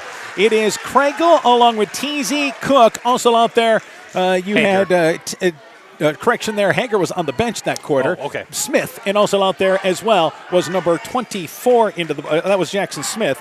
And also out there to start the quarter as well there was, I believe, Teasy. There we go. Quick break by Postville. Timeout. They lead by 3. When making up a to-do list, don't forget to include servicing your car at Edie's AC Delco Service Center in Garnavillo.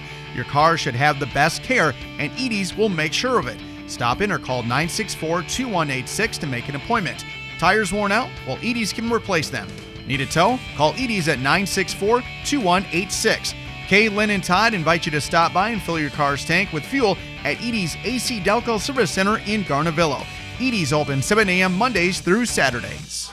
Postville, after the timeout, doesn't realize the ball has been set down, and they do get it inbounds before a 5-second violation. So Craigle missed the ball game the other night. Back for the Eagles tonight. That's a welcome sight for them. They go down low though into the paint to Bohr. Bohr shot no good, but fouled from behind as Craigle reached over top. Bohr goes to the free throw line for 2, and this is what Postville did well early in the ball game, getting the ball down in the lane. Yeah, pounding that ball into the post, and you've got a couple of young men in there who do a great job. Kobe Bohr and Kay Downing when he's in there, and Giovanni Lorera does a nice job when he's in there as well. Free throw by Bohr. It is off to the right. It is no good. So you can see Bohr kind of shaking his head that he's absolutely surprised he's missed that free throw. But the second one on its way, and that one is long as well, and he looks up to the sky after missing the second one. Craigle gets the rebound. Craigle left wide open, top of the key, fires up a 3, grazes the side of the rim. It is no good, and the ball goes out of bounds in the corner. It goes back to Postville, and again, I still think for Clayton Ridge, rushing things offensively. Yeah, you've been so patient for that first half of the first quarter, and now just firing at will. You need to look for that open shot. Shoot it in rhythm. Minikue in the corner. They go down the baseline to Bohr. Intercepted by Craigle. He certainly provided a spark for the Eagles here early, and a turnover by Postville. Dudley just checked in during that timeout. Back out on top to Craigle. Craigle's guarded by Bohr. Brings it right side. Cut off on the baseline. Craigle goes back over to Teasy. Teasy tried to go in the lane to Cook. Intercepted by Minikue. That was a soft pass. Eagles turn it over. Minikue back across the timeline. Minikue left side to Bohr. Bohr, right side, and cutting through the lane was Minikue, but Downing and Minikue, the ball goes off both their hands. They were in the same spot. Little miscommunication there, and the Pirates turn it over. Yeah, Downing cutting on the baseline, Minikue right there at the block, and both of them lost the handle. Right side, Smith brings it back out on top to Teasy. Teasy left open again for 3. Shot no good.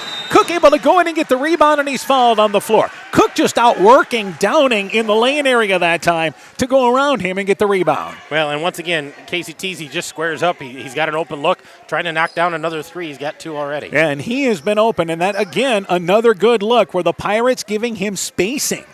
Left side to Dudley. You're asking for trouble there. Dudley off the left baseline area, goes back over to center court, gets it inbounds to Craigle. 3-point lead for Postville. Craigle guarded by Bohr. Craigle goes right side to Dudley. Dudley with the basketball as we approach the 6-minute mark in our first half. Dudley back over to Craigle. He's going to take a 22-footer right side, graces the front side of the rim. It is short, no good. Loera gets the rebound for Postville. One and done by the Pirates. Minikue, left side to Bohr. Bohr goes baseline. Actually, Minikue open, right side, fires up the 3. Got it! Minikue, it's a 2, but it's his first basket nonetheless. Yeah, getting him in the scoring column, that's a positive for the Pirates. And he was one of their top scorers last year. He's a kid that can certainly burn the nets up. Left side, Craigle on top to Teasy. Teasy back right side to Smith. Smith to Dudley. Dudley wants to drive in the lane, has a lane, goes by Loera, lays it up, in, fouled, count the basket.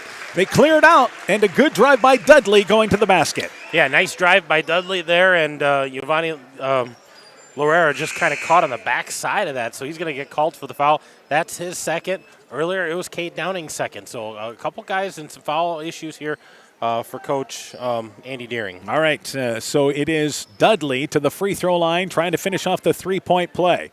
Free throw on its way there. It's off the back of the rim, unable to do so. So after 3 quarters, North Fayette Valley now leads Turkey Valley 64-25. Meanwhile, Minikue drives down the defense. Nice feed to Bohr, who lays it up and in inside the right block for the easy basket underneath. You see Bohr trying to cheer on his teammates to play better defense as they lead by 5. Yeah, nice feed there by Minikue. Craigle off a pick, left side for 3, rattled around, got it to stay down. And Bohr lost his man in transition. Back to a 2-point game. The Eagles creep a little closer. Minikue stops at the free throw line, loses the basketball, but it's kicked by Clayton Ridge, and that avoids a turnover for Postville. Another score. Key High leads MFL Marmac at the end of one.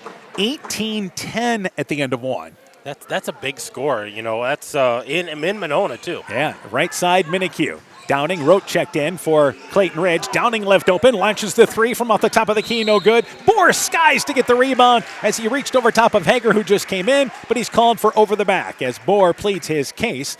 And the official says, no, there's a little nudge there to create some spacing, and the ball goes back to the Eagles. Yeah, I think the reach was fine, but he made a little contact with the body down low before he went up to reach that. Substitution, Mosier checks in, Cook checks out for the Eagles. 20-18, Clayton Ridge a chance to tie, maybe take the lead. Yeah, big ball game here. We mentioned Hager checked in during that last break. Postville, Hager, right side, wants to drive baseline, dribble it off his leg, out of bounds. That was good defense there that time by Navarro, not letting him by him. Yeah, you wonder if some point Postville looks to get out of the man-to-man. Yeah, I don't know. They did well with it early, but right now Clayton Ridge doing a great job running their half-court offense. Minikue, middle of the 1-3-1, Loera, left side to Downing. Downing drives at the lane and reverses it over to Bohr on the left block. Takes a little fadeaway from 12 feet away, but left it short. Would have been better off taking that one straight up, especially with his size. Across the timeline, Hager, 4.5 left in the half.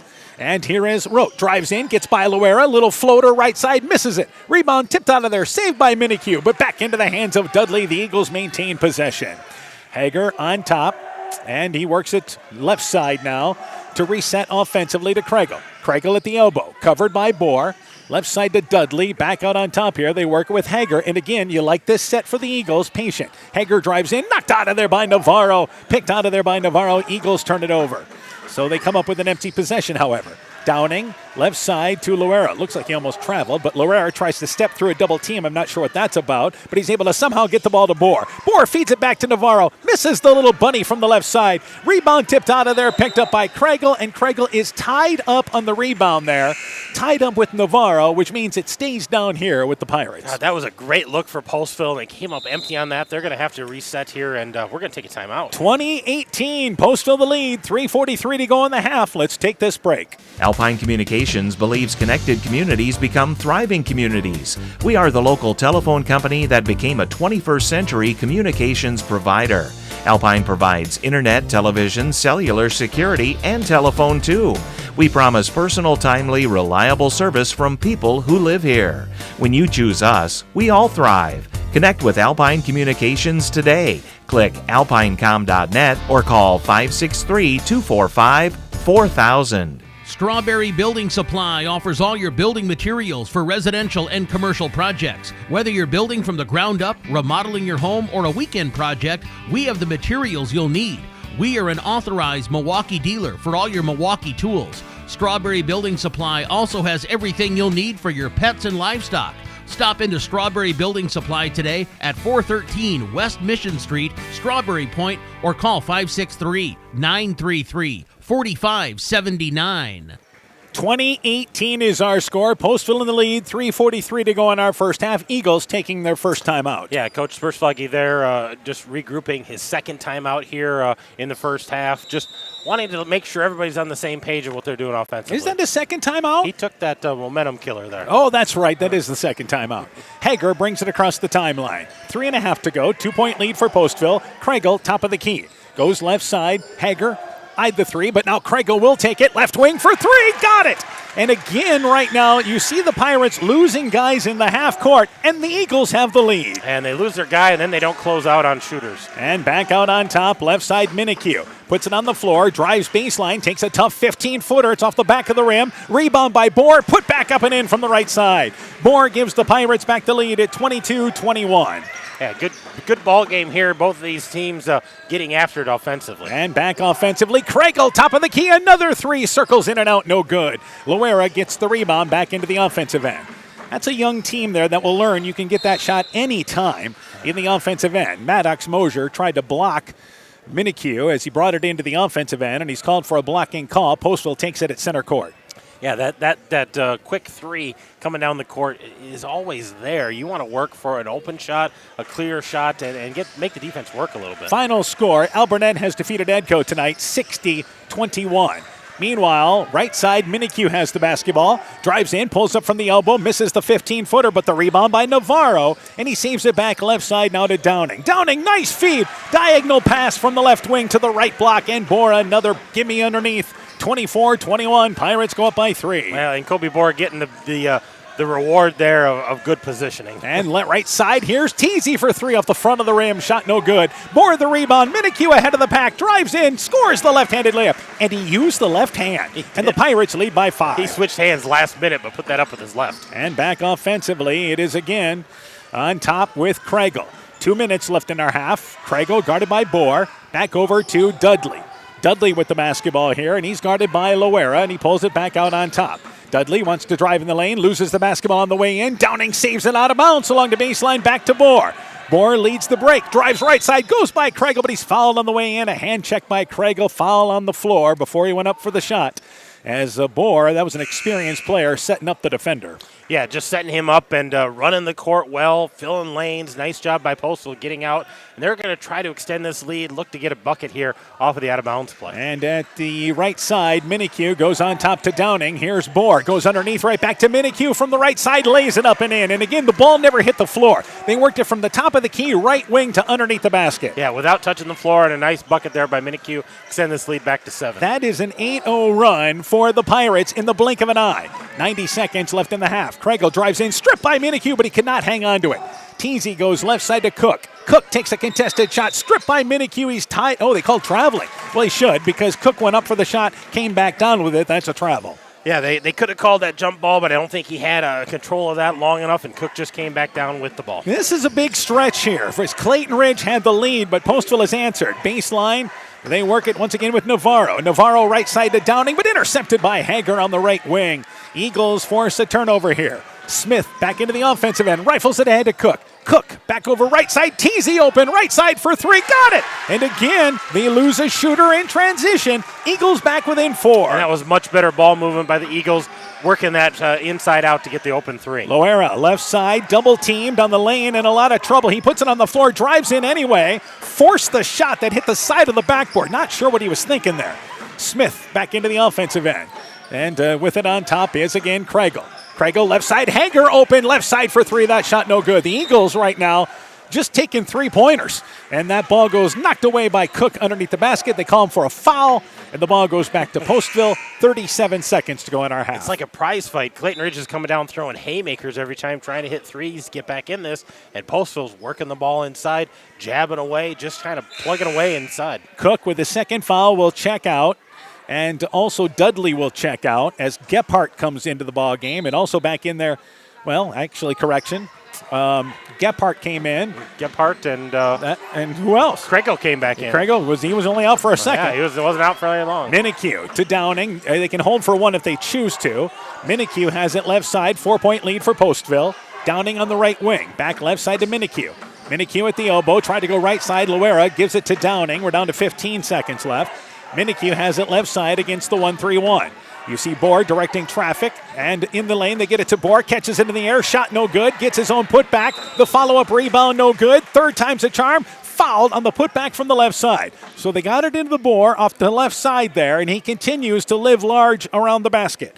With 5.6 seconds to go, he'll go to the free throw line for 2. Well, you could see, Kobe Bohr was pointing for that ball to go to the baseline, so he could cut across that baseline in the post, and they lobbed it up to him. Probably should have came down with it before he went back up. But another missed free throw for Kobe Bohr missing another free throw. Too good of a shooter to struggle from the line like he has. Smith and Gephardt check out. And Dudley comes back in along with Cook. Meanwhile, Downing gets a quick breather for Postville as they have brought in number 0, Micah Minikue, a freshman, into the game. Well, Downing's got those 2 fouls. Second free throw circled in and out. Rolled out on him. And here is again Teasy. Teasy takes a 3/4 court shot, blocked by Bohr, and the first half comes to an end. We've got a good boys game going here. 28-24, Postville in the lead at the half. When we return, coaching interviews from our girls game. Our halftime show is coming up. You're listening to high school basketball from KCTN Sports.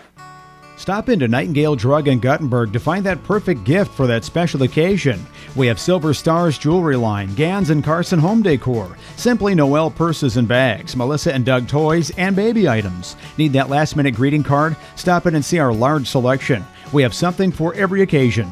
Nightingale Drug and Gift Shop, your small-town, family-friendly business, located along Highway 52 in Guttenberg. Health Mart, caring for you and about you. Pirate Eagle Basketball is brought to you in part by Agent Lanny Keel, your New York Life Insurance Company agent in Garnavillo. LTI & Sons Water Conditioning, your Connecticut dealer in Postville. Thompson Construction and Monona Overhead Door. Farmer Savings Bank of Colesburg, Elkport Garber, Strawberry Point, and Arlington. Member FDIC. Fisk Farm and Home in Monona, Cresco, and Decorah. Car Auto Group. And by Furniture Showcase and Old Wine. Lighting, showroom, flooring, furniture, and window treatments. At the half, it is 28-24. Postville leads Clayton Ridge. We're joined by Clayton Ridge girls basketball coach Savannah Domeyer. Coach, first off here, a good start for your team tonight. Got a 9-point lead early. Yeah, I thought we came in really hot to start off the game. All right, let's talk a little bit about individually tonight because this was balanced scoring for your team. Yeah. Alyssa Willie led you. Let's start there with 9 points. Yeah, and Alyssa is someone who needs to handle the ball, but she needs to have that scoring range, about 9 points a game. Katie Geider with 8 points, and Lola Reimer had 7 points for you. Yeah, it's nice that we have those other two, especially the rest of the team, who is able to clean up some things too. Alyssa Sodawasser chipped in with 7 points. We saw an increased scoring from her, and then Morgan Pierce with 5. Yeah, those two are role players, and they'll do what we need them to do. All right, let's talk a little bit. Another positive is turnovers. Not bad tonight, 23. You can live with that. Yeah, I like it down a little bit, but you can live with that. Yep, exactly. All right, the other thing is rebounding-wise tonight. You guys are certainly an outstanding rebounding team. Yeah, we are. The girls are working so hard on the boards, especially the O boards that really stood out to the coaches tonight. We were really happy with how they battled there. All right, let's talk about shooting-wise, though. It's a team still trying to find itself with the shots. Yeah, and we're still, again, trying to find our identity. Are we a team who want to get up and down, or are we a team who wants to pull back and take shots? And I feel like we had a lot of open shots. They were just really rushed, so I wouldn't say they were like super good opportunities, but we'll get there. 9 of 41 from the field, and actually half your shots from the three-point line tonight. Yeah, I mean, like I said, they'll start falling.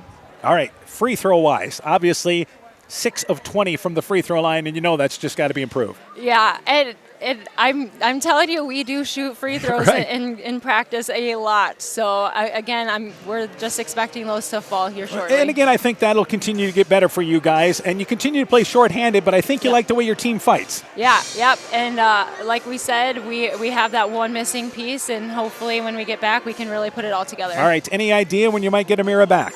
We're thinking end of next week. All right. She'll be a full force. Yeah, so. and that's positive there. That'll certainly only help you guys. What's coming up for you guys? We just have Cedar Valley Christian tomorrow. All right. Good look. Quick turnaround for you guys, but a chance to get something going. Yes. Yep. Thank you. You betcha. Clayton Ridge girls basketball coach Savannah Czar talking things over about her Eagle team. We got it right that time. When our halftime show continues, we'll be joined by Postville girls basketball coach Kim Cleave. 4-point lead for the Postville boys here at the half, 28-24. Hi, Justin Birdnow here from Birdnow Chevrolet of Monona. I want to take a moment to extend a heartfelt thank you to all of our incredible customers and the amazing local athletes who have shown us unwavering support over the years. Just like you, we're all about the winning edge. That's why it's our goal for our customers to feel like they have scored big when they leave our dealership. Stop by today or visit us online at birdnowmonona.com. And remember, you have to get to our place. You'll love the way we treat you. Elkader Tax and Bookkeeping are proud supporters of all of our local high school sports teams. We want to wish everyone the best of luck on their season. We are here for all your tax, payroll, and bookkeeping needs. Give us a call at 563-245-2154. Again, that number is 563-245-2154. Thank you from Kurt and Ann at Elkader Tax and Bookkeeping, located in downtown Elkader. Welcome back at the half. It is 28-24. It is Postville leading Clayton Ridge. We're joined by Postville girls basketball coach Kim Cleave. Coach, first off here, a tough start to this ball game. I mean, that really ends up being the difference in the game. Correct, yes. They, with 3 minutes in, they had 8 points. We had 2. And you could tell our bench was down. Our 5 starters were down. We just had to kind of power through there. And it was a tough, that second quarter was just tough. All right, now the big thing is you had 16 turnovers in the opening quarter, but you guys, the last 3 quarters I think you'll take because you only ended up with 30 in this ball game. You can live with the last 3 quarters. Yes. Yep. Limiting turnovers. I always say anything less than 20 is what we really want to shoot for, just because they are the first game that we even had against Owine. I think we had up in 42. Yeah, so obviously it has to cut down there. All right, Yep. You guys were down by 9. You were down by 9 at the half, but you worked your way back. I think you like the effort of your kids to get back within 2. Correct. Yes. Yep. We kind of switched up our defense a little bit, had better looks. Offense, we didn't really get anything going. It was tough. Yeah, Emily Timp led you offensively with 9 points, hampered by fouls tonight, though. Correct. Yep. She ended up fouling out there in the fourth quarter. Having her on the bench those last couple minutes kind of hurt us. We didn't really get that extra opportunity to come back a little bit. And what have been so good for you guys is you've had 2 or 3 scores the last couple of weeks there, and tonight a little tougher tonight. It was. Yep. Just trying to feed that middle, and then it was tough breaking her defense that she had, that 1-2-2. But we had, go over that and Continue to work. we continue to work. Yes. And obviously you had Claire Martins with 3 fouls, and you took a gamble putting her back in, but she played well in foul trouble. She did. Yeah. She had 3 fouls in the first quarter. Yeah. Is that right? Yes. Yep. She did well. When I trust those girls 100%, and when they look at me and they're telling me, oh yeah, yep, I'm good. I'm gonna go out and just give them that opportunity to keep playing. All right, what's coming up for you guys now? What's coming up? Monday we are at Tripola. Tuesday we are home against NFB. Next Friday we are hosting MFL Marmac. MFL Marmac, yep. And then we are at the border battle up on Saturday. So that is a busy week next week. It's a very busy week. All right, Yes. Coach. We'll talk to you a week from tonight against MFL Marmac. Good luck to you guys. Thank you. Postville girls basketball coach Kim Cleave talking things over there once again about our Pirate team as they dropped a hard-fought decision tonight by a final score of 36-27. Quick break, first half stats, second half action. Postville boys lead 28-24 at the break. TNT Power Sports sells and services all makes and models of UTVs and ATVs. We have a nice selection of clean used units available along with new units. Contact Brian, Sawyer, or Tracy for your next UTV or ATV purchase. To keep your UTV or ATV in top-notch condition for work or play, schedule your service work with Brian or Nathan by calling 563-245-1100 or stop into TNT Power Sports north of Elkader on Highway 13 for all your sales or service work. Wilkie's in Elkader is Iowa's oldest family-owned grocery store. You'll find Wilkie's 2 blocks south of the Keystone Bridge in historic downtown Elkader. Stop in and enroll for a Wilkie's reward card and receive points every time you shop. Then log on to their website at wilkiesgrocery.com to view the weekly specials, check out your reward points, make out a shopping list, and more. Wilkie's in Elkader, open Monday through Saturday, 8 a.m. till 7 p.m. Pirate Eagle Basketball is brought to you in part by Meyer Collision and Service Center in Guttenberg, Bacon Concrete in Postville, the Rowena Savings Bank, member FDIC, Adverse Weather Insurance, Jim Furman, your independent crop insurance agent, Innovative Ag Services in Elkader, Monona, and Waukon, and Norby's Farm Fleet in Northeast Iowa. Once again, our score, 28-24. Postville leads at the half. We turn things over to Aaron Hammond. Let's go through the first half totals. Starting with Postville, Kobe Bohr leading the way with 15 points. Minacue with 6 points, 3 points for Loera, 2 points for Martinez, and 2 points for Downing. They're shooting 48% overall, 0 of 4 behind the arc, so 12 of 21 inside the three-point line for 57%. Only 4 of 10 from the free throw line for 40%, and 9 turnovers, which is a positive sign there for the Pirates. For the Eagles, they are led by Casey Teasy. He's got those 3 3-pointers, so 9 points leading the way. Seth Kregel with 6 points, a couple of 3-pointers himself. Colton Hager with 5, Carson Dudley with 2, Gabe Cook with 2. So they've got 24 points. They're shooting 33%, 5 of 19 behind the arc, but 4 of 8 inside the arc. 1 of 6 from the free throw line for 17%, and only 8 turnovers for the Eagles. All right, here's the finals tonight. Southwind has defeated Central 89-30. North Fayette Valley over Turkey Valley 77-39.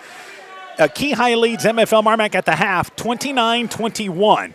Albernet defeating Edco 60-21, and Central City has defeated Starmont by a final score of 49-44. We begin the second half here, and the Eagles have worked their way back into this ball game. They were down early. Postville's ball to start the second half, though. It is Downing, Bohr, along with Loera, Minicue, and also out there is Martinez. And Downing loses the basketball in a lot of traffic, and now we've got Cook on the floor, and they take a timeout to avoid the turnover. So 15 seconds in, Eagles maintain possession. I believe that was taken from the bench. That was taken from the bench, so let's have possession. Let's take this break. In a lawsuit, a little extra liability protection can go a long way.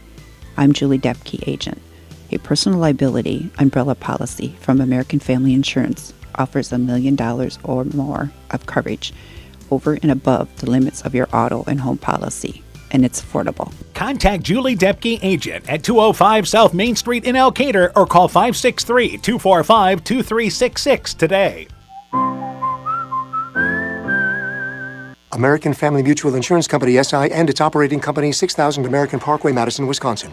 So a timeout taken by Clayton Ridge, and normally you see a timeout taken and they give it whether there's possession. But Cook had possession that time on the floor. He was down there in a cradle position with the basketball. He was, and nobody had reached in for the ball yet, so that was a great timeout there by Coach Spursville. So the Eagles maintain the possession there after the steal, and I should say the turnover. So the Eagles basketball, it is Hager, Dudley, also out there Teasy, Cook, and once again Smith, but they throw it over on the right wing in an errant pass to Teasy off his hands, out of bounds, back to Postville. Yeah, went right through his hands there as he was cutting to the corner. Minicue brings it across the timeline, so we've exchanged turnovers here. Left side along the baseline to Bohr. Bohr back over to Downing, and looking to go to Martinez, but Martinez was going out to the wing, and it's an errant pass. And Downing not pleased at all with that. Dudley back across the timeline. Dudley, right side, cut off as he drives in, and now takes another drop step, uses the left leg to drive in, but misses the leaner right side. Again, got himself into some trouble there, couldn't step out of it. Downing at the free throw line, stops the dribble, high post area to Bohr, left side to Minicue. Minicue right back to Bohr, loses the handle on the ball, and he's fouled as he drives in on the left side. So for Clayton Ridge, you have to find an answer to Kobe Bohr. Yeah, he's been doing a nice job of working inside the post. They're going short corner, looking to go inside, outside on those two things, but he's been the recipient of a lot of nice passes on the inside. Minicue, and rolling right to the right side is Bohr, and this is what we're talking about. He just rolled from the left to the right, catches the inbounds, lays it up and in. Pirates go back up by 6. And nobody stayed with him as he cut across the lane away from the ball. And here's Teasy, right side for 3. Got it! Teasy might be your only kid for Clayton Ridge that you should say should take an open 3 any chance he gets. Yeah, otherwise, work the ball around, and he's hit 4. He's shooting that ball with confidence and just drilled another one. And right side, Martinez. Cross-court pass to Bohr at the free throw line. Bohr goes left side to Minicue. He's open, left side, fires up the 3. Got it! Minicue, you'd like to see him more involved offensively. Pirates go back up by 6. Yeah. We exchange 3s. Big bucket there by Minicue with Downing posting up hard inside. Back offensively is Smith. Smith right side into Cook on the right block. Takes a contested shot, not for sure where he didn't look there. He just kind of turned and fired, and the shot is well short. Here's Loera. He drives in, runs into Smith, and an offensive foul. Now, Smith wasn't set, but the offensive guy was out of control, and a good call by the official. Yeah, that was a nice call because Smith was trying to get there, wasn't quite there yet. But that Smith took the worst of that, by the way. Yeah, he did. He took the worst of that for sure. Yeah, so Smith was basically run into by Loera. And let's just say that he's not hungry right now. Yeah, that was a little lower, I think, than his stomach. Kregel checks into the ball game. Smith will get a well-deserved breather. As we're 2 minutes into our third quarter. Kregel, left side, certainly gave the Eagles a spark in the second quarter. Kregel, left side to Teasy. Teasy at the free throw line, back out on top to Hager. Pirates continue their man-to-man. Hager back over to Kregel. Kregel wants to drive in, takes a little running one-handed runner, banks it long. Cook the weak side rebound, put back, missed it from left to right. Cook was expecting some contact, he didn't get it. Bohr ahead of the pack. He's got a lane to the basket. Eagles don't get back, but he blows the layup from the left side. He may have lost it on his right hand going up. Yeah, he went up at the left side with his right hand and lost it. Hager drives in the lane, and there's a reach-in foul committed by Clayton Ridge. Bohr holding his right wrist. He's saying that he got slapped on the way in. Yeah, he's saying he got hit on the way up, and he's showing the official the mark. He goes, there's the hand right there. And Bohr's like, it's my right hand. I played last season with a heavy guard on that. As Hager takes it inbounds to Teasy in the corner. Minicue now guarding Teasy, and Teasy throws it into the backcourt. Kregel has to save it, but he has to go into the backcourt. He loses it. Beautiful crossover dribble by Bohr, who misses the left-handed layup. That was a dollar move and almost $1 shot. It wasn't a nickel shot, though. No, that was a tough shot, but a nice move there by Bohr. And Bohr still holding that right elbow. Here's Kregel for three. Launched a quick one off the right side. Shot no good. Minicue gets the rebound. Eagles living large, trying to live large at the three-point line. Minicue to Downing. Left side Bohr. Baseline 5-foot. Set shot. It is good. And again, they got it along the baseline as Bohr continues to hold that right wrist. Yeah, there's something going on there because he's really shaking that hand and grabbing onto that wrist. This is an 8-point lead, however, for Postville. Kregel, top of the key, tried to go right side to Hager. Intercepted by Minicue. Taken back away by Hager, who scores the layup. Hager stayed with it. Eagles, despite the turnover, get the basket, and they're back within 6. 4.5 left in our half. Bohr drives in the lane, left side to Downing. Downing at the elbow, bounce feed on top to Minicue. Minicue, 15-footer, he's open at the elbow, off the back of the rim, no good. Rebound into the hands of Downing. The shot stripped out of there by Kregel. Kregel got a hand on it there. Downing felt he was fouled, and here back in the offensive end is Kregel. Left side to Dudley. Dudley's got a lane to the basket. Tries a wraparound pass, but it's intercepted, but there's a blocking call on Loera as Dudley drove in. Loera tried to draw the charge, but instead he's called for the block. This happened after the ball was out of there. Yeah, the ball was already out of there, and then there was contact, so this is going to be on the floor. So substitutions as Hager checks out, along with Cook for Clayton Ridge. And now we've got a timeout. This is taken by Postville. So Postville has the lead right now, 35-29. Let's take this timeout. People's State Bank is locally owned and locally managed with 20 convenient locations in southwest Wisconsin and northeast Iowa. If you're looking for a place where you're more than just a number, but still have access to convenient technology, we're it. As a community bank, we're proud to support many of the local charities, county fairs, community events, and more. When you become part of People's State Bank, you can be confident that you're standing with a good cause. People's State Bank, community-minded, just like you. Member FDIC and equal housing lender. 35-29 is our score. 6-point lead for Postville. Postville led by 4 at the half, and we've kind of bounced between 4 and 6 here in this third quarter.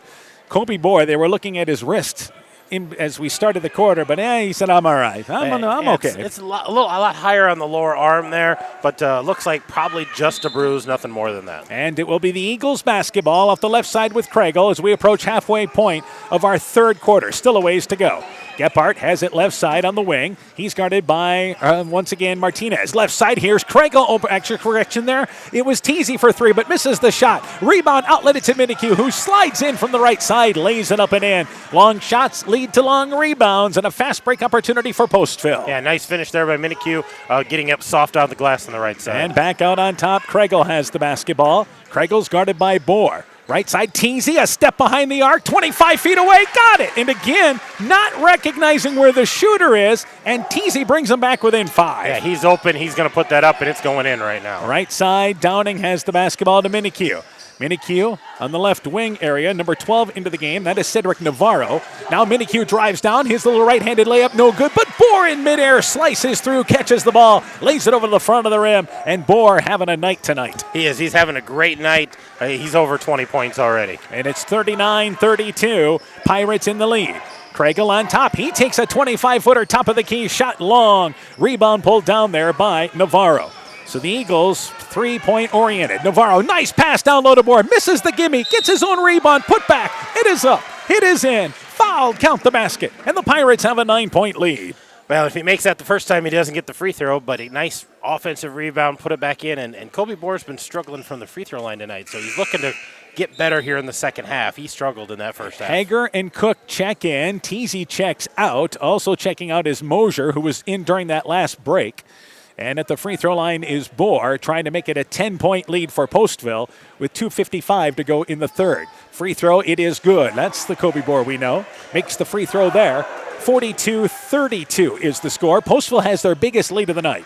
Yeah, they've extended this lead here in the third quarter, and it started on the defensive end. Hager, right side to Kregel. Kregel and wants to drive. He's going to take a deep contested 25-footer. Got it. So the Eagles also staying in the game because of the three-point line. Yeah, just step back threes and open threes, knocking them down. 42-35. Downing underneath the basket. Nobody picks up Kobe Bohr. And again, he scores another gimme layup off the left side. Yeah, Kobe Bohr's a pretty good ball player, but somebody's going to have to guard him. They are picking apart the 1-3-1, and now the Eagles want a timeout, and this is to talk about things defensively. 2:22 to go in the third. Pirates lead 44-32. 44-35 on this late night. Let's take this break. Winter high school sports season has begun. Dr. Mark Foey, Dr. Jessica Wilkie, Dr. Courtney Wicken, and the staff of Family Dentistry Associates in Monona encourage you to support your local high school basketball and wrestling teams. Family Dentistry Associates of Monona, 539-4651, where health-changing smiles are created.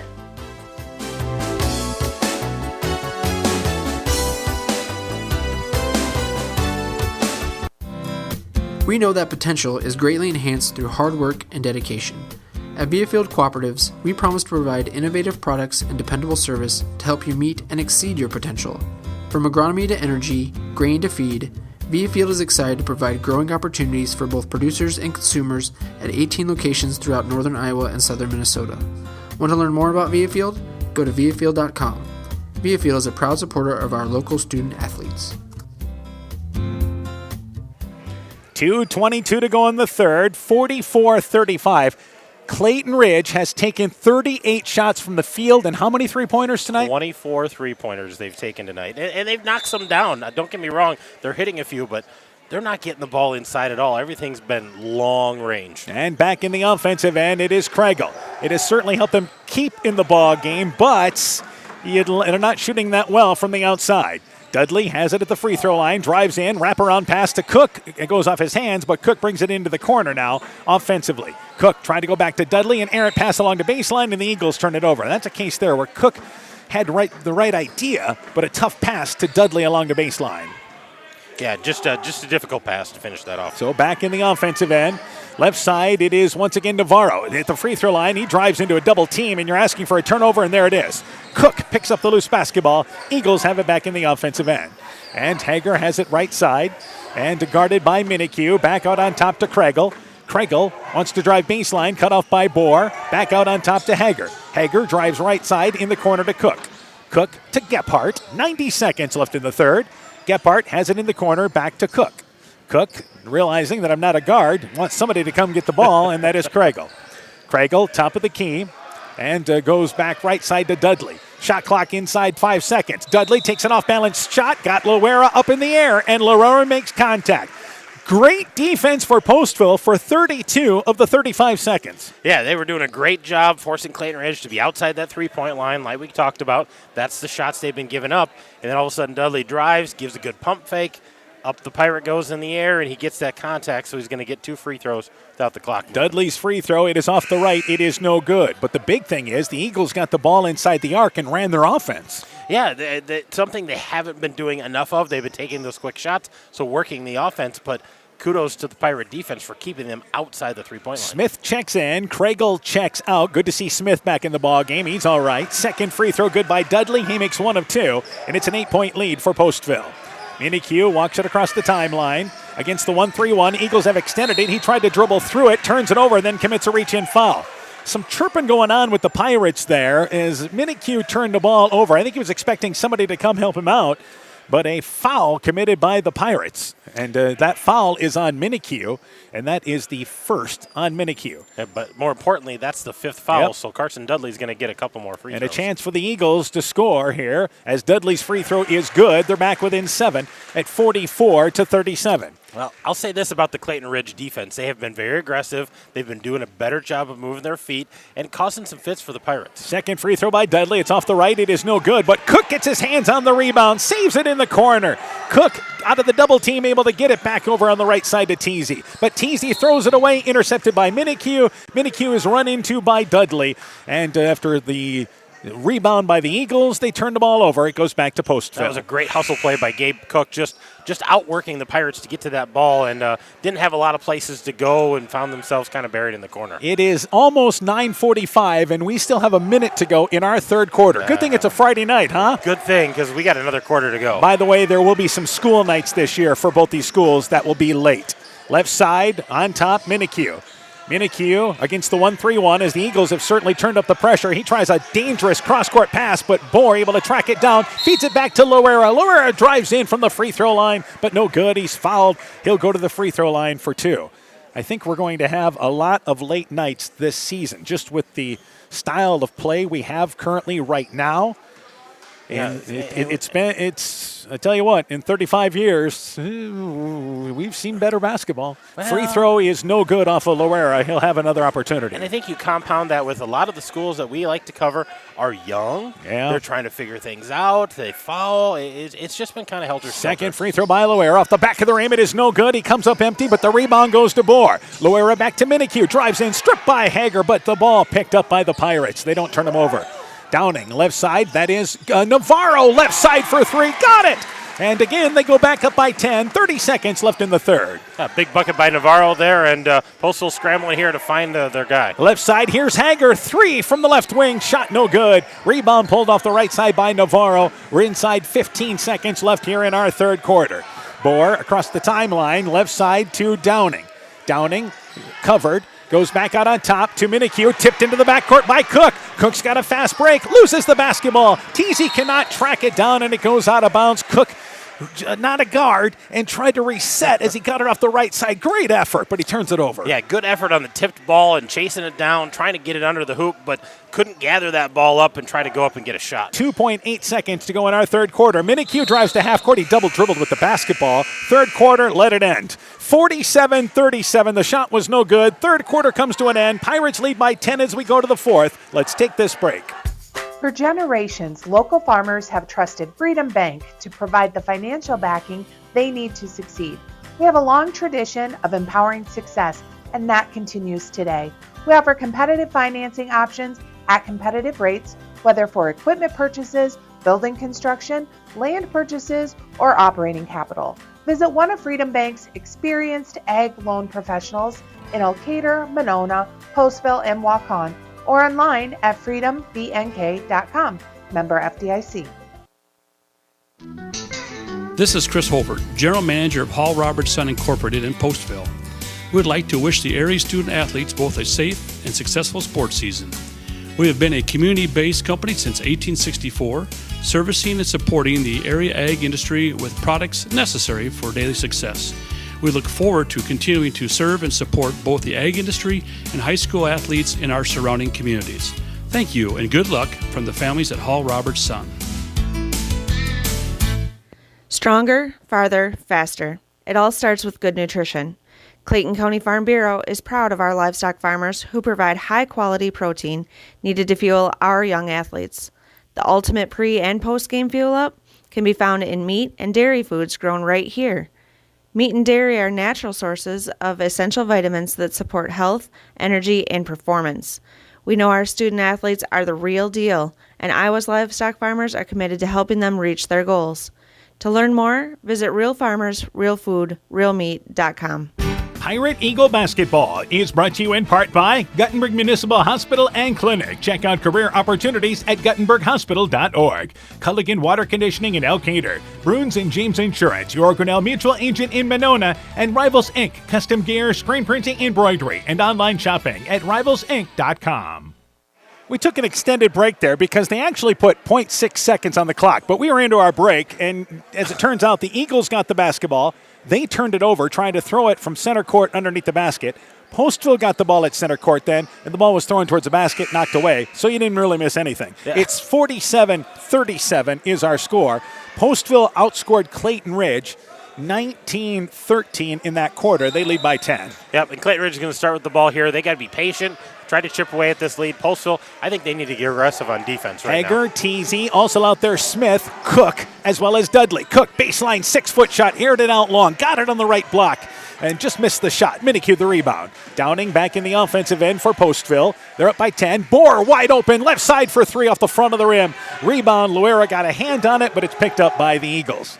Back in the offensive end is Smith. Smith, top of the key, thought about the three, goes in the corner. That is Teasy. They recognize where he is, so he pulls in the arc, takes a 15-footer, shot no good from the left side. Rebound pulled down by Bohr.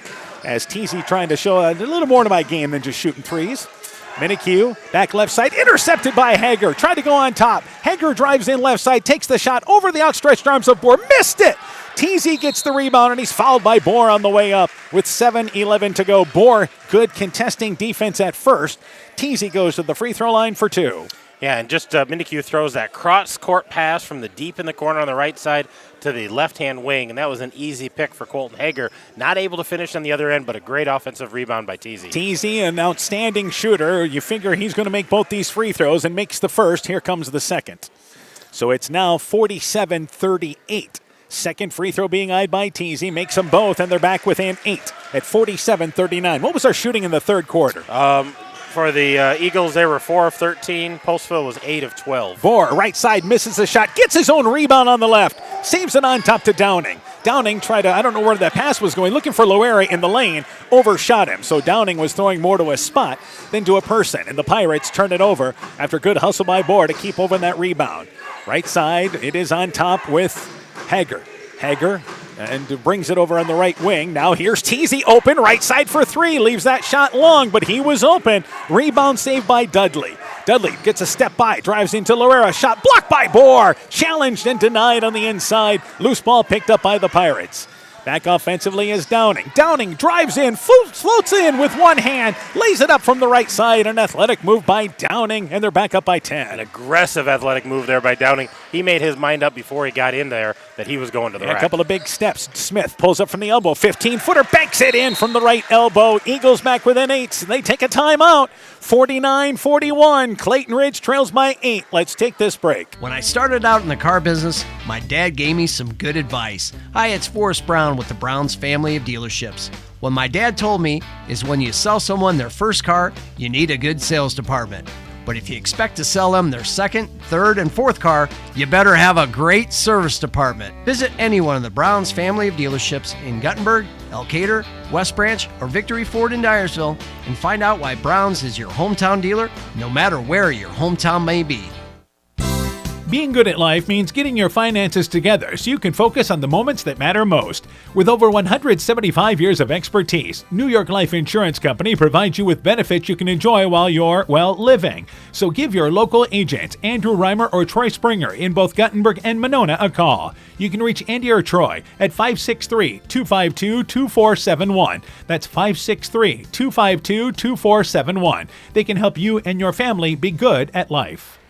So the Eagles get the basket, take a quick timeout, 49-41, 6:19 to go, and I take it this has to do with what they want to do defensively. Well, I assume they're going to come out at something a little different defensively, maybe do some full court pressure here, force Postville out of their comfort zone, but I think they need to have stops, and I think one of the messages that they have to give is, hey, let's find out where Kobe Bohr is and not let him get any buckets. Because he is living, and again, the best thing for Clayton Ridge is when he goes out of the lane. Yeah. Loera back left side, Downing with the basketball. Downing, top of the key, goes back right side to Minique. 6 minutes left in the fourth. Loera along the baseline there to Martinez, and he tried to step through a double team, and he's bailed out on a reach in by Clayton Ridge. So that is the first whistle against the Eagles here in this fourth quarter. Postville has committed one, and the Pirates take it off the right side of the basket. Minique takes it out of bounds. And right side goes on over to Loera. Loera's open, fires up the three, right side, got it! Loera joins the three-point parade, and the Pirates have their biggest lead of the night at 52-41. Yeah, extending again here in the fourth quarter. And with it on top, Cook. Cook back to, again, Hager. So the Eagles down by 11. Hager at the free throw line takes a contested 15-footer, grazes the bottom of the rim. It is short. So it's a rush shot for the Eagles, one and done. Downing back in the offensive end. Minique, right side with the basketball. Free throw line, drives in, and he stripped on the way in as he lowered the shoulder, brought it to the middle of the lane, said he was going up for the shot. Minique to the free throw line for two. Yeah, kind of a scoop shot there, and got a hold of his arm, got a hold of the ball, so not able to get that shot off, but officials say he's shooting two. Yep, and that is the third foul committed by number 23 in Kregel. Yeah. A free throw circles around, it is no good. So Kobe Bohr has had a monster game for Postville here. And he has done it from around the basket, and Clayton Ridge has been living out at the three-point line, which has allowed them to at least stay in the game. They've made enough. Free throw good, and it's one of two. 12-point lead for Postville, though, 53-41. And still think you'd like to see the Eagles work the ball. Yeah, absolutely. Kregel, right side, wants to drive in, kicks it in the corner. That is Dudley. Dudley drives baseline, wraparound pass back to Cook. His shot in traffic, no good, but fouled. And really an outstanding set by Clayton Ridge. Dudley went baseline, and then Cook rolled to the basket. He'll go to the free throw line for 2. Yeah, just made himself available there as Carson Dudley went on the baseline. But some full court pressure that time for Postville, trying to slow the Eagles down a little bit. Maybe they can get a cheap steal in the backcourt. Cook's free throw off the back of the rim, then rolls to the front. It is no good.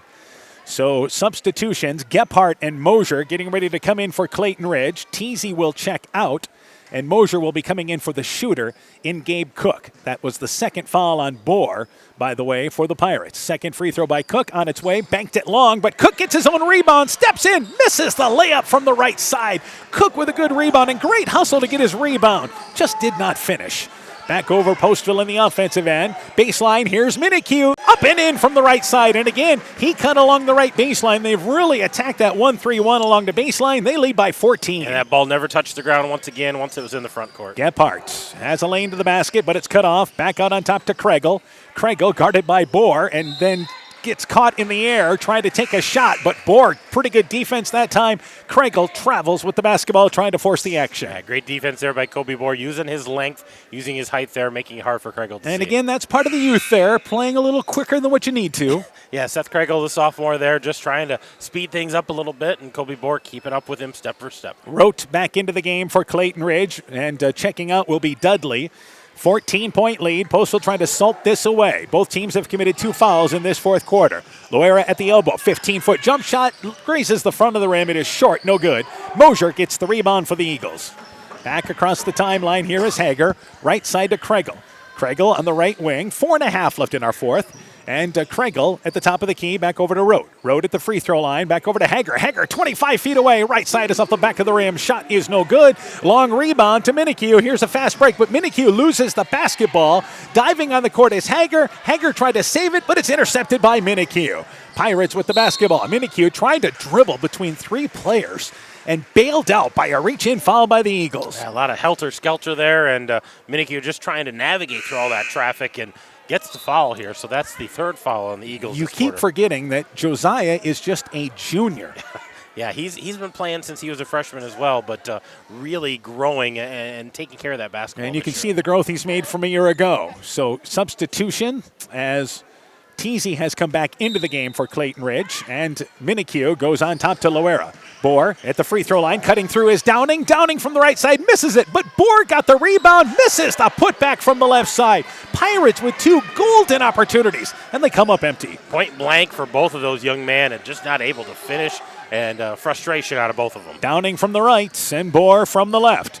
Hager, top of the key, back over to Dudley. Do the Eagles have a run in them? Have to get hot from the outside. Here is Teasy. Baseline, pulls up from 15 feet away. Too close. Missed the shot, but gets his own rebound. Takes a contested 15-footer right side. Shot no good. He tried to step back. Teasy comes up empty on both possessions. Back over on top, Minikue.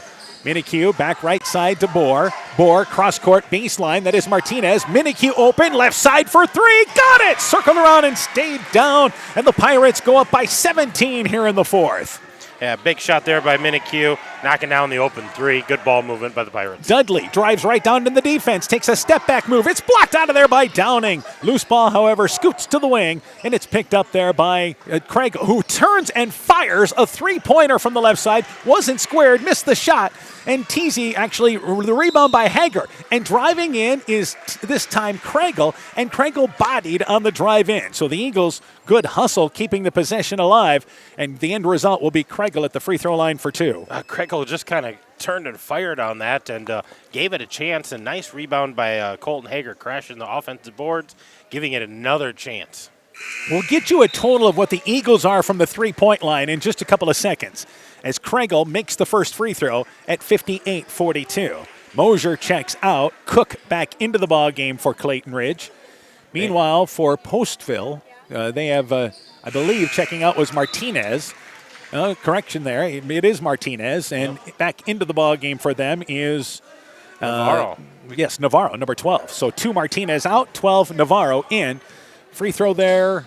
Good. 1 of 2. 58-43. 2:45 left here in the fourth. We're not going to be done by 10 o'clock. No, we're not. Underneath the basket, Bohr wide open again. He rolls to the right side, and they continue to pick apart the 1-3-1. Here's Postville, third night in a row. They're going to put up 60-plus points. And that's a great feed from Cade Downing, recognizing where Kobe Bohr was. Got a couple of seniors hooking up there, and here is Downing jumping the passing lane underneath, steals it away, leads the fast break, lowers his head. I don't know if he ever really got control of the ball, but he's fouled anyway. Good hustle, and the ball goes back to Postville. They'll take it on the side with 2:24 to go and a 17-point lead as they have gradually pulled away here in the second half. They have, and you asked earlier, Clayton Ridge, they are shooting 8 of 28 behind the three-point line tonight. So not a strong showing, but they are shooting it with confidence. And inbounds to Loera. Left side and launching a three is Navarro. Leaves it short off the wing. Shot no good, but there's a foul on the floor.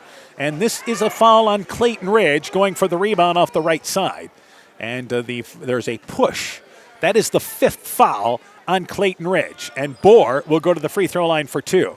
We'll get you a Kobe Bohr total in just a second here, as he has had an outstanding night for Postville in this ball game. And this will be 2 for the senior. Free throw on its way, and that one is no good off the back of the rim.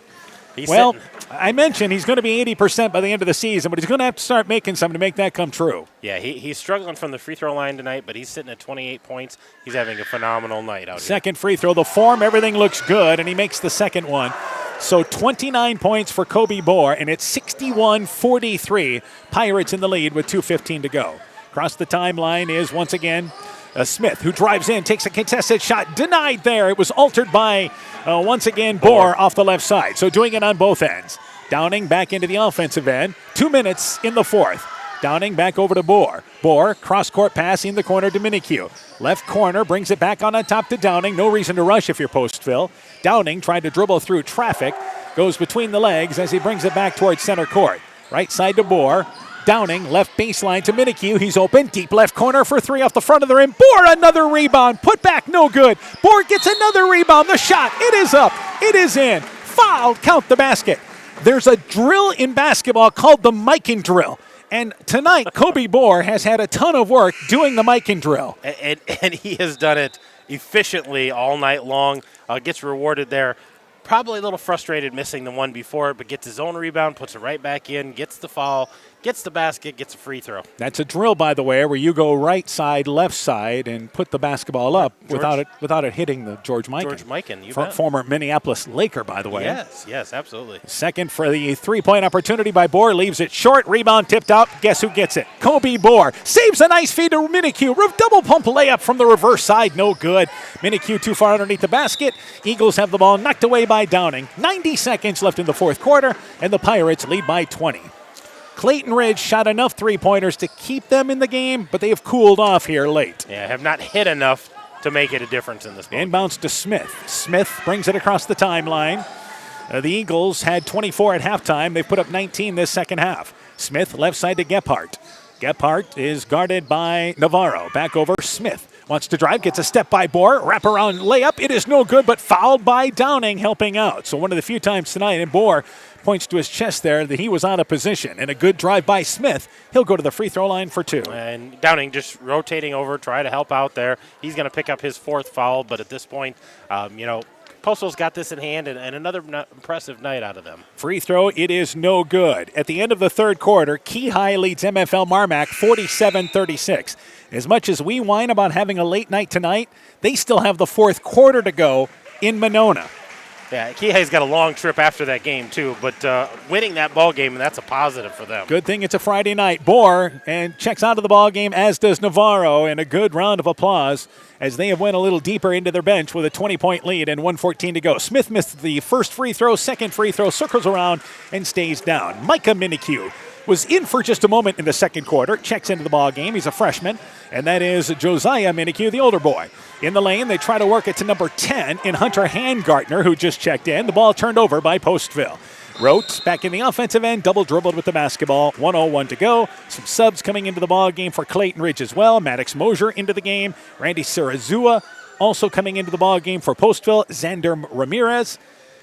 2 Xanders on the Postville roster. Martinez and Ramirez. How about that? Yeah, Xander and Xander. There we go. Right side, Minikue at the free throw line. Kicks it over. Left side to Handgartner, who drives in. And he was fouled on the floor. But he's still shooting. 52 seconds to go. Let's not end this with a free throw parade here in the final 1 minute. Nope, we got a young man, though, a sophomore here. Ortiz Bacon going to go to the free throw line for a couple of free throws here, salt things away in the fourth quarter. Get a chance. Alfredo Ortiz Bacon just checked into the ballgame as well. Misses the first free throw, but he's got an opportunity here. Another freshman into the game for Postville. It has been a long night for the kids that had to play in the JV game tonight. It has been. Imagine if it was a school night. Second free throw, it is good. So into the scoring column, Ortiz Bacon. 20-point lead for Postville as we finish things out here in the final minute. Across the timeline, Smith, top of the key, at the elbow, covered, right side to Rote. Rote goes back out on top to Smith. Smith thought about the three, but he's covered. Sarazua, post-up shot from the right block. It leaves it off the front of the rim. Maddox Mosier the rebound, misses the putback. Mosier gets the rebound in the middle of the lane, surrounded by Pirates, and he tries to get out of traffic, and he throws it away. Picked up by Ramirez. Good hustle there by Maddox Mosier, but comes up empty. Yeah, all that hard work, but he comes up a little short as far as the hoop goes. Shot clock is off, but I think Postville would like to get somebody into the scoring column, and here's Ortiz Bacon driving and misses the shot. Rebound pulled down there by Handgartner. He misses the putback with 10 seconds to go off the right side. We go inside 5 seconds. Smith, left side, trying to go to Sarazua, overshoots him. It goes out of bounds. 3.7 seconds left to go. It'll be a short post game coming up after this. Hope to talk to our coaches fairly quick. And Minikue will get it inbounds to Ortiz Bacon. Back to Minikue. Minikue dribbles out the clock, and the game comes to an end. Postville won 2 games all of last season. They start the 23-24 season out on a 3-game winning streak. Postville closes the week 3-0. They pull away from Clayton Ridge in the second half by a final score of 64-44. With the win, Postville 3-0, 2-0 in the conference. Clayton Ridge drops to 0-2 overall and in the conference. A quick break. Game stats, coaching interviews coming up. Your post-game show is on the way. You're listening to high school basketball from KCTN Sports. Scooters Coffee in Manchester offers a variety of coffees, smoothies, blenders, and breakfast food products served all day long. Scooters Coffee offers fast and friendly service, too. In a hurry? Use the Scooters Coffee app to order, pay, and earn rewards. Simply stop at the drive-thru window and pick up your order. Scooters Coffee is open Monday through Saturday, 5:30 a.m. till 8 p.m. and Sunday, 6 a.m. till 8 p.m. We look forward to seeing you at Scooters Coffee in Manchester. Broadband is more important and versatile than ever, and you no longer need a home phone to utilize Neat's fiber broadband service. Freedom plans are now available to all subscribers on Neat's fiber network in and around Farmersburg, Luena, Monona, Postville, and St. Olaf. With speeds up to 250 meg, Neat's managed Wi-Fi is also included at no additional cost. Call today for more information on Neat's new Freedom plans and enjoy reliable, super-fast broadband internet service from Neat. Call us at 539-2122 today to discuss which Freedom plan is best for you. Neat, connecting you now. The Woodland Eye Clinic in Elkader and West Union are proud sponsors of high school sports. We are committed to bringing our patients the highest level of total eye care with detailed one-on-one attention. Our offices offer the newest technology and equipment with a professional team of experienced staff that is committed to you. Call us today for your next total eye care appointment. The Woodland Eye Clinic in Elkader and West Union supports all of our local athletes taking the field or court this season.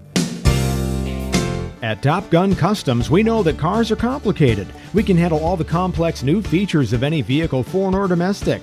Not only will it look like new, it'll perform like new. At Top Gun, we don't care if it's a 30-point buck or just your neighbor's cat, big or small, we like them all. Top Gun also does fiberglass repairs, boats, motorcycles, guitars, detailing, paint corrections, headlight restoration. There's not much we don't do.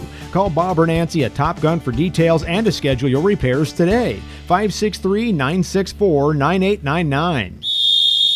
Hey sports fans, take a time out and call Garms Financial Services. Their team of agents can show you how to save money on all your insurance needs with Grinnell Mutual. Whether you need auto, home, farm, crop, or business insurance, Garms Financial Services has you covered. You'll also receive quality protection, expert advice, and local friendly service. Call Brian Bugenhagen, Cheryl Wagner, Emily Bazin, or Kayla Olson today for a free competitive quote. Garms Financial Services in Elkader, your trusted choice agency. Inspiring changes to a happier, healthier you is what we do you at Clayton Drug, we are committed to helping you achieve the highest quality of life possible. We are a full-service pharmacy offering services such as med packing to your home or mail delivery and online prescription refill. We also offer a cash pricing program on name brand and generic prescriptions. Call 563-245-2530 to find out more. Clayton Drug, connecting the communities of Elkader, Strawberry Point, and Sumner to serve us all in between. Welcome back to Guttenberg. Final score, it is 64-44. MFL Marmac, by the way, is now back within 3 against Keyhigh, but they still have 4.5 to go in the fourth quarter of that ball game. Postville pulls away in the second half. They win by 20. Let's turn things over to Coach Aaron Hammond. Let's go through the individual totals. Kobe Bohr leads the way for the Pirates. Yeah, the Pirates were led by Kobe Bohr. He had 31 tonight. Josiah Minikue quietly had 17 points. 6 points for Loera, 4 points for Downing, 3 points for Navarro, 2 points for Martinez, and 1 point for Ortiz-Bacon. 64 points tonight. They shot 47% tonight overall, 4 of 11 behind the arc for 36%, but 50% inside that arc tonight. 8 of 20 from the free throw line, only 40%, so definitely room for improvement there. Yeah, Kobe Bohr with 31 points and left some points on the line in this ball game, but he was a force on, again, you attacked the 1-3-1 along the baseline, and they did a great job tonight getting him in high percentage shots. Yeah, he missed 6 free throws, which is uncharacteristic of him, but man, he crashed the offensive boards hard all night long. All right, let's go to the totals for Clayton Ridge. The Eagles were led by Casey Teasy. He had 17 points tonight for the Eagles. 5 3-pointers, by the way. Seth Kregel with 11 points, 7 points for Colton Hager, 4 points for Carson Dudley, 3 points for Jackson Smith, and 2 points for Gabe Cook. So 44 points tonight. They only shot 25% overall. They were 8 of 28 behind the arc, 6 of 28 inside the arc, 8 of 18 from the free throw line. That was only 44%, and 17 turnovers compared to Postville's 18 turnovers. Yeah, so they shot the same from the 2-point line. They were 6 of 28 from the 3-point line? From the 2-point line. All right. 8 of 28 from behind the arc. So they took 56 shots tonight, and half of them were behind the 3-point line. And I think that number probably has to change if Clayton Ridge, some rush shots there. But again, you're talking a young team. That's part of the growth of sophomores. Well, and they want to be part of it. They want to throw the ball up there and crash the boards, and they want to get that done. All right, so we continue our post-game show. It's late enough the way it is. We're joined by Postville basketball coach Andy Deering. Coach, first off here, let's start. Kobe Bohr had a monster game for you, 31 points. Let's start there. Yep, and that's something that kid can do, but he's not selfish about it. He's always looking to pass, make that pass. I don't know how many assists he had, but he has great vision on that floor. And as far as him in the scoring, he makes it look easy. I mean, he's a battler. He's getting them inside. He's shooting outside. He does a really nice job for us. All right, Josiah Minikue had 17 points, many of them coming in the second half, and the growth of his game. Yes, in the first half we didn't shoot very well. We kind of struggled compared to what we had been shooting. So it was kind of threw the boys off a little bit because things weren't falling like they normally do, along with the free throws and stuff like that, and that's not normal for us. So I think, as far as Josiah, I mean, he's a smooth guy and he takes care of the ball.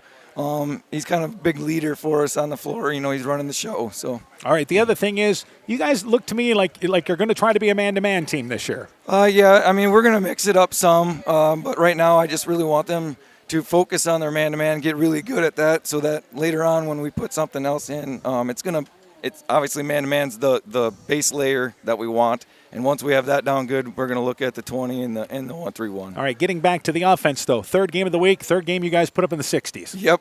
We're 2 points away from 66 again. That would have been our third game with 66. So the guys were laughing about that a little bit because I said, are we stuck on that? But tonight we weren't, luckily. Yeah. But, yeah, it's good to see those points going up. And the other thing is you've got some other guys that can get involved offensively. I know Kate Downing only had 4 points tonight. Giovanni Olera had 6 points, but you can rely on those guys to score. Yes, absolutely. Any given night, they're there to score, and if they have the open shot, they're going to take it, and I feel just as confident with them shooting as I do everybody else. All right, what's coming up for your team now here? We got Tripola on Monday, and then we got NFV on Tuesday, then we have Monona on Friday, and then the border battle on Saturday, so another big week of grinding. So I told the boys to go home, get some sleep, drink some water, eat some good food.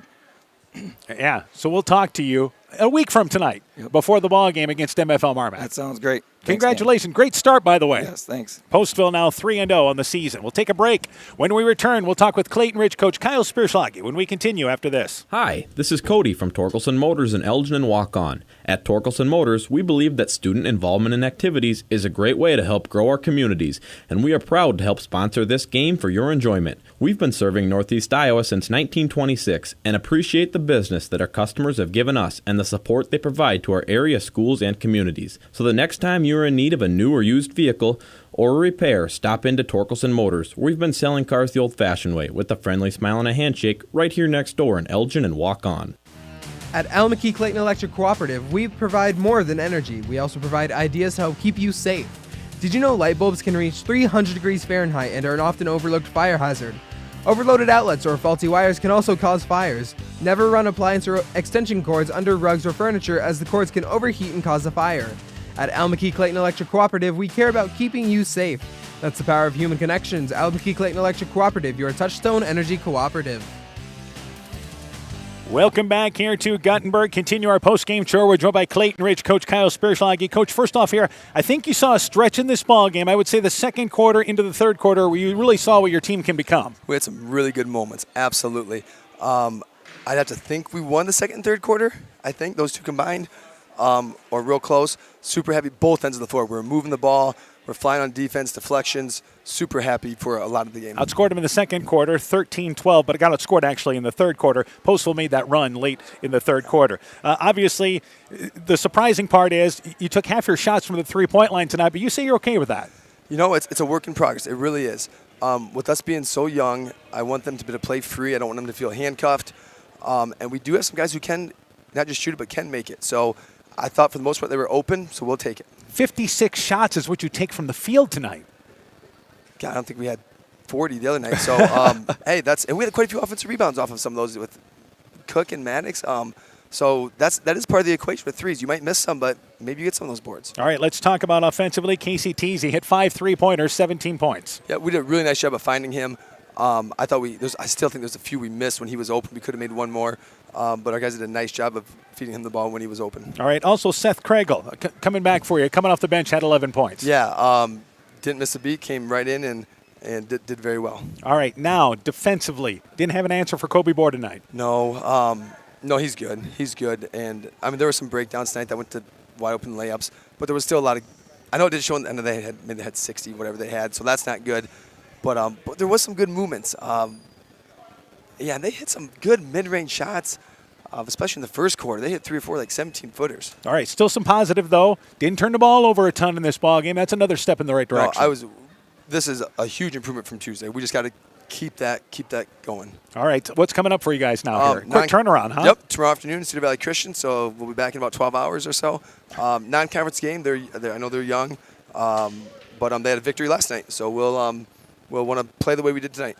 Yeah, that's right. Keep the effort going. Certainly, I think you love the way your team hustles. Absolutely. All the guys, I also want to thank Coach Bax doing an awesome job. And I got to thank Augie, too. If you see him running around here, we all know who Augie is. And a lot of thank yous to go around. A late night for him, too, by the way. And he'll be here tomorrow. All right. So, again, good luck to you guys. Appreciate it. We'll Thanks. catch up with you guys. Clayton Ridge basketball coach Kyle Spierschlage talking things over about his Eagle team. We just keep it right here. It's 10:15 at night. And we've got help at the studio that probably wants to get home at this point. Get home as well, yeah, absolutely. But our girls' final tonight, it is once again Clayton Ridge victorious, 36-27. The final score of that ball game. Other girls' finals tonight, let's go through them. MFL Marmac beat Key High 46-44. Central over Southwind tonight, 24-18.